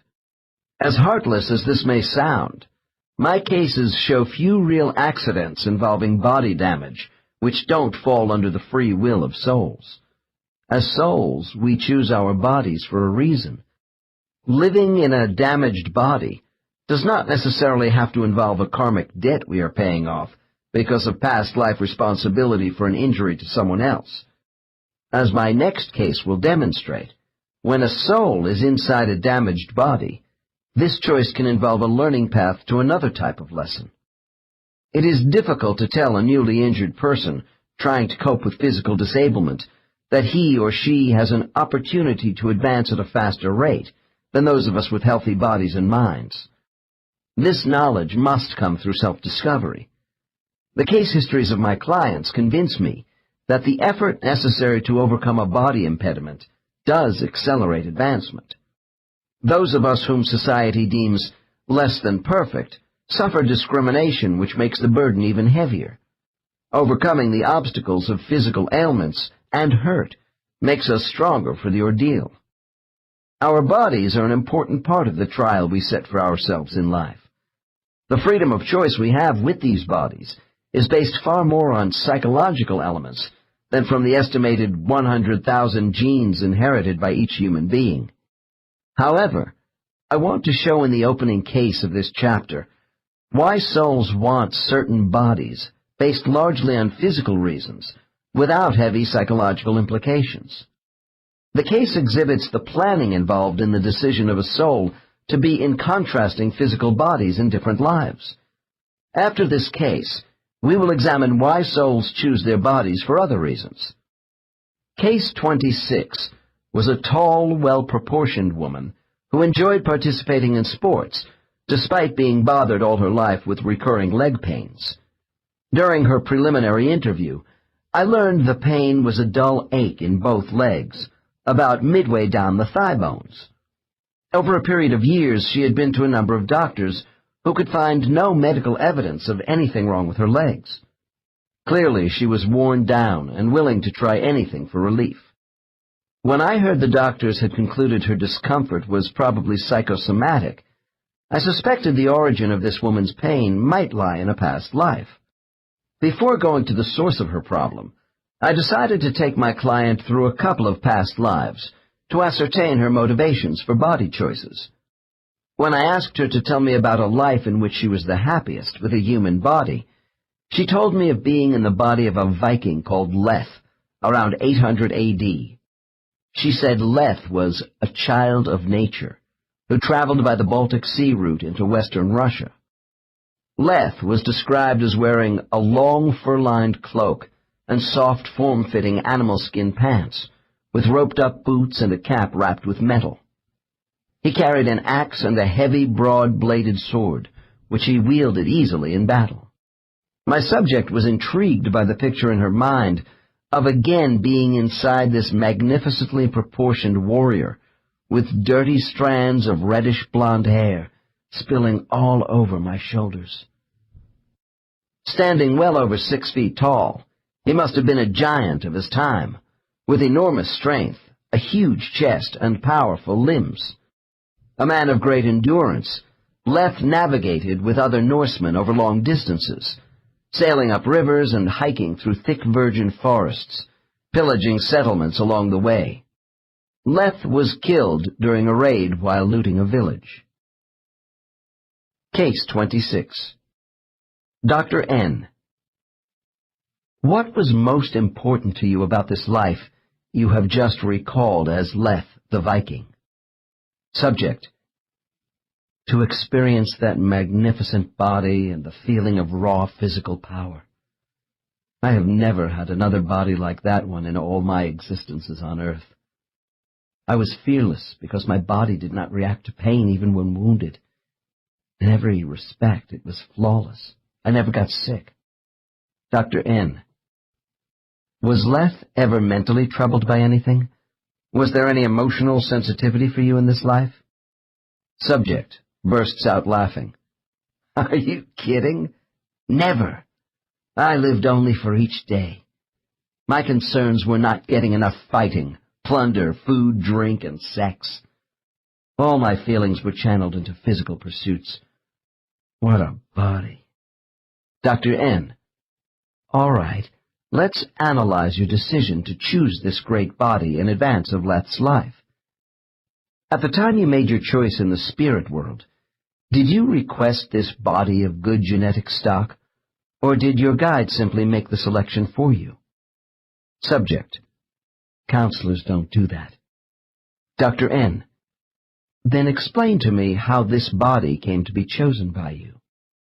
Subject: I wanted one of the best physical specimens on earth at the time, and Leth was offered to me as a possibility. Dr. N. You had only one choice? Subject: No, I had two choices of people living in this time. Dr. N. What if you didn't like any of the body choices presented to you for occupation in that time segment? Subject, thoughtfully. The alternatives of my choices always seem to match what I want to experience in my lives. Dr. N. Do you have the sense the counselors know in advance which body selections are exactly right for you? Or are they so harried it's just an indiscriminate grab bag of body choices? Subject: Nothing here is careless. The counselors arrange everything. Dr. N. I have wondered if the counselors might get mixed up once in a while. With all the new babies born, could they ever assign 2 souls to one baby? Or leave a baby without a soul for a while? Subject, laughing. We aren't in an assembly line. I told you they know what they are doing. They don't make mistakes like that. Dr. N. I believe you. Now, as to your choices, I am curious if 2 bodies were sufficient for your examination in the place of life selection. Subject: We don't need a lot of choices for lives once the counselors get their heads together about our desires. I already had some idea of the right body size and shape, and the sex I wanted before being exposed to my 2 choices. Dr. N. What was the body choice you rejected in favor of Leth? Subject. Pause. That of a soldier from Rome, also with the strong body I wanted in that lifetime. Dr. N. What was wrong with being an Italian soldier? Subject. I didn't want control over me by the state. Subject shakes head from side to side. Too restrictive. Dr. N. As I remember, by the 9th century, much of Europe had fallen under the authority of Charlemagne's Holy Roman Empire. Subject. That was the trouble with the soldier's life. As a Viking, I answered to nobody. I was free. I could move around with my band of invaders in the wilderness without any governmental control. Dr. N. Then freedom was also an issue in your choice. Subject. Absolutely. The freedom of movement, the fury of battle, the use of my strength and uninhibited action. Life at sea and in the forests was robust and constant. I know the life was cruel, too, but it was a brutal time. I was no better or worse than the rest. Dr. N. But what about other considerations, such as personality? Subject. Nothing bothered me as long as I was able to physically express myself to the fullest. Dr. N. Did you have a mate, children? Subject. Shrugs.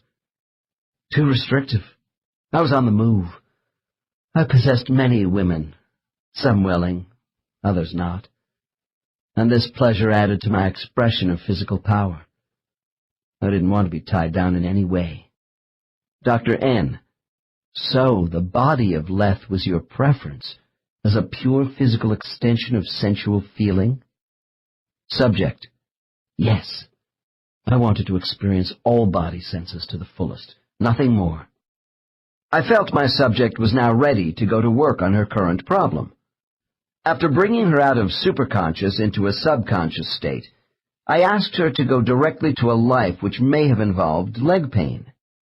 Almost at once, the woman dropped into her most recent past life and became a 6-year-old girl named Ashley, living in New England in the year 1871. Ashley was riding in a fully loaded, horse-drawn carriage when suddenly she opened the door and tumbled out under the vehicle. When she hit the cobblestone street, one of the heavy rear carriage wheels rolled over her legs at the same point above both knees, crushing the bones. My subject re-experienced a sharp pain in her legs while describing the fall. Despite efforts from local physicians and the prolonged use of wood splints, Ashley's leg bones did not heal properly. She was never able to stand or walk again, and poor circulation caused repeated swelling in her legs for the rest of a rather short life. Ashley died in 1912, after a productive period of years as a writer and tutor of disadvantaged children. When the narration of Ashley's life ended, I returned my subject to the spirit world. Dr. N. In your history of body choices, why did you wait 1,000 years between being a physically strong man and a crippled woman? Subject. Well, of course I developed a better sense of who I was during the lives in between. I chose to be crippled to gain intellectual concentration. Dr. N. You chose a broken body for this? Subject. Yes, you see, being unable to walk made me read and study more. I developed my mind and listened to my mind. I learned to communicate well and to write with skill because I wasn't distracted. I was always in bed. Dr. N. Was any characteristic about your soul particularly evident in both Ashley and Leth the Viking?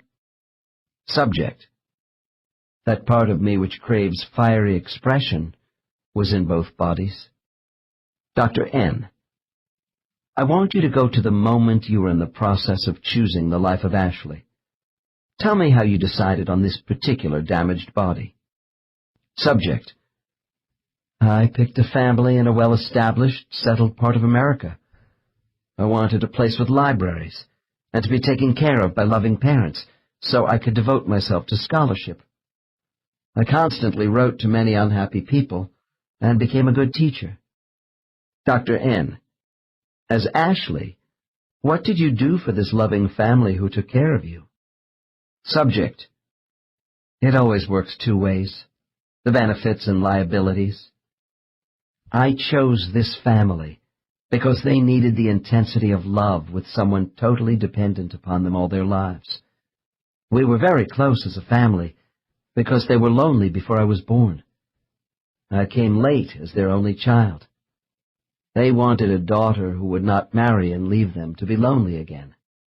Dr. N. So it was a trade-off. Subject. Most definitely.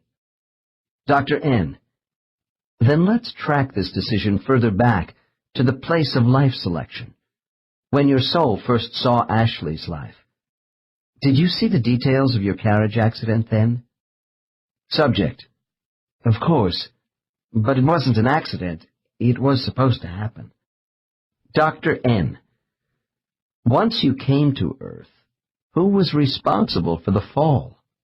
Was it your soul mind or Ashley's biological mind? Subject. We worked in unison. She was going to be fooling with the carriage door handle, and I capitalized on that. Dr. N. Tell me what was going through your soul mind in the life selection room when you saw the scene of Ashley falling and being injured. Subject. I thought about how this crippled body could be put to good use. I had some other choices for body injuries, but I preferred this one because I didn't want to have the capability for much movement. Dr. N. I want to pursue the issue of causality here. Would Ashley have fallen anyway if she had a soul other than your own? Subject. Defensively. We were right for each other. Dr. N. That doesn't answer my question. Subject. Long pause. There are forces beyond my knowledge as a spirit. When I saw Ashley for the first time, I was able to see her without me, healthy, older, another life possibility. Dr. N. Now we are getting somewhere. Are you saying if Ashley had begun her life with another soul entity, that she might not have fallen at all? Subject. Yes. That's a possibility. One of many. She could also have been less severely injured, with the ability to walk on crutches. Dr. N. Well, did you see a physically healthy Ashley living happily without your soul? Subject. I saw a grown woman, normal legs, unhappiness with a man, frustration at being trapped in an unrewarding life, sorrowful parents, but easier. Voice becomes more firm. No, that course would not have worked well for either of us. I was the best soul for her. Dr. N. Were you the prime mover of the fall once you elected to become Ashley's soul? Subject. It was both of us. We were one at that moment. She was being naughty, bouncing around in the carriage, playing with the door handle when her mother said she must stop. Then I was ready and she was ready. Dr. N. Just how rigid was your destiny? Once you were Ashley's soul, was there any way you could have backed out of this entire incident in the carriage? Subject. Pause. I can tell you I had a flash just before I fell. I could have pulled back and not fallen out. A voice inside my mind said, "It's an opportunity. Don't wait any longer. Take the fall. This is what you wanted. It's the best course of action." Dr. N. Was that particular moment important? Subject. I didn't want Ashley to get too much older. Dr. N. But the pain and suffering this child went through. Subject. It was horrible. The agony of those first 5 weeks was beyond belief. I almost died. But I learned from enduring it all, and I now see the memories of Leth's capacity for managing pain helped me. Dr. N., did your inner mind have any regrets during those moments when the pain was most severe? Subject: as I slipped in and out of consciousness during the worst of the ordeal, my mind began gaining in power, overriding my damaged body. I started to better control the pain. Lying in bed, the doctors helpless. The skills I developed in managing pain were later used to concentrate on my studies, and my counselor was helping me too, in subtle ways. Dr. N., so you gained a lot in this life by being unable to walk. Subject: yes. I became a listener and a thinker. I corresponded with many people and learned to write with inspiration. I gained teaching ability with the young and felt guided by an internal power. Dr. N., was your counselor proud of your accomplishments after you returned to the spirit world? Subject: very, although I was told I had become a little too indulged and pampered. Laughs. But that's an okay trade-off. Dr. N., how does your experience with the strong body of Leth and the weak one of Ashley help you today? Or is this of no consequence? Subject: I benefit every day by my appreciation of the necessity of a union between mind and body to learn lessons. During my client's reliving of the street scene which broke her legs, I initiated desensitization measures. At the close of our session together, I then deprogrammed her generational memory of leg pain entirely.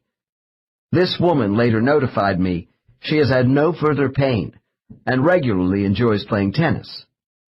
The two past lives I have represented in this case were largely devoted to physical choices for soul actualization in two quite different environments.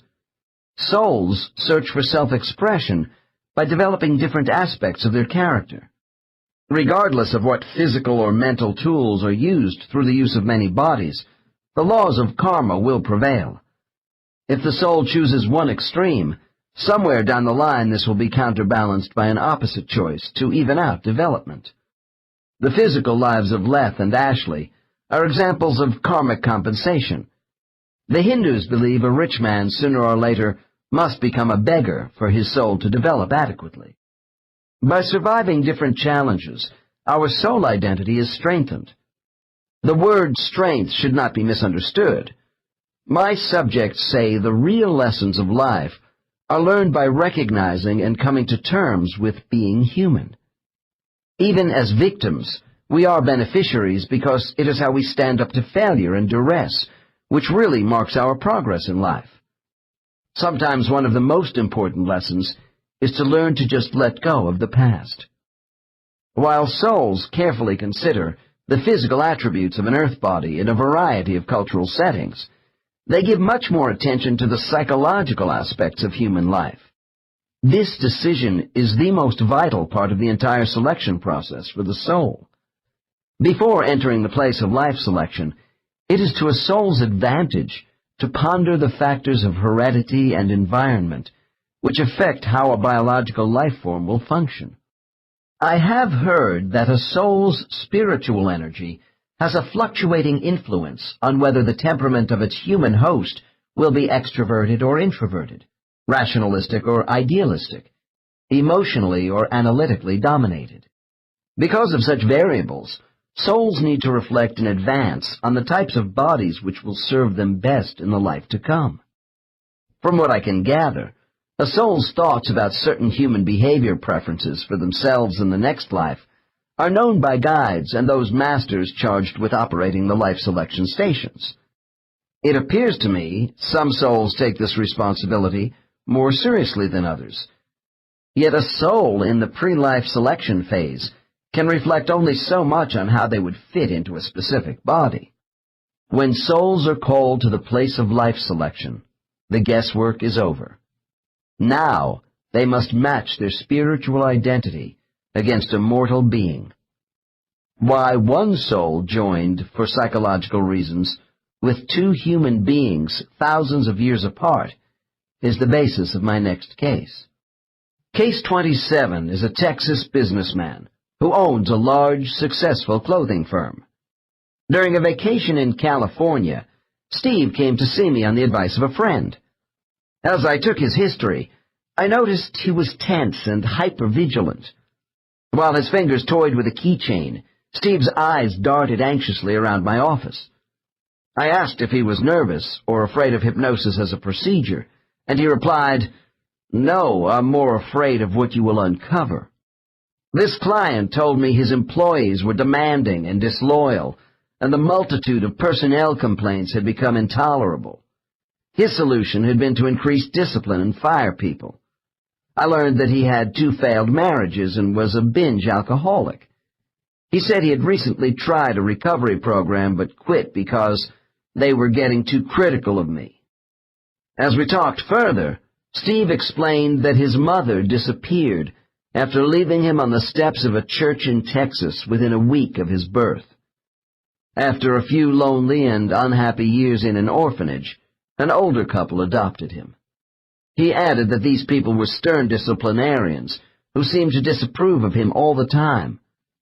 Leaving home in his teens, Steve had many scrapes with the law and once attempted suicide. I found this client's personality to be overly assertive and untrusting of authority. His anger was rooted in feelings of isolation and abandonment issues. Steve said he felt like he was losing control over his life and was willing to try anything to find the real me. I agreed to short-term exploration of his unconscious mind if he would consider seeing a therapist later in his own town for sustained counseling. As this case unfolds, we will see how Steve's soul maintains its identity while responding to physical life in a human body. The intensity of this association is increased in hypnosis when my subjects discuss their motives for body selection. One reason why I have used this case is to expose a difficult barrier to discovering our identity, that of childhood trauma. Souls who unite with people that develop early personality disorders deliberately set themselves up for a difficult life.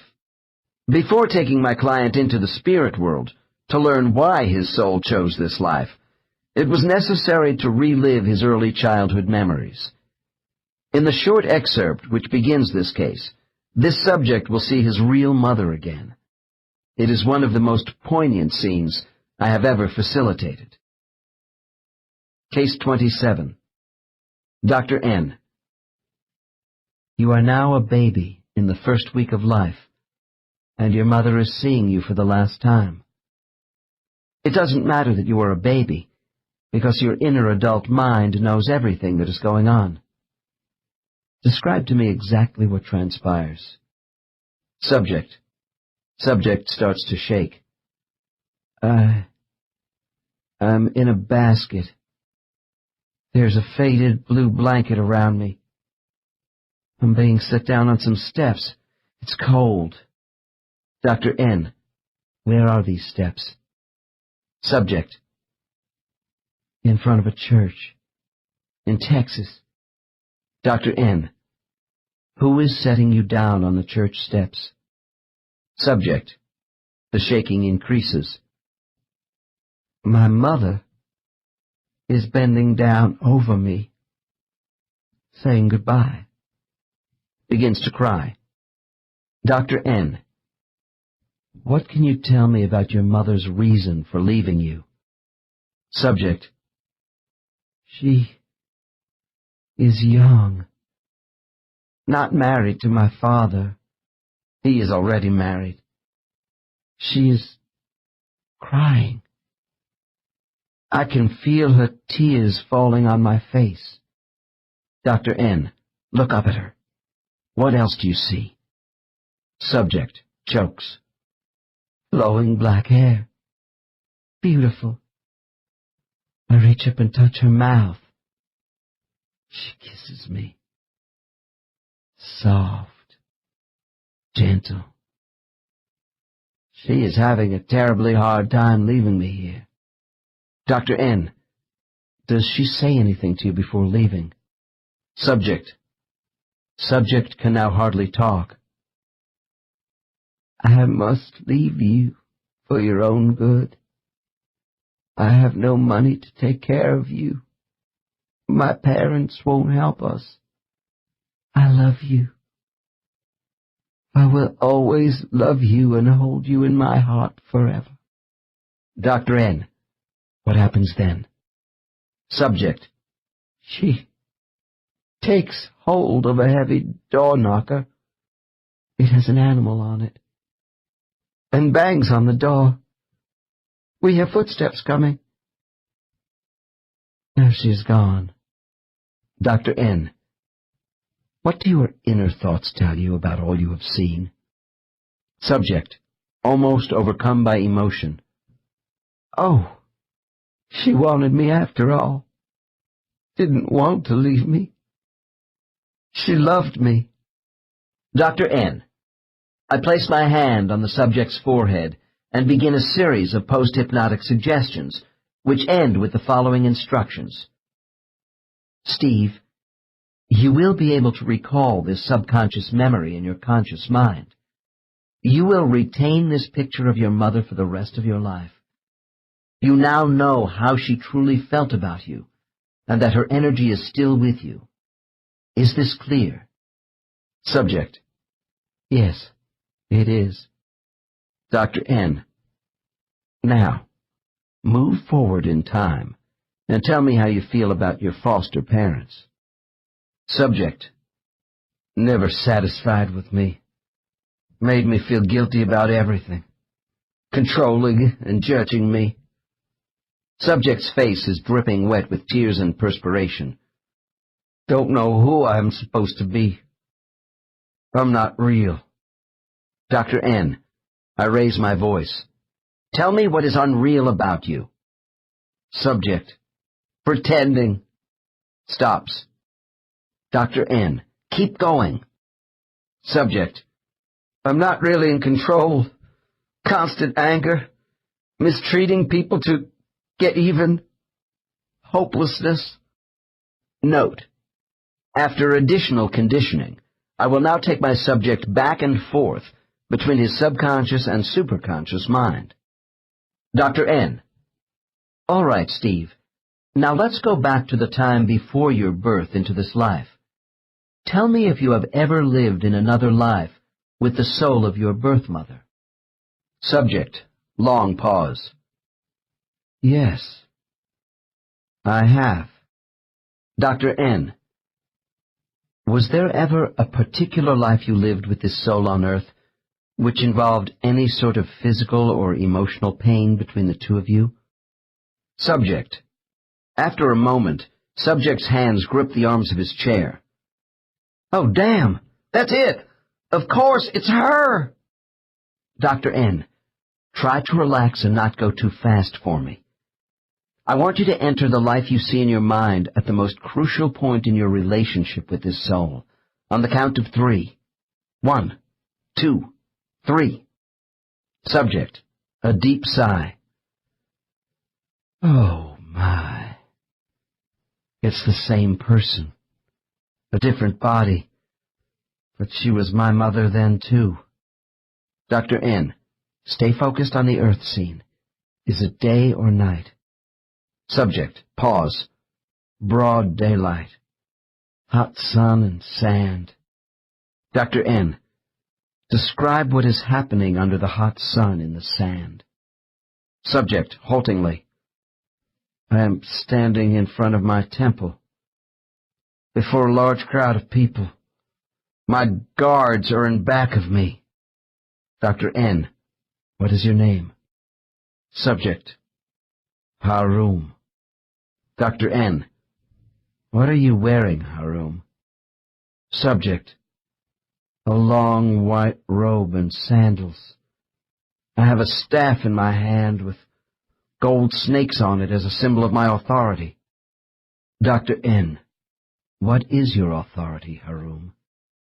Subject. Proudly. I am a high priest. Note: further inquiries revealed this man was a tribal leader who was located on the Arabian Peninsula close to the Red Sea around 2000 BC. In pre-classical times, this area was known as the Kingdom of Sheba, or Saba. I also learned the temple was a large oval structure of mud bricks and stone, dedicated to a moon god. Dr. N. What are you doing in front of your temple? Subject: I am on the steps judging a woman. She is my mother. She is kneeling down in front of me. There's a look of pity and fear in her eyes as she looks up at me. Dr. N. How can her eyes show both pity and fear at once? Subject: There is pity in her eyes because of the power which has consumed me, in taking so much control over the daily lives of my people. And there is fear, too, for what I am about to do. This disturbs me, but I must not show it. Dr. N. Why is your mother kneeling on the temple steps before you? Subject: She has broken into the storage house and stolen food to give to the people. Many are hungry at this time of year, but I alone can order distribution. The food must be measured out carefully. Dr. N. Did she act against some rule of food rationing? Was this a question of survival? Subject, abruptly: There is more to this. By disobeying me, she is undermining my authority. I use the distribution of food as a means of control over my people. I want them all to be loyal to me. Dr. N. What are you going to do with your mother? Subject, with conviction: My mother has violated the law. I can save her, but she must be punished as an example. I decide she will die. Dr. N. How do you feel about killing your own mother, Harum? Subject: It must be done. She has been a constant thorn in my side, causing unrest among my people because of her position. I cannot govern freely with her here any longer.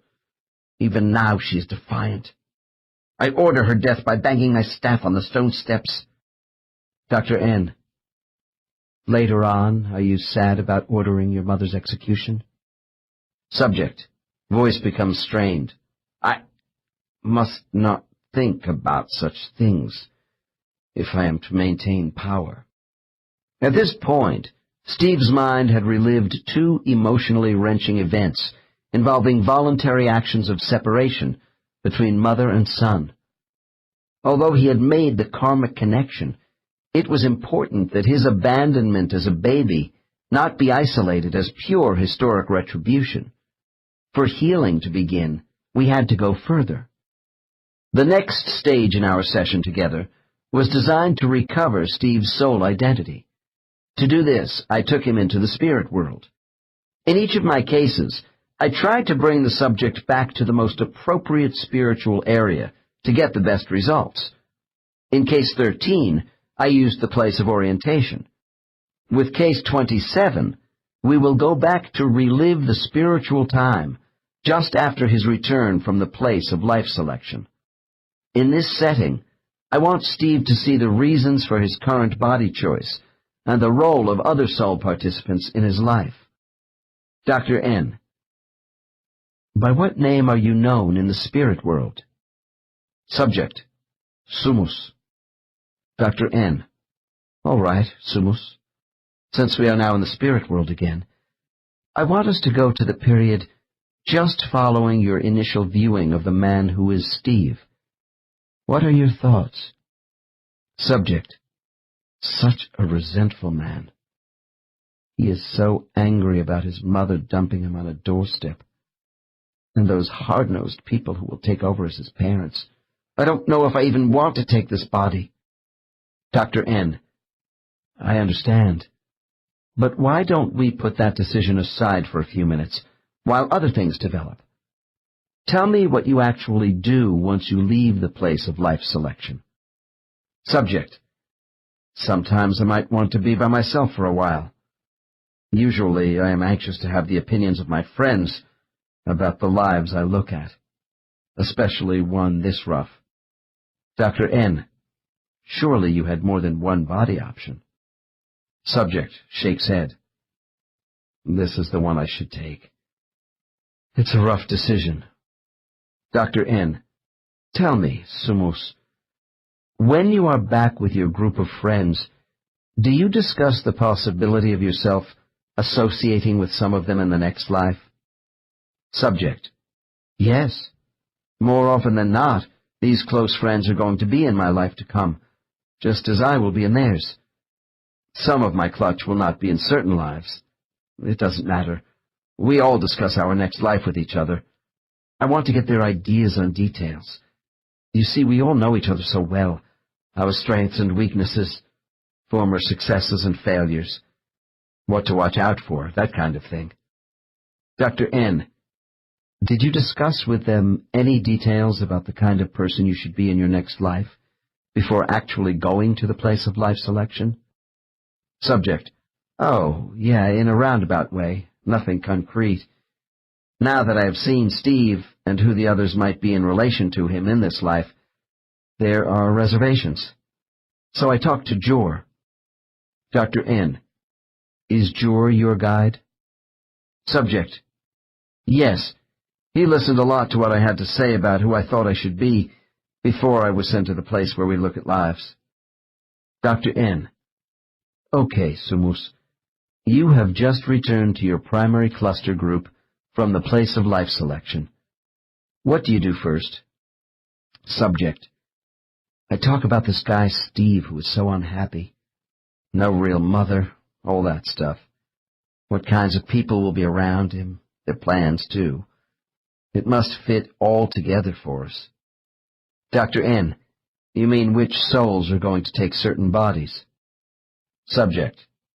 Right. We need to firm that up. Dr. N.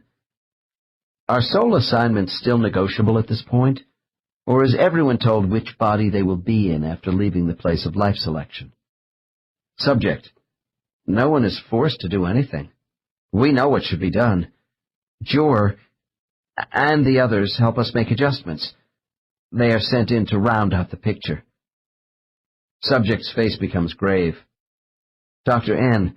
Is something bothering you at this moment, Sumus? Subject, in a cheerless manner. My friends are moving away. There are others coming. Oh. Dr. N. I gather some deliberations are about to occur with other souls. Try to relax as best you can. On my command, you will clearly relate to me everything that is happening. Do you understand? Subject, nervously. Yes. Dr. N. Begin. How many entities do you see? Subject. There are 4 of them coming over to me. Jor is one of them. Dr. N. Who is first? Subject. Subject grabs my hand. It's Ione. She wants to be my mother again. Dr. N. Is this the soul of the woman who is Harum's and Steve's mother? Subject. Yes, she is. Oh, I don't want to. Dr. N. What's going on? Subject. Ione is telling me it's time for us to settle things, to be in a disordered life as mother and son again. Dr. N. But Sumus, didn't you know this at the place of life selection, when you viewed Steve's mother taking her baby to the church? Subject. I saw the people, the possibility. It was still an abstract consideration. It wasn't actually me yet. I guess I need more convincing because Ione is here for a reason. Dr. N. I take it none of these newly arrived entities is from your own clutch. Subject. Sighs. No, they are not. Dr. N. Why did you and Ione wait 4,000 Earth years before discussing a balancing out of your treatment of her in Arabia? Subject. Earth years mean nothing. It could have been yesterday. I just wasn't ready to offset the harm I did to her as Harum. She says the circumstances are right for this exercise now. Dr. N. If your soul joins with the body of Steve in Texas, will Ione consider this karmic payment for your debt? Subject. Pause. My life as Steve is not supposed to be a punishment. Dr. N. I'm glad you see that. So what is the lesson to be learned? Subject. To feel what desertion is like in a family relationship. Deliberate severing. Dr. N. The severing of the mother and son bond by deliberate action? Subject. Yes. To appreciate what it is like to be cast off. Dr. N. Allow Ione to move away and have the other entities join us, Sumos. Subject. Distressed. Ione is floating back to... Sure. Coming forward or... Oh, shit. It's Talu and Kalish. Subject squirms in his chair and tries to ward off the two spirits in his mind by pushing the palms of his hands outward. Dr. N. Who are they? Subject, in a rush of words. Talu and Kalish have volunteered to be my foster parents. They work together a lot. Dr. N. What's the problem, then? Subject, I just don't want them again so soon. Dr. N. Slow down for me, Sumos. You have worked with these souls before? Subject, still muttering to himself. Yes, but they're so hard for me to be with. Especially Kalish. It's too soon. They were my in-laws in the German life. Note: we digress for a few minutes, while Sumos briefly explains a past life in Europe as a high-ranking army officer who neglected his family and was the object of scorn from his wife's influential parents. Dr. N. Are you saying that Talu and Kalish lack the capability for the assignment of being your foster parents in Texas? Subject shakes head with resignation. No, they know what they are doing. It's just that with Kalish, it's always a rough ride. She chooses to be people who are critical, demanding, cold. Dr. N. Does she always present that sort of behavior in human bodies? Subject. Well, that's her style with me. Kalish is not a soul who engages easily with others. She is independent and very determined. Dr. N. How about Talu as your adoptive father? Subject. Stern. Allows Kalish to lead. Can be too detached. Emotionally private. I'm going to really rebel against them this time. Dr. N. Okay, but will they teach you something? Subject. Yes, I know they will, but I am still arguing about it. Jor and Ione come over. Dr. N. What do you say next at this conference? Subject.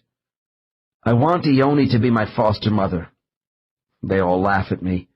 Jor won't buy my explanations. He knows I am close to Ione. Dr. N. Do they make fun of you, Sumos? Subject. Oh, no, it's not that way at all. Talu and Kalish question my reluctance to tackle my faults with them. Dr. N. Well, I was getting the impression you thought these souls were ganging up on you to force a decision to join with the Texas baby. Subject. That's not how it goes here. We are discussing my misgivings about the life itself. Dr. N. But I thought you didn't like Talu and Kalish. Subject. They know about me. I need strict people, or I ride over them. Everyone here sees I have a tendency to indulge myself. They convince me an easy life without them will be like treading water. Both of them are very disciplined.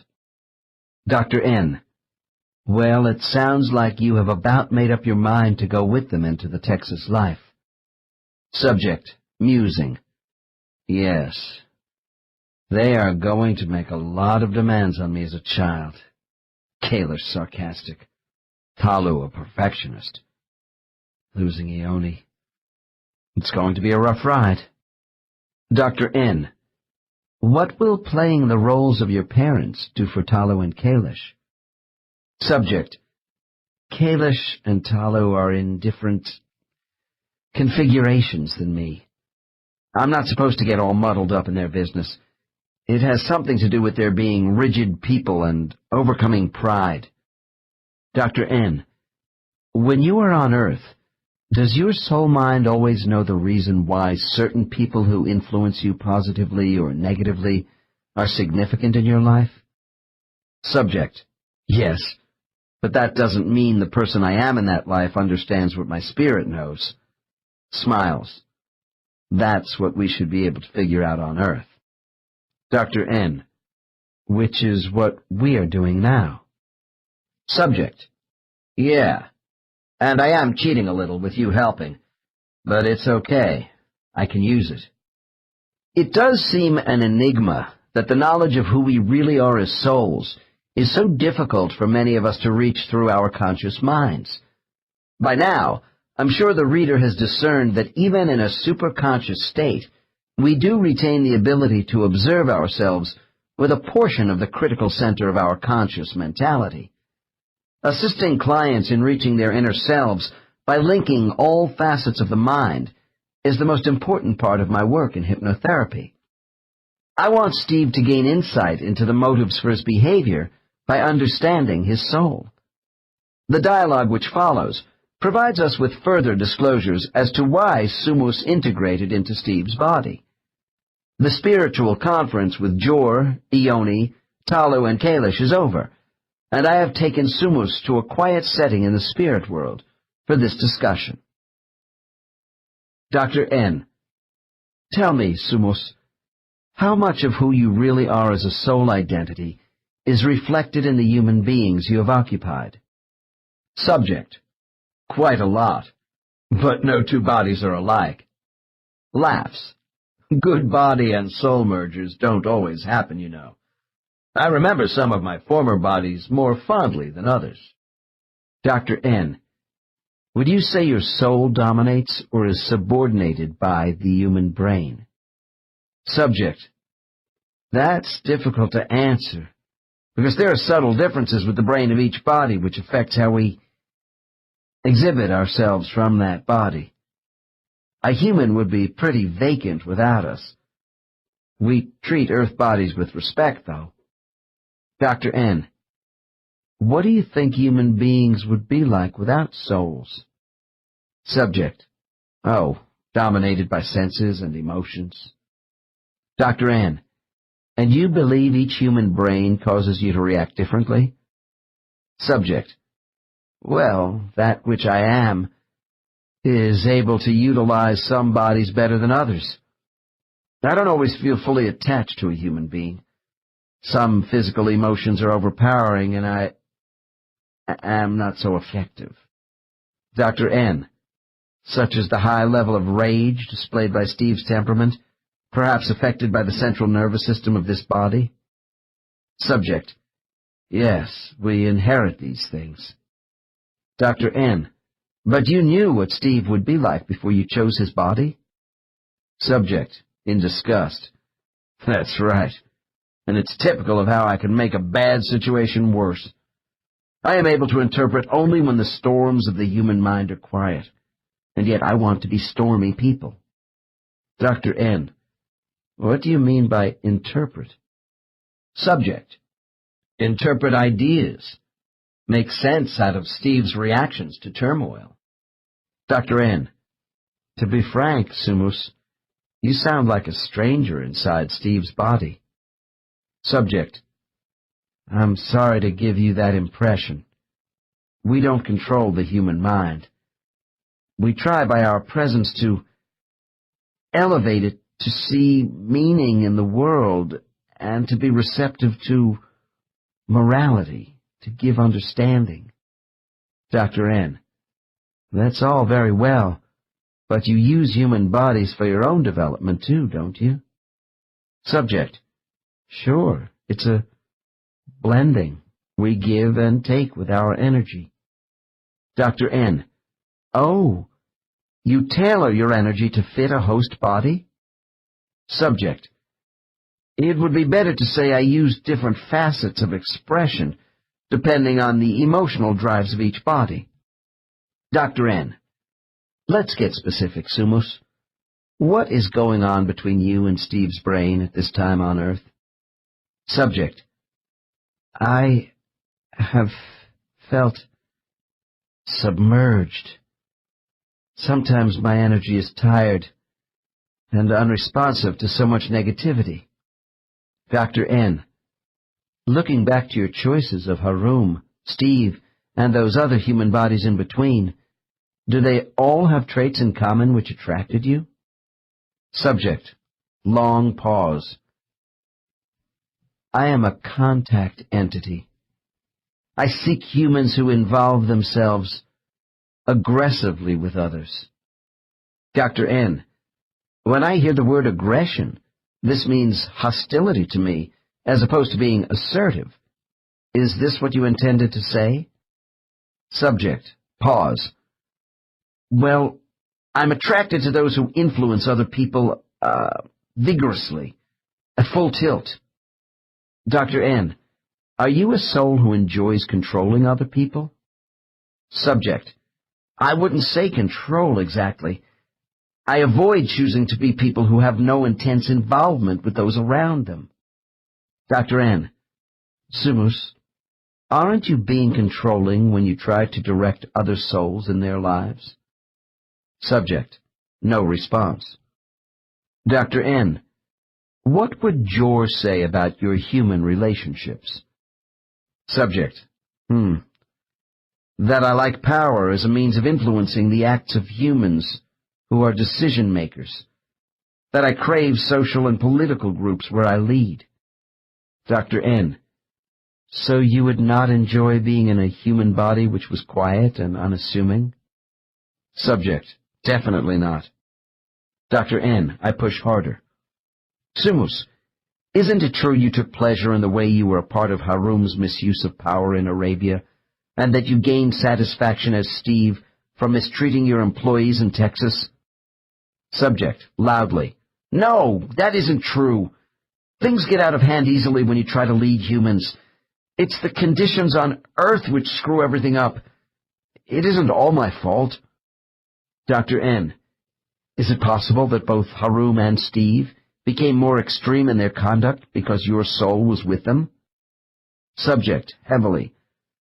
I haven't done well. I know that. Dr. N.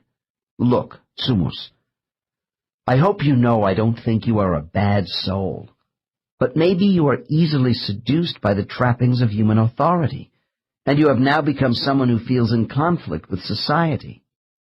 Subject. Disturbed. You are beginning to sound like Jor. Dr. N.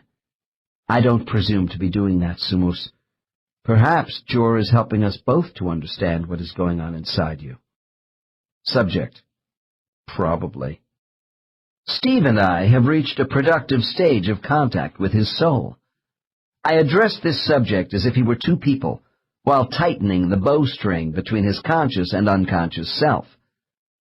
After applying additional conditioning to pull these two forces closer together, I close our session with a final series of questions. It is important his mind not be allowed to drift or his memories to become dissociated. To foster responsiveness, my questions are confrontive and spoken rapidly to increase the tempo of my subject's answers. Dr. N. Sumos, begin by telling me why you originally accepted Steve's body. Subject.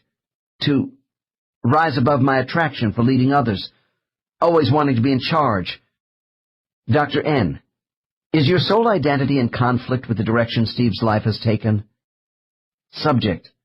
I don't like that part of him which is fighting to be on top and at the same time having thoughts of escape by self-destruction. Dr. N. If this is a contradiction for you, why does it exist? Subject. Childhood. Sadness. Stops. Dr. N. Who am I listening to now? Sumos, why aren't you more active in helping yourself, as Steve, overcome the shame of abandonment by Ione, and your anger from an unloving childhood with Talu and Kalish? Subject. I am grown now, and managing others won't let people hurt me anymore. Dr. N. Sumus, if you and Steve are now speaking to me as one intelligence, I want to know why your lifestyle is so self-destructive. Subject. Long pause.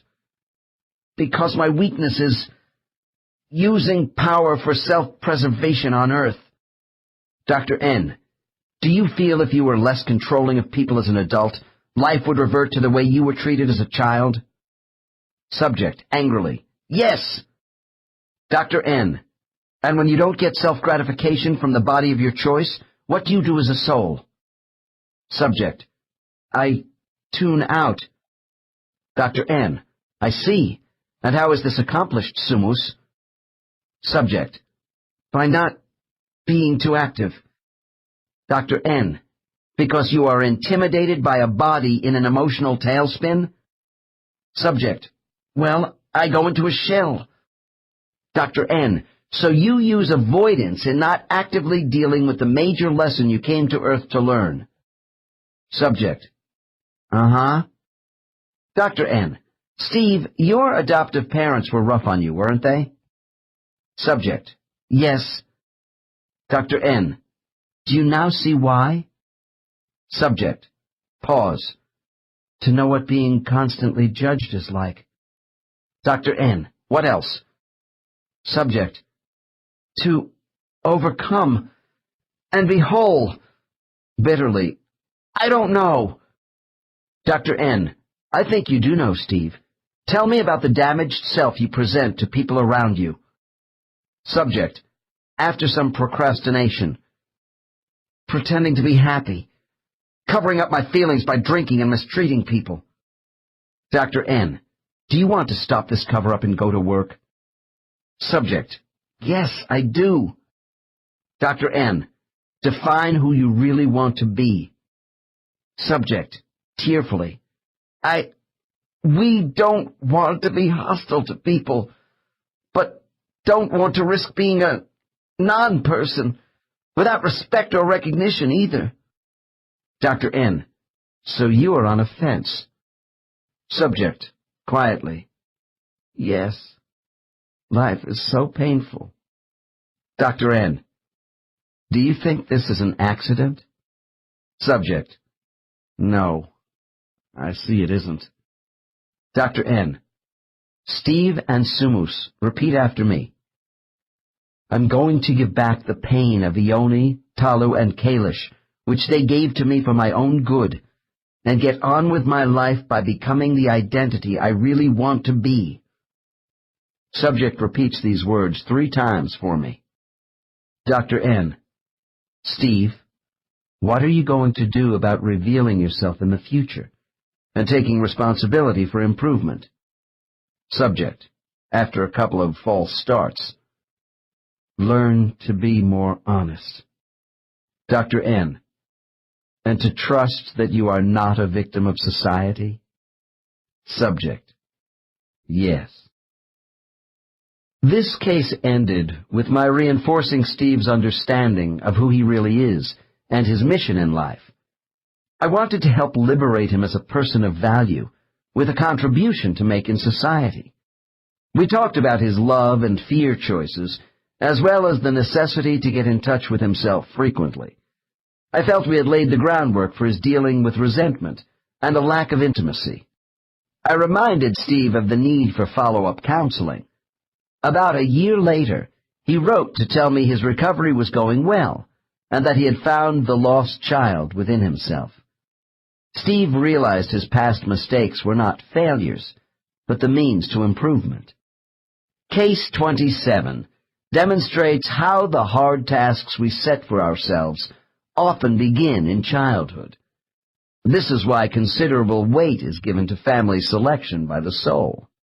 The idea that each of us voluntarily agreed to be the children of a given set of parents before we came into this life is a difficult concept for some people to accept. Although the average person has experienced love from his or her parents, many of us have unresolved, hurtful memories of those near to us who should have offered protection and did not. We grow up thinking of ourselves as victims of biological parents and family members whom we inherited without any choice in the matter. This assumption is wrong. When clients tell me how much they suffered from the actions of family members, my first question to their conscious mind is, if you had not been exposed to this person as a child, what would you now lack in understanding? It may take a while, but the answer is in our minds. There are spiritual reasons for our being raised as children around certain kinds of people, just as other people are designated to be near us as adults. To know ourselves spiritually means understanding why we joined in life with the souls of parents, siblings, spouses, and close friends. There is usually some karmic purpose for receiving pain or pleasure from someone close to us. Remember, along with learning our own lessons, we come to Earth to play a part in the drama of others' lessons as well. There are people who, because they live in a terrible environment, suspect the spirit world of not being a center of divine compassion. However, it is the ultimate in compassion when beings who are spiritually linked to each other come forward by prior agreement into human lives involving love-hate relationships. Overcoming adversity in these relationships may mean we won't have to repeat certain abrasive alliances in future lives. Surviving such trials on Earth places us into a heightened state of perception with each new life and enhances our identity as souls. People in trance may have trouble making a clear distinction between their soul identity and human ego. If the human personality has little structure beyond the five senses and basic drives for survival without ensoulment, then the soul is our total personality. This means, for example, that one could not have a human ego which is jealous and also possess a soul which is not jealous. Yet my cases indicate there are subtle variations between their soul identity and all that is manifested by the human personalities of many host bodies. Case 27 showed similarities and differences in the personalities of Harum and Steve. Our constant soul self seems to be a governing agent of human temperament, but we may express ourselves differently with each body. The souls of my subjects apparently select bodies which try to match their character flaws with human temperament for specific growth patterns. In one life, an overly cautious, low-energy soul might be disposed to blending with a quiet, rather subdued human host. This same soul, encouraged to take greater risks in another life, could choose to work more in opposition to its natural character by melding with a temperamentally high-strung, aggressive body type on Earth. Souls both give and receive mental gifts in life through a symbiosis of human brain cells and intelligent energy. Deep feelings generated by an eternal consciousness are conjoined with human emotion in the expression of one personality, which is as it should be. We don't need to change who we are in relation to life's experiences, only our negative reactions to these events. Asian Buddhists say enlightenment is seeing the absolute soul ego reflected in the relative human ego and acting through it during life. In the chapters on beginning, intermediate, and advanced soul levels, I gave case samples of soul maturity. I think souls do demonstrate their own patterns of ego in the bodies they inhabit, and they exert a powerful influence over body performance. However, making hasty judgments on a soul's maturity based solely on behavioral traits has its pitfalls. The design plan of souls could include holding parts of their energy in reserve in some lives. Sometimes a negative trait is selected by an otherwise developed soul for special attention in a certain body. We have seen how a soul selects the person with whom it wishes to associate in a given life. This does not mean that it has absolute control over that body. In extreme cases, a fractured personality struggling with internalized conflicts may result in a dissociative reaction to reality. I feel that this is a sign the soul is not always able to regulate and unify the human mind. I have mentioned how souls may become so buried by human emotion in bodies which are unstable that by the time of death they are contaminated spirits. If we become obsessed by our physical bodies, or carried along on an emotional roller coaster in life, the soul can be subverted by its outer self. Many great thinkers in history believed the soul can never be fully homogeneous with the human body, and that humans have two intellects. I consider human ideas and imagination as emanating from the soul, which provides a catalyst for the human brain. How much reasoning power we would have without souls is impossible to know, but I feel that the attachment of souls to humans supplies us with insight and abstract thought.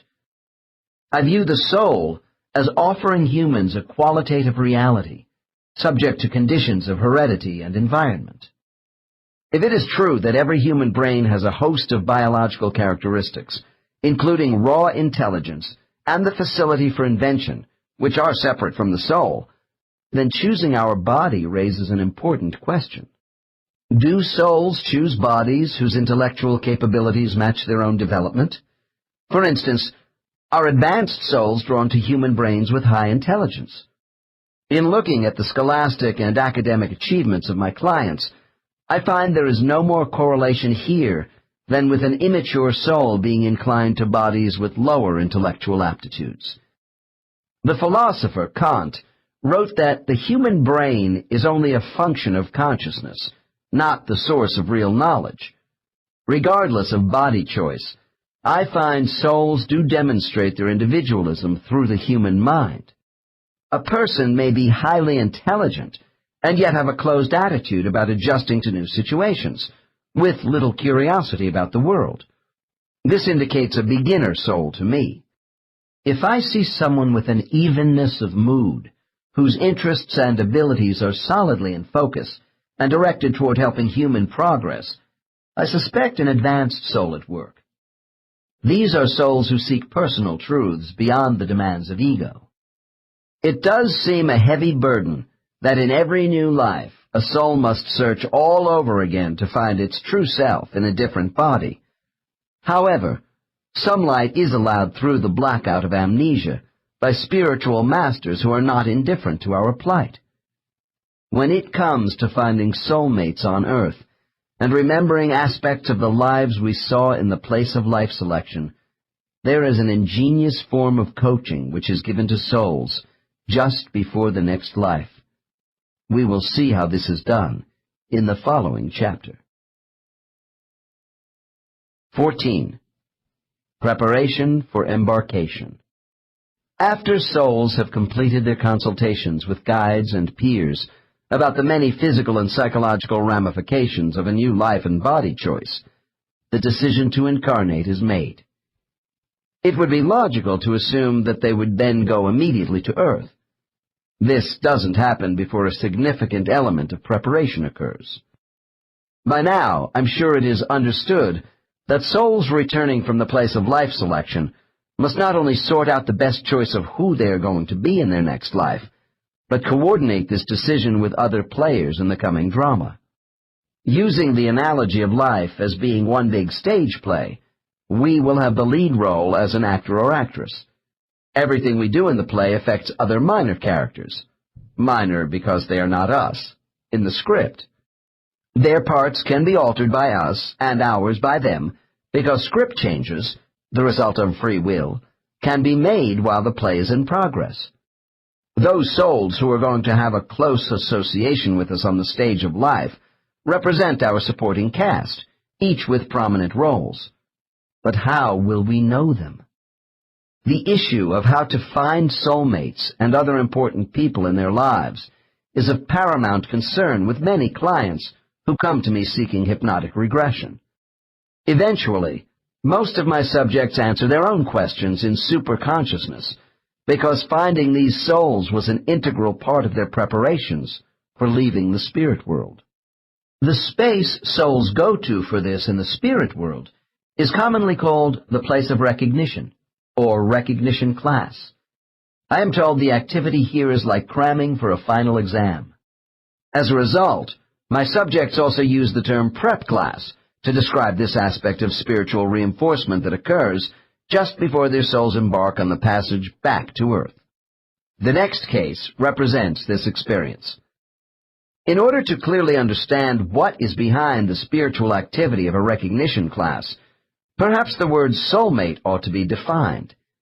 For many of us, our nearest and dearest soulmate is our spouse.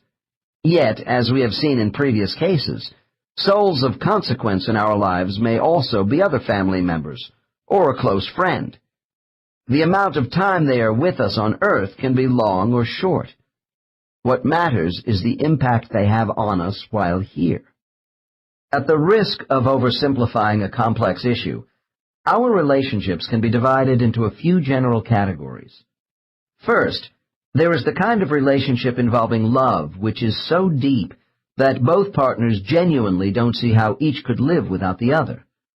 This is a mental and physical attraction which is so strong neither partner doubts that they were meant for each other. Second, there are relationships based upon companionship, friendship, and mutual respect.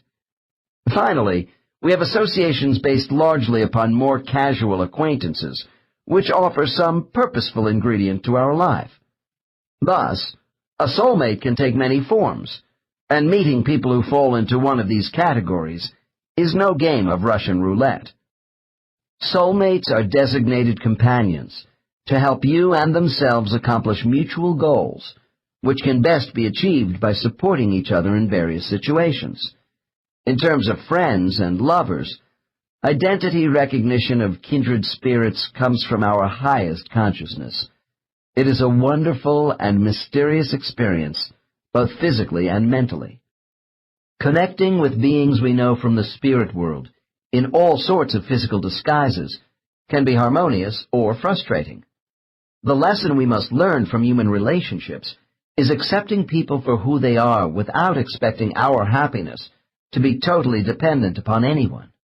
I have had clients come to me with the assumption that they are probably not with a soulmate because of so much turmoil and heartbreak in their marriages and relationships. They fail to realize that karmic lessons set difficult standards for each of us, and painful experiences involving the heart are deliberate tests in life. They are often of the hardest kind. Whatever the circumstances, relationships between people are the most vital part of our lives. Is it coincidence, ESP, déjà vu, or synchronicity when the right time and place come together and you meet someone for the first time who will bring meaning into your life? Was there a fleeting, forgotten memory, something familiar tugging at the back of your mind? I would ask the reader to sort through these memories involving a distinctive first encounter with someone important in the past. Was it at school? Did this individual live in your neighborhood? How about meeting him or her at work or during some recreation? Did someone introduce you, or was it a chance meeting? What did you feel at that moment? I hate to tamper with your fond recollections of a supposedly spontaneous past meeting, but such descriptions as chance, happenstance, or impulse aren't applicable to crucial contacts. This makes them no less romantic. In cases involving soulmates, I have heard many heartfelt accounts of close spiritual beings who journeyed across time and space to find each other as physical beings at a particular geographic spot on Earth at a certain moment. It is also true our conscious amnesia can make meeting significant people difficult, and we may take a wrong turn and miss the connection at some juncture. However, there can be a prearrangement here for backup contingencies. In the case which follows, I will begin the dialogue at a point in the session where I am asking my subject about his spirit world activity just before rebirth into his present life. Case 28. Dr. N. Is it close to the time when you will be leaving the spirit world for another life? Subject. Yes. I'm about ready. Dr. N. After you left the place of life selection, was your soul mind made up as to who you would be and the people you were to meet on Earth? Subject. Yes. Everything is beginning to come together for me. Dr. N. What if you had second thoughts about your choice of a time frame or a particular human body? Could you back out? Subject, sighs. Yes, and I have done that before. We all have. At least the people I know. Most of the time it's intriguing to think about being alive on Earth again. Dr. N. But what if you resisted coming back to Earth shortly before you were due to incarnate? Subject. It's not that rigid. I would always discuss the possibilities, my concerns for a new life with my tutor and companions before making a firm commitment. The tutors know when we are stalling, but I have made up my mind. Dr. N. Well, I'm glad. Now tell me, once you are firmly committed to return to Earth, does anything else of importance transpire for you in the spirit world? Subject. I must go to the recognition class. Dr. N. What is this place like for you? Subject. It's an observation meeting with my companions, so I can recognize them later. Dr. N. When I snap my fingers, you will go immediately to this class. Are you ready? Subject. Yes, I am. Dr. N. Snapping my fingers. Explain to me what you are doing. Subject. I am floating in with the others to hear the speaker. Dr. N. I would like to accompany you, but you will have to be my eyes. Is that all right? Subject. Sure, but we must hurry a little. Dr. N. How does this place appear to you? Subject. A circular auditorium with a raised dais in the middle. That's where the speakers are. Dr. N. Are we going to float in and sit down on seats? Subject shakes head. Why would we need seats? Dr. N. Just wondering. How many souls are around us? Subject. Oh, about 10 or 15. People who are going to be close to me in the life to come. Dr. N. That's all the souls you see? Subject. No, you asked how many were around me. There are others, further away in groups, to hear their speakers. Dr. N. Are the 10 or 15 souls around you all from your cluster group? Subject. Some of them. Dr. N. Is this gathering similar to the one near the gateway where you met a few people right after your last life? Subject. Oh, no, that was more quiet. With just my family. Dr. N. Why was that homecoming meeting more quiet than where we are now? Subject. I was still in a daze from losing my body. Here there's lots of conversation and milling around, anticipation. Our energy is really up. Listen, we have to move along faster. I have got to hear what the speakers are saying. Dr. N. Are these speakers your tutor guides? Subject. No, they are the prompters. Dr. N. Are they souls who specialize in this sort of thing? Subject. Yes, they give us the signs by coming up with ingenious ideas. Dr. N. Okay, let's move in close to the prompter while you continue to tell me what is happening. Subject. We form a circle around the dais. The prompter is floating back and forth in the center, pointing a finger at each of us and saying we must pay close attention. I have to do it. Dr. N. Lowering my voice. I understand, and I wouldn't want you to miss a thing. But please explain what you mean by signs. Subject. This prompter is assigned to us so we will know what to look for in our next life. The signs are placed in our mind now in order to jog our memories later as humans. Dr. N. What kind of signs? Subject. Flags. Markers in the road of life. Dr. N. Could you be more specific? Subject. The road signs kick us into a new direction in life at certain times when something important is supposed to happen. And then we must know the signs to recognize one another too. Dr. N. And this class takes place for souls before each new life? Subject. Naturally. We need to remember the little things. Dr. N. But haven't you already previewed the details of your next life in the place of life selection? Subject. That's true, but not the small details. Besides, I didn't know all the people who would be operating with me then. This class is a final review, bringing all of us together. Dr. N, for those of you who will have an impact on each other's lives? Subject, that's right. It's mainly a prep class because we won't recognize each other at first on Earth. Dr. N, do you see your primary soulmate here? Subject, flushing. She is here. And there are other people that I am supposed to contact. Or they will contact me in some way. The others need their signs, too. Dr. N, oh, so that's why these souls are a mixed gathering of entities from different groups. They are all going to play some significant role in each other's new life. Subject, impatiently. Yes, but I can't listen to what is going on with you talking. Shh. Dr. N, lowering my voice again. All right. On the count of 3, I am going to hold this class in suspension for a few minutes, so you won't miss anything. Softly. 1, 2, 3. The speaker is now quiet while you are going to explain a little more about the flags and the signs. Okay? Subject. I guess so. Dr. N. I am going to call these signs memory triggers. Are you telling me there will be special triggers for each of these people with you? Subject. That's why we have been brought together.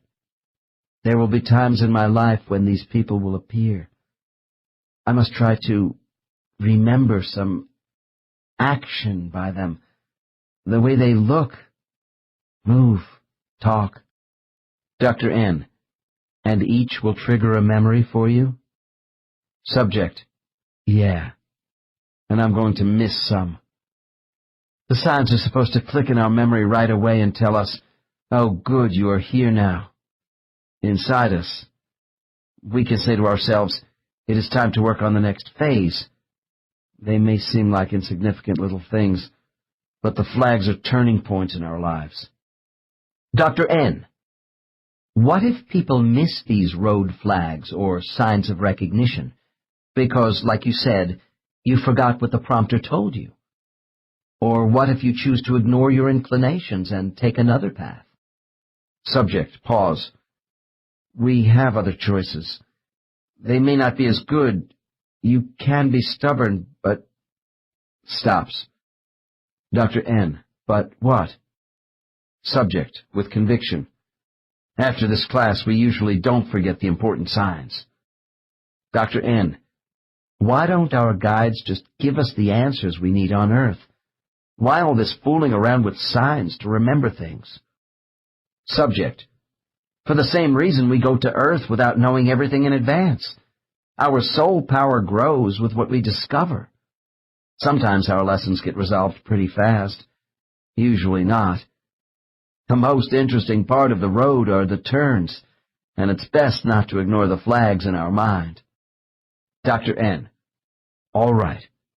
I'm going to count from 10 down to 1, and when I reach 1, your class will start again and you will listen while the prompter gives out signs. I will not speak until you raise the index finger of your right hand. This will be my sign that the class is over, and you can relate to me the signs you are to remember. Are you ready? Subject. Yes. Note. I finish my count and wait a couple of minutes before my subject raises his finger.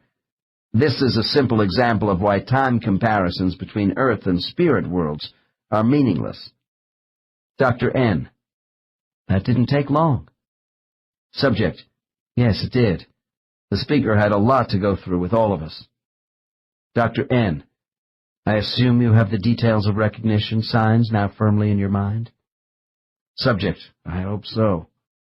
Dr. N. Good. Then tell me about the last sign you were given as the class ended. Subject. Pause. A silver pendant. I will see it when I am 7 years old, around the neck of a woman on my street. She always wore it. Dr. N. How will this silver object be a trigger for you? Subject. Abstractly. It shines in the sun. To catch my attention. I must remember. Dr. N. In a commanding tone. You have the capacity to bring your spiritual and earthly knowledge together. placing my hand on the subject's forehead. Why is the soul of this woman important for you to know? Subject. I meet her riding my bike on our street. She smiles. The silver pendant is bright. I ask about it. We become friends. Dr. N. Then what? Subject, wistfully. I will only know her a short time before we move. But it is enough. She will read to me and talk to me about life and teach me to respect people. Dr. N. As you grow older, can people themselves be signs or provide flags to help you make a connection? Subject. Sure. They might arrange introductions at the right time.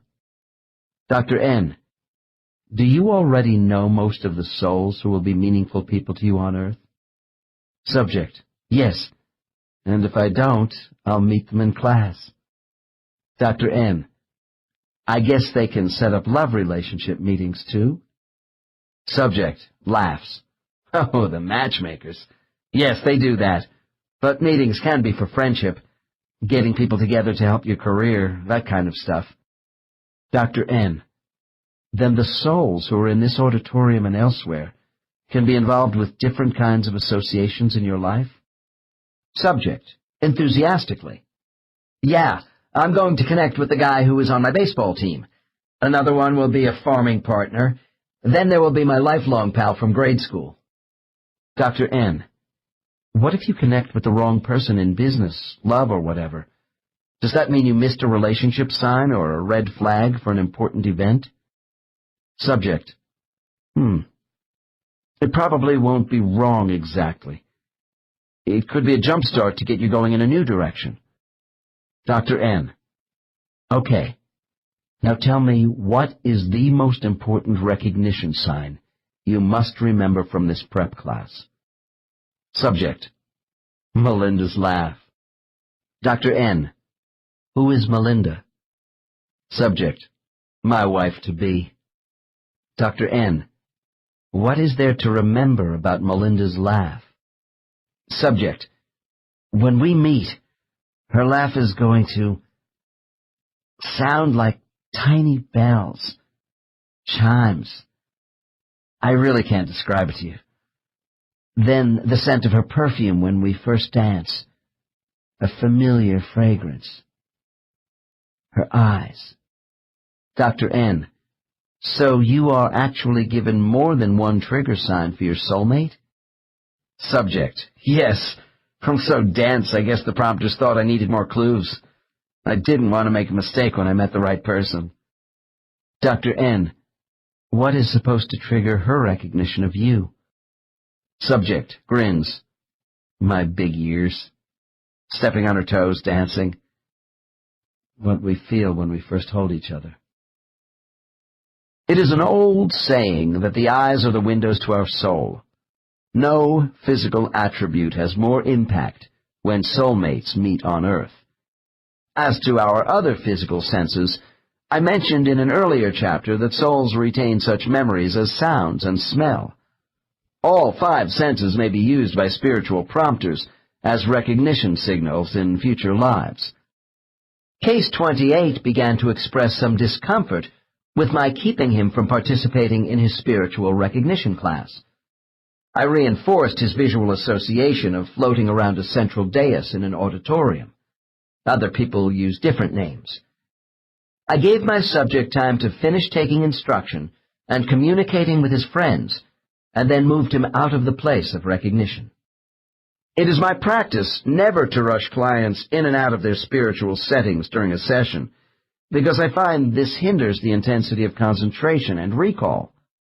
When we had established ourselves away from the other souls, I talked to this man about his soulmate, Melinda. I learned these 2 souls were most comfortable in husband and wife roles, although occasionally they chose to relate differently in their lives together. Both these souls wanted to make sure they would connect on Earth in their current lives. I thought I would follow up on what actually had transpired. Dr. N. When you and Melinda came to Earth and were young, did you live close to each other? Subject: No, I lived in Iowa and she was in California. Musing: It was Claire that I knew in Iowa. Dr. N: Were you interested in Claire romantically? Subject: Yes, I almost married her. It was close, and that would have been a mistake. Claire and I weren't right for each other, but going together in high school had become a habit. Dr. N: And yet you left your hometown for California? Subject: Yes. Claire didn't want me to go, but my parents wanted to leave our farm and move west. I liked Iowa and was uneasy about moving and torn over leaving Claire, who was still in high school. Dr. N: Was there a road sign, a flag of some sort, which helped you make the decision to move with your parents? Subject: Sighs: It was my sister who waved a red flag at me. She convinced me I would have more opportunities in the city where my parents were planning to go.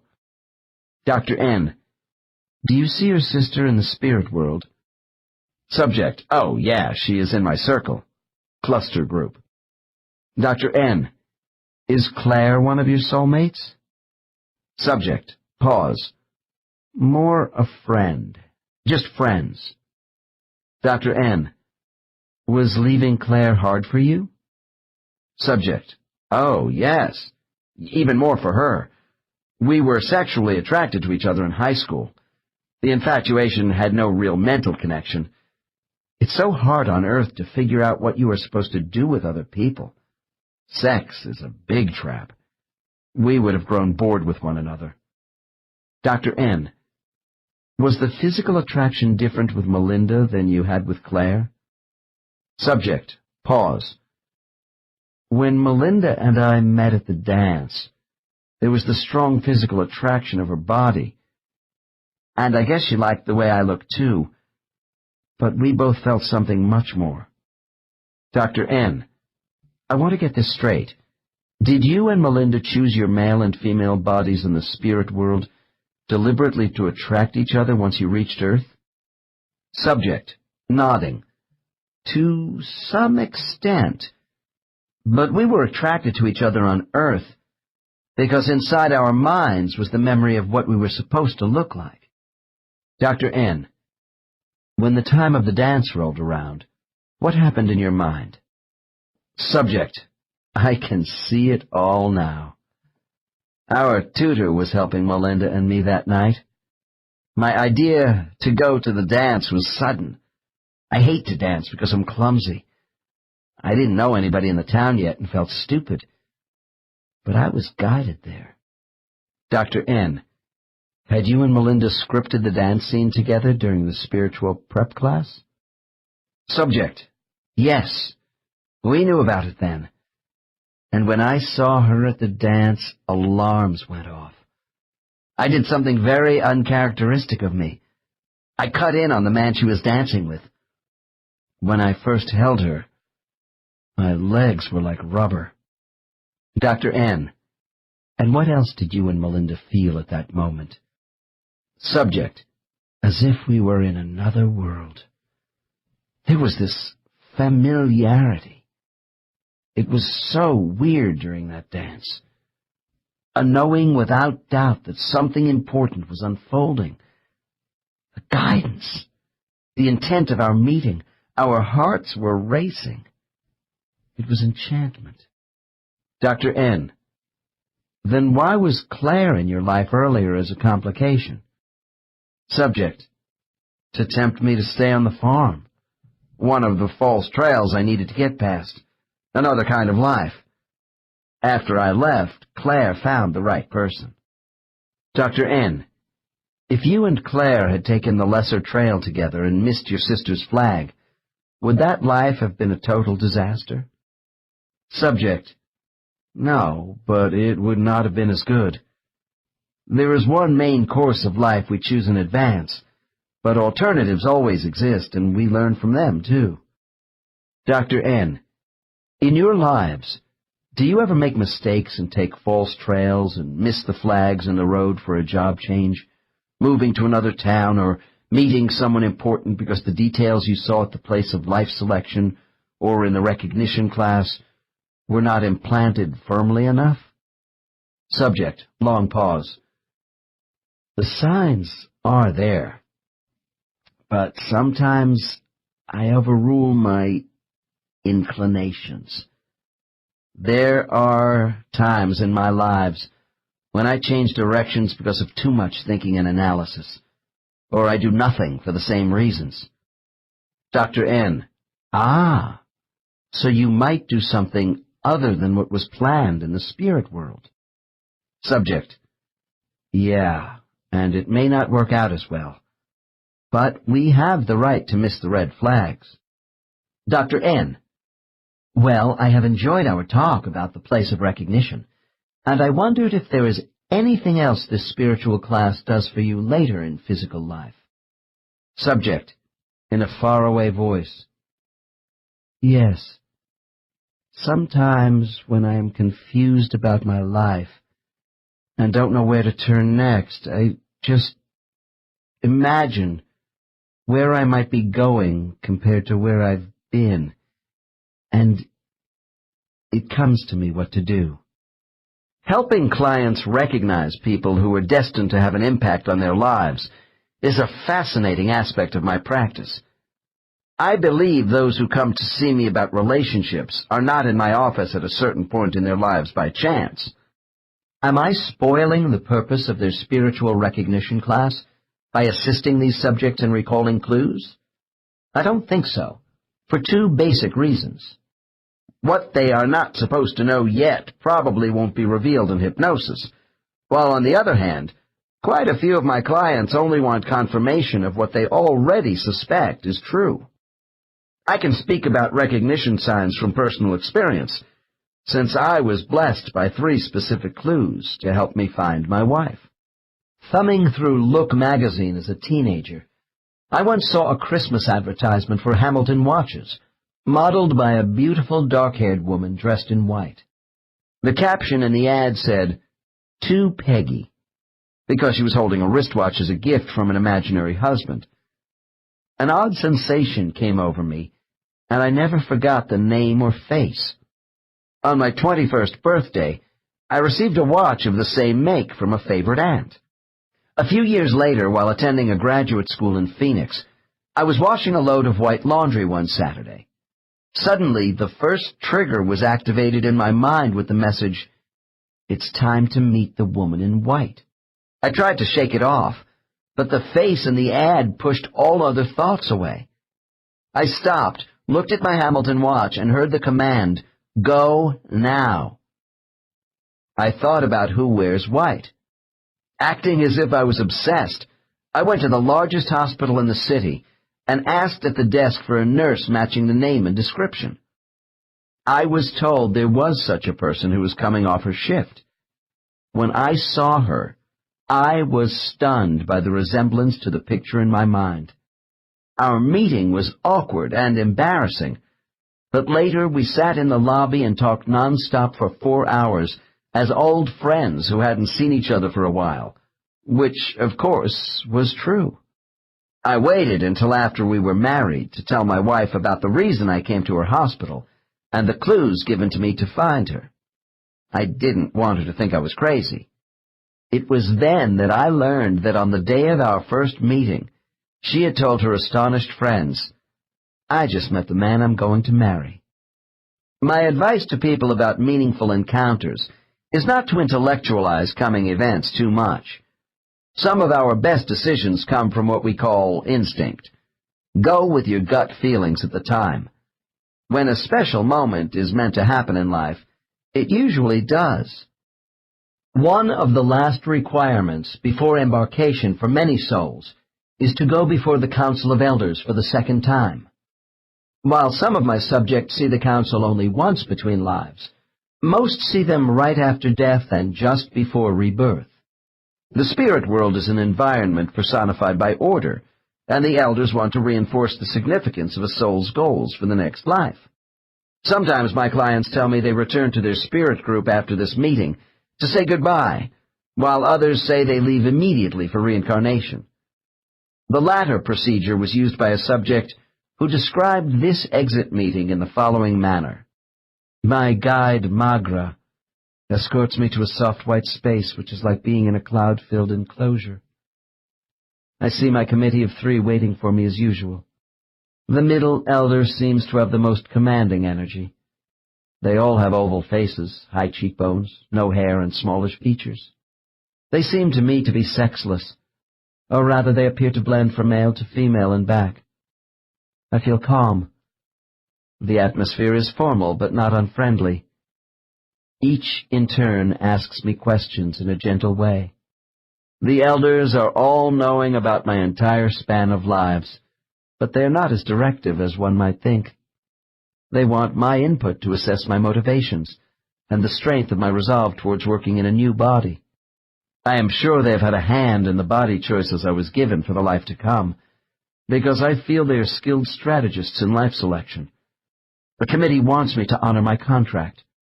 They stress the benefits of persistence and holding to my values under adversity. I often give in too easily to anger, and they remind me of this while reviewing my past actions and reactions towards events and people. The elders and Magra give me inspiration, hope, and encouragement to trust myself more in bad situations and not let things get out of hand. And then, as a final act to bolster my confidence when I am about to leave, they raise their arms and send a power bolt of positive energy into my mind to take with me.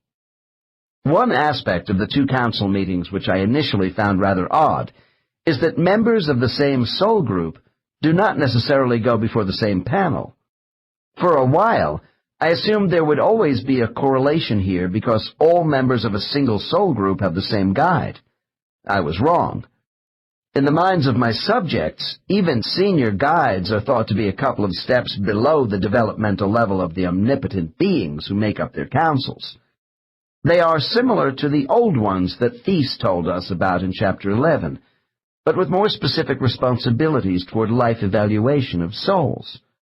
While a guide might, in some respects, be considered a personal confidant to a soul, this same familiarity does not extend to an elder. In time, I came to appreciate that an elder's authority, unlike that of guides, involves a cross-section of souls from many groups. Apparently, everyone in a soul group respects the intensely private nature of these proceedings. They all see their individual council of elders as godly. The elders are bathed in bright light, and the whole setting has an aura of divinity. A subject put it this way: when we are taken into the presence of these superior beings who exist in such a high spiritual realm, it validates our feelings about the source of creation. 15. Rebirth. We have seen how a soul's decision to come forward into the next life at a specific time and place on earth involves an ordered progression of spiritual planning. As I bring the soul consciousness of my subjects nearer to the moment of their exit from the spirit world, most become quietly introspective, while others engage in light bantering with their friends. These reactions toward what lies ahead depend more on the individual soul than on the length of time since a last incarnation. Rebirth is a profound experience. Those souls getting ready for embarkation to Earth are like battle-hardened veterans, girding themselves for combat. This is the last chance for souls to enjoy the omniscience of knowing just who they are before they must adapt to a new body. My last case involves the soul of a woman who offers us a well-defined description of her most recent passage to Earth. Case 29. Dr. N. Has the time arrived for you to be reborn into your next life? Subject. Yes, it has. Dr. N. What is uppermost in your mind about returning to Earth? Subject. The opportunity to live in the 20th century. It's an exciting time of many changes. Dr. N. And have you seen this life, or at least parts of it, in advance? Subject. Yes, I've been through that. Subject seems distracted. Dr. N. Is there something else you want to talk to me about concerning your next incarnation? Subject: I'm having a last talk with Pomar, subject's guide, on all the alternatives to my project.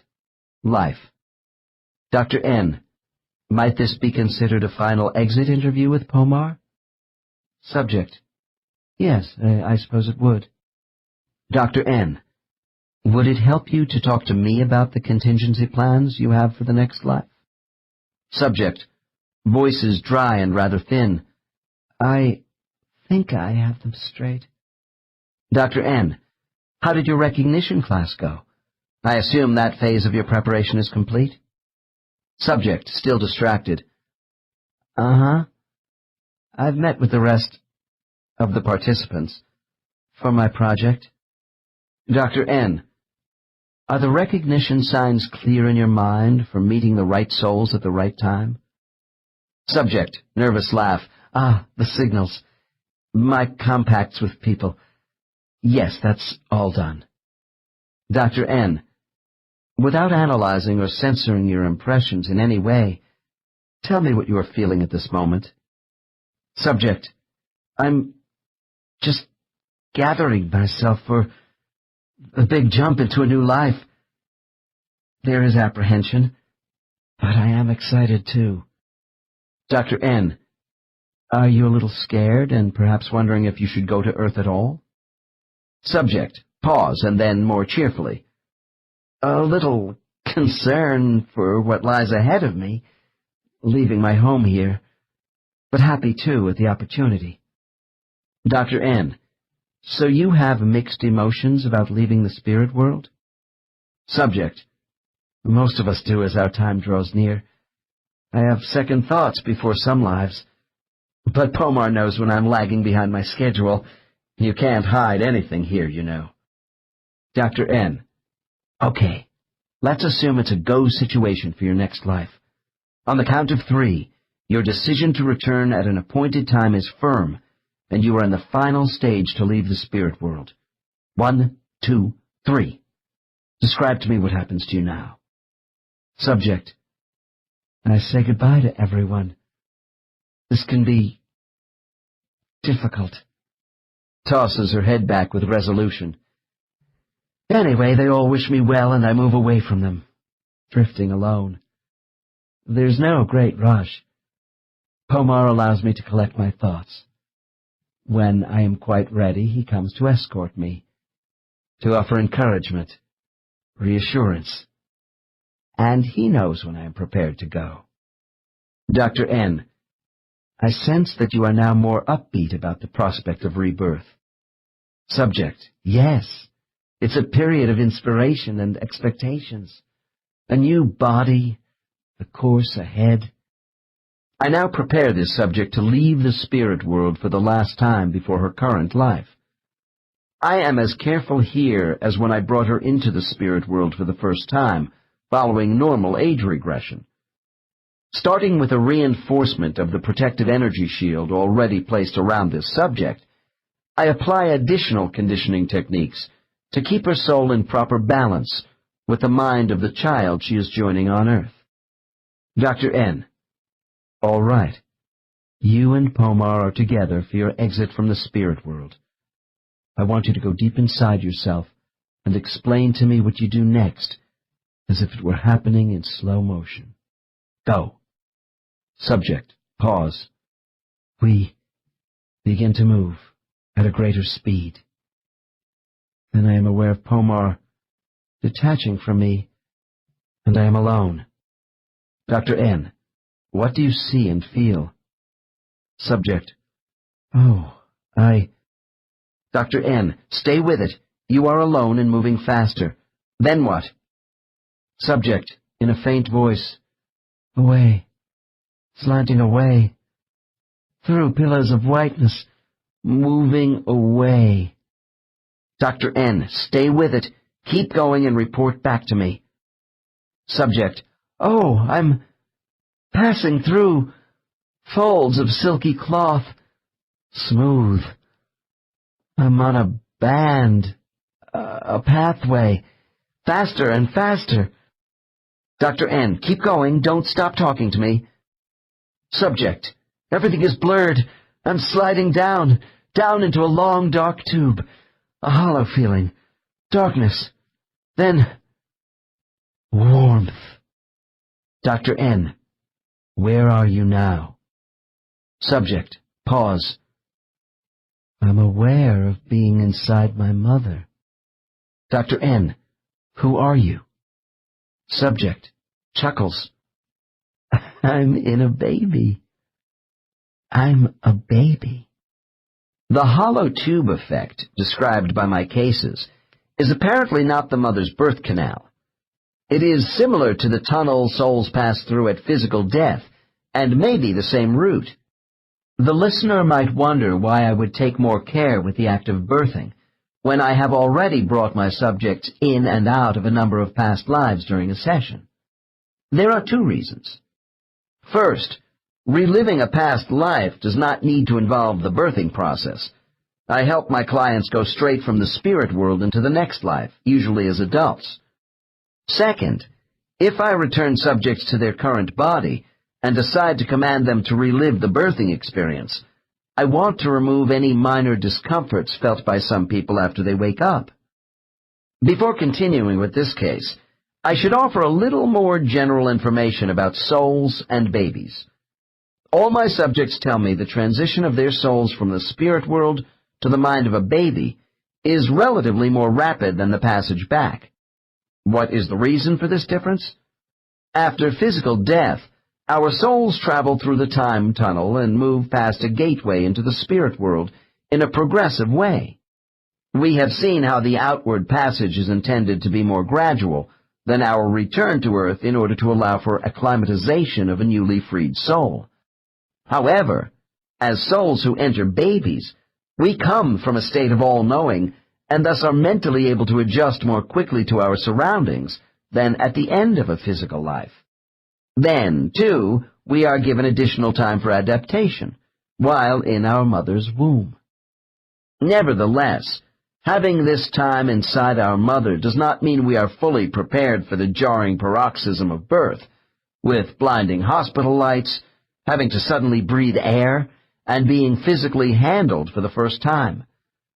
My subjects say if they were to compare the moment of birth with that of death, the physical shock of being born is much greater. At some point prior to birth, the soul will carefully touch and join more fully with the impressionable developing brain of a baby. When a soul decides to enter a baby, apparently that child has no free choice in accepting or rejecting the soul. At the moment of first entry, chronological time begins for the soul. Depending upon the inclinations of the particular soul involved, the connection may be early or late in the mother's pregnancy. I have had cases where souls timed their arrival at the last minute during delivery, but this is unusual. My findings indicate even those souls who join the baby early seem to do a lot of traveling outside the mother's womb during her term. Once birth has taken place, the union of spirit and flesh has been fully solidified into a partnership. The immortal soul then becomes the seat of perception for the developing human ego. The soul brings a spiritual force which is the heritage of infinite consciousness.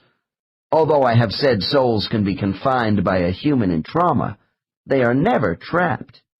Besides leaving at the moment of death, souls may also come and go when the body is sleeping, in deep meditation, or under an anesthetic in surgery. The soul's absences are much longer in cases of severe brain damage and coma. Case 29 continues by explaining the creative beauty of a soul joining with a new human being. This coupling of an intelligent life force before birth brings us full circle from the death scene described in Case 1. Dr. N. Well, I'm glad you arrived safe and sound in your new body. Tell me, how old is the baby? Subject. 5 months have passed, since conception. Dr. N. Is this your usual arrival time as far as the maturation of a child? Subject. In my lives, I have arrived at different times, depending on the baby, the mother, and my life to be. Dr. N. As a soul, are you in distress if the baby is aborted from the mother's womb for any reason before full term? Subject. We know if a baby is going to full term or not. Not being born comes as no surprise to us. We may be around to just comfort the child. Dr. N. Well, if the child does not go to term, is your life assignment as a soul aborted as well? Subject. No, there never was a full life assignment as far as that child was concerned. Dr. N. Might some babies who are aborted never have souls? Subject. That depends on how far along they are. The ones who die very early often don't need us. Note: this issue was as hotly debated in the past as it is today. During the 13th century, the Christian Church found it necessary to establish guidelines for the existence of souls with regard to an aborted fetus. St. Thomas Aquinas and other medieval theologians arbitrarily decided ensoulment took place 40 days after conception. Dr. N. Assuming a baby is going to full term, do you know about the convergence habits of other souls with these children? Subject, offhandedly. Oh, some float around more than others, going in and out of the baby until birth because they get bored. Dr. N. What do you usually do? Subject. I'm average, I guess. Actually, I don't spend a long time at any one stretch with babies, because it can get pretty dull. Dr. N. All right. Let's take this current situation inside your mother and allow some time to pass. What do you do when you are not with the unborn baby? Subject laughs with delight. You want the truth? I'll tell you. Me? I play. It's a fine time to leave and purely goof off when the baby is less active. I have fun with my friends who are doing the same thing. We bounce around Earth to visit with each other and go to interesting places where we have once lived together in former lives. Dr. N. Don't you and these other souls feel leaving the unborn baby for long periods is shirking the responsibilities of your assignment on Earth?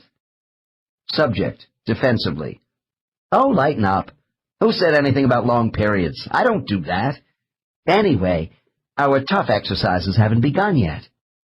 Dr. N. When you leave the baby for a while, what astral plane are you on in relation to Earth? Subject. We are still on the Earth plane, and we try not to get too distracted either. A lot of our fooling around is in the neighborhood of the baby. I don't want you to get the idea there's nothing for us to do with unborn babies. Dr. N. Oh? Subject continues. I'm busy with this new mind, even though it's not fully ready. Dr. N. Why don't we talk more about that? When your soul enters a baby to remain with this new body for a lifetime, give me the scope of this undertaking. Subject takes a deep sigh. Once I attach to a child, it is necessary to bring my mind into synchronization with the brain. We have to get used to each other as partners. Dr. N. This is what other people tell me. But do you and the baby have an affinity for each other right away? Subject. Well, I am in the mind of the child, but separate too. I go slowly at first. Dr. N. Okay. Why don't you explain what you do with the mind of the baby? Subject. It's delicate and can't be hurried. I start with a gentle probe, defining connections, gaps. Every mind is different. Dr. N. Is there any conflict within the child against you? Subject, softly. There is a slight resistance in the beginning. Not full acceptance while I trace the passages. That's usual. Until there is familiarization. Stops for a moment and laughs quietly. I keep bumping into myself. Dr. N. As you integrate with the baby, when does it become receptive to the force of your identity as a soul? Subject: I'm disturbed by your word force. We never force ourselves when entering an unborn baby. My tracing is done carefully. Dr. N: Did it take you many lives to learn to trace a human brain? Subject: A while. New souls are assisted with their tracing. Dr. N: Since you represent pure energy, are you tracing electrical brain connections, such as neurotransmitters, nerve cells, and the like? Subject: Pause. Well, something like that. I disrupt nothing, though, while I learn the brainwave patterns of the baby. Dr. N: Are you referring to the thought regulation circuitry of the mind? Subject: How this person translates signals. Its capacity. No two children are the same. Dr. N: Be completely frank with me. Isn't your soul taking over this mind and subjugating it to your will? Subject: You don't understand. It's a melding. There is an emptiness before my arrival, which I fill to make the baby whole. Dr. N: Do you bring intellect? Subject: We expand what is there. Dr. N: Could you be more specific about what your soul actually provides the human body? Subject: We bring a comprehension of things, a recognition of the truth of what the brain sees. Dr. N: Are you sure this child doesn't think of you at first as an alien entity in her mind? Subject: No. That's why we unify with undeveloped minds. She recognizes me as a friend, a twin who is going to be part of her. It's as if the baby was waiting for me to come. Dr. N: Do you think a higher power prepares the baby for you? Subject: I don't know. It would seem so. Dr. N: Is your work at unification completed before birth? Subject: Not really. But at birth we have started to complement each other. Dr. N: So the unification process does take some time? Subject: Sure, while we adjust to each other. And, like I told you, I leave the unborn baby at intervals. Dr. N: But what about those souls who join babies at the last minute before birth? Subject: That's their style, not mine. They have to start their work in the crib. Dr. N: How far along in age is the body by the time your soul stops leaving the child altogether? Subject: At about 5 or 6 years of age. Usually we get fully operational when the child starts school. Children under this age can be left to their own devices a lot. Dr. N: Don't you have a duty to always be with your body? Subject: If things get bad in a physical way, then I'm back inside like a shot. Dr. N: How would you know this if you were off fooling around with other souls? Subject: Every brain has a wave pattern. It's like a fingerprint. We know immediately if the baby assigned to us is in trouble. Dr. N: So you are watching the baby assigned to you all the time, both inside and out, during the early stages of growth? Subject: With pride. Oh, yes. And I watch the parents. They might be having squabbles around the baby, which sets up disturbing vibrations. Dr. N: If this happens to the child, what do you do as its soul? Subject: Quiet the child as best I can. Reach out to the parents through the baby to calm them. Dr. N: Give me an example of how you can reach out to your parents. Subject: Oh, make the baby laugh in front of them by poking my parents' faces with both hands. This sort of thing further endears babies to parents. Dr. N: As a soul, you can control motor movements of the baby? Subject: I'm Me? I can push a little on that part of the brain which controls movements. I can tickle the kid's funny bone sometimes, too. I'll do whatever it takes to bring harmony to my assigned family. Dr. N, tell me what it is like being inside a mother's womb. Subject: I like the warm, comfortable feeling of love. Most of the time there is love. Sometimes there is stress. Anyway, I use this time to think and plan what I am going to do after birth. I think about my past lives and missed opportunities with other bodies, and this gives me incentive. Dr. N, and you haven't yet had the memories of all your past lives and your life in the spirit world blocked out by amnesia? Subject: That starts after birth.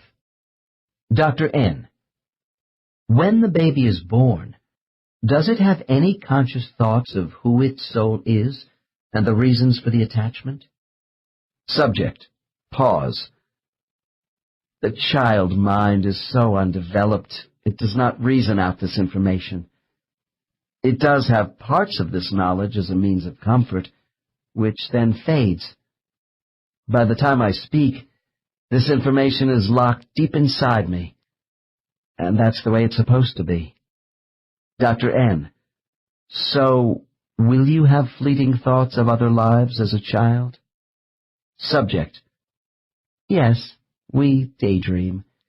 The way we play as children, creating stories, having imaginary friends who are real. But it fades. In the first few years of life, babies know more than they are given credit for. Dr. N, all right. Now it is the time right before your birth in this life. Tell me what you are doing. Subject: I'm listening to music. Dr. N, What music? Subject: I'm listening to my father play records. Very relaxing for him. It helps him to think. I'm a bit anxious for him. Dr. N, why? Subject: Giggles. He thinks he wants a boy, but I'll change his mind in a hurry. Dr. N, so this is a productive time for you? Subject: With determination. Yes. I'm busy planning for the approaching time when I will enter the world as a human and take that first breath. This is my last chance for quiet contemplation of the next life. When I come out, I'll be running. Conclusion. The information contained in this book about the existence of souls after physical death represents the most meaningful explanation I have found in my life as to why we are here.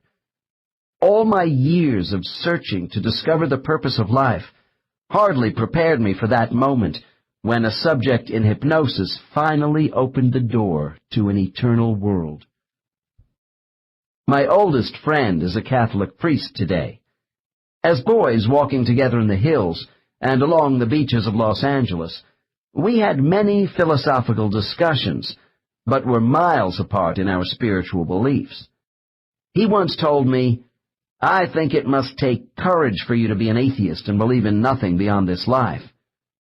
I didn't see it that way at the time, nor for many years afterward. Starting at age 5, I had been sent by my parents to military-type boarding schools for long periods. The feelings of abandonment and loneliness were so great, I believed in no higher power than myself. I now realize strength was given to me in subtle ways I was unable to see. My friend and I still have different approaches to spirituality, but we both have convictions today that order and purpose in the universe emanate from a higher consciousness. Looking back, I suppose it was no accident in my own life that people would eventually come to me for hypnosis, a medium of truth I could believe in, to tell me about guides, heavenly gateways, spiritual study groups, and creation itself in a world of souls. Even now, I sometimes feel like an intruder in the minds of those who describe the spirit world and their place in it, but their knowledge has given me direction. Still, I wonder why I am the messenger for the spiritual knowledge contained in this book, when someone with less original cynicism and doubt would surely have been much better suited. Actually, it is the people represented in these cases who are the real messengers of hope for the future, not the reporter. Everything I have learned about who we are and where we come from, I owe to those who were drawn to me for help. They have taught me that a major aspect of our mission on earth as souls is to mentally survive being cut off from our real home. While in a human body, the soul is essentially alone. A soul's relative isolation on earth during a temporary physical life is made more difficult on a conscious level by thoughts that nothing exists beyond this life. Our doubts tempt us into finding attachments solely in a physical world we can see. The scientific knowledge that Earth is only a grain of sand at the edge of a galactic shoreline within a vast sea in the universe adds to our feelings of insignificance. Why is no other living thing on Earth concerned with life after death? Is this simply because our inflated egos hate to think of life as only temporary? Or is it because our being is associated with a higher power? People argue that any thoughts of a hereafter are wishful thinking. I used to do so myself. However, there is logic to the concept we were not created by accident for mere survival, and that we do operate within a universal system which directs the physical transformation of self for a reason. I believe it is the voice of our souls, which tell us we do have personhood that is not intended to die. All the accounts of life after death in my case files have no scientific foundation to prove the statements of these subjects. To those readers who find the material offered in this book too unprecedented to accept, I would hope for one thing. If you carry away nothing except the idea you may have a permanent identity worth finding, I will have accomplished a great deal. One of the most troublesome concerns of all people who want to believe in something higher than themselves is the causality of so much negativity in the world. Evil is given as the primary example. When I ask my subjects how a loving God could permit suffering, surprisingly, there are few variations in their responses. My cases report our souls are born of a Creator which places a totally peaceful state deliberately out of reach, so we will strive harder. We learn from wrongdoing. The absence of good traits exposes the ultimate flaws in our nature. That which is not good is testing us. Otherwise, we would have no motivation to better the world through ourselves, and no way to measure advancement. When I ask my subjects about the alternating merciful and wrathful qualities we perceive to be the self-expression of a teacher oversoul, some of them say the Creator only shows certain attributes to us for specific ends. For instance, if we equate evil with justice and mercy with goodness, and if God allowed us only to know mercy, there would be no state of justice. This book presents a theme of order and wisdom rising from many spiritual energy levels. In a remarkable underlying message, particularly from advanced subjects, the possibility is held out that the God Oversoul of our universe is on a less than perfect level. Thus, complete infallibility is deferred to an even higher divine source. From my work, I have come to believe that we live in an imperfect world by design. Earth is one of countless worlds with intelligent beings, each with its own set of imperfections to bring into harmony. Extending this thought further, we might exist as one single-dimensional universe out of many, each having its own creator governing at a different level of proficiency, in levels similar to the progression of souls seen in this book. Under this pantheon, the divine being of our particular house would be allowed to govern in his, her, or its own way. If the souls who go to planets in our universe are the offspring of a parent oversoul, who is made wiser by our struggle, then could we have a more divine grandparent who is the absolute God? The concept that our immediate God is still evolving as we are takes nothing away from an ultimate source of perfection who spawned our God. To my mind, a supreme, perfect God would not lose omnipotence or total control over all creation by allowing for the maturation of less than perfect superior offspring. These lesser gods could be allowed to create their own imperfect worlds as a final means of edification, so they might join with the ultimate God. The reflected aspects of divine intervention in this universe must remain as our ultimate reality. If our God is not the best there is because of the use of pain as a teaching tool, then we must accept this as the best we have, and still take the reasons for our existence as a divine gift. Certainly, this idea is not easy to convey to someone who is physically suffering, for example, from a terminal illness. Pain in life is especially insidious because it can block the healing power of our souls, especially if we have not accepted what is happening to us as a preordained trial. Yet throughout life, our karma is designed so that each trial will not be too great for us to endure. At a Wat temple in the mountains of northern Thailand, a Buddhist teacher once reminded me of a simple truth. Life, he said, is offered as a means of self-expression, only giving us what we seek when we listen to the heart. The highest forms of this expression are acts of kindness.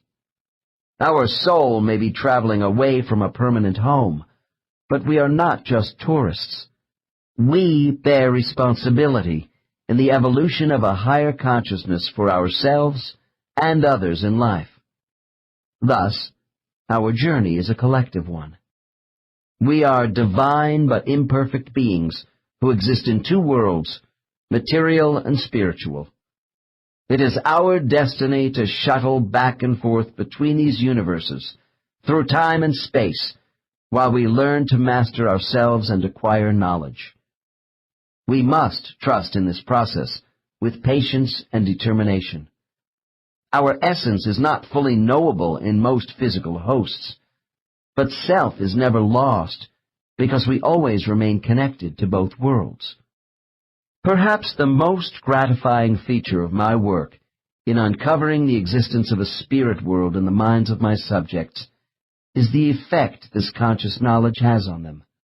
The most significant benefit which comes from knowing we have a home of everlasting love waiting for us is being receptive to the higher spiritual power within our minds. The awareness that we do belong somewhere is reassuring and offers us peace, not merely as a haven from conflict, but to unify ourselves with a universal mind. One day, we are going to finish this long journey, all of us, and reach an ultimate state of enlightenment, where everything is possible. This concludes Journey of Souls.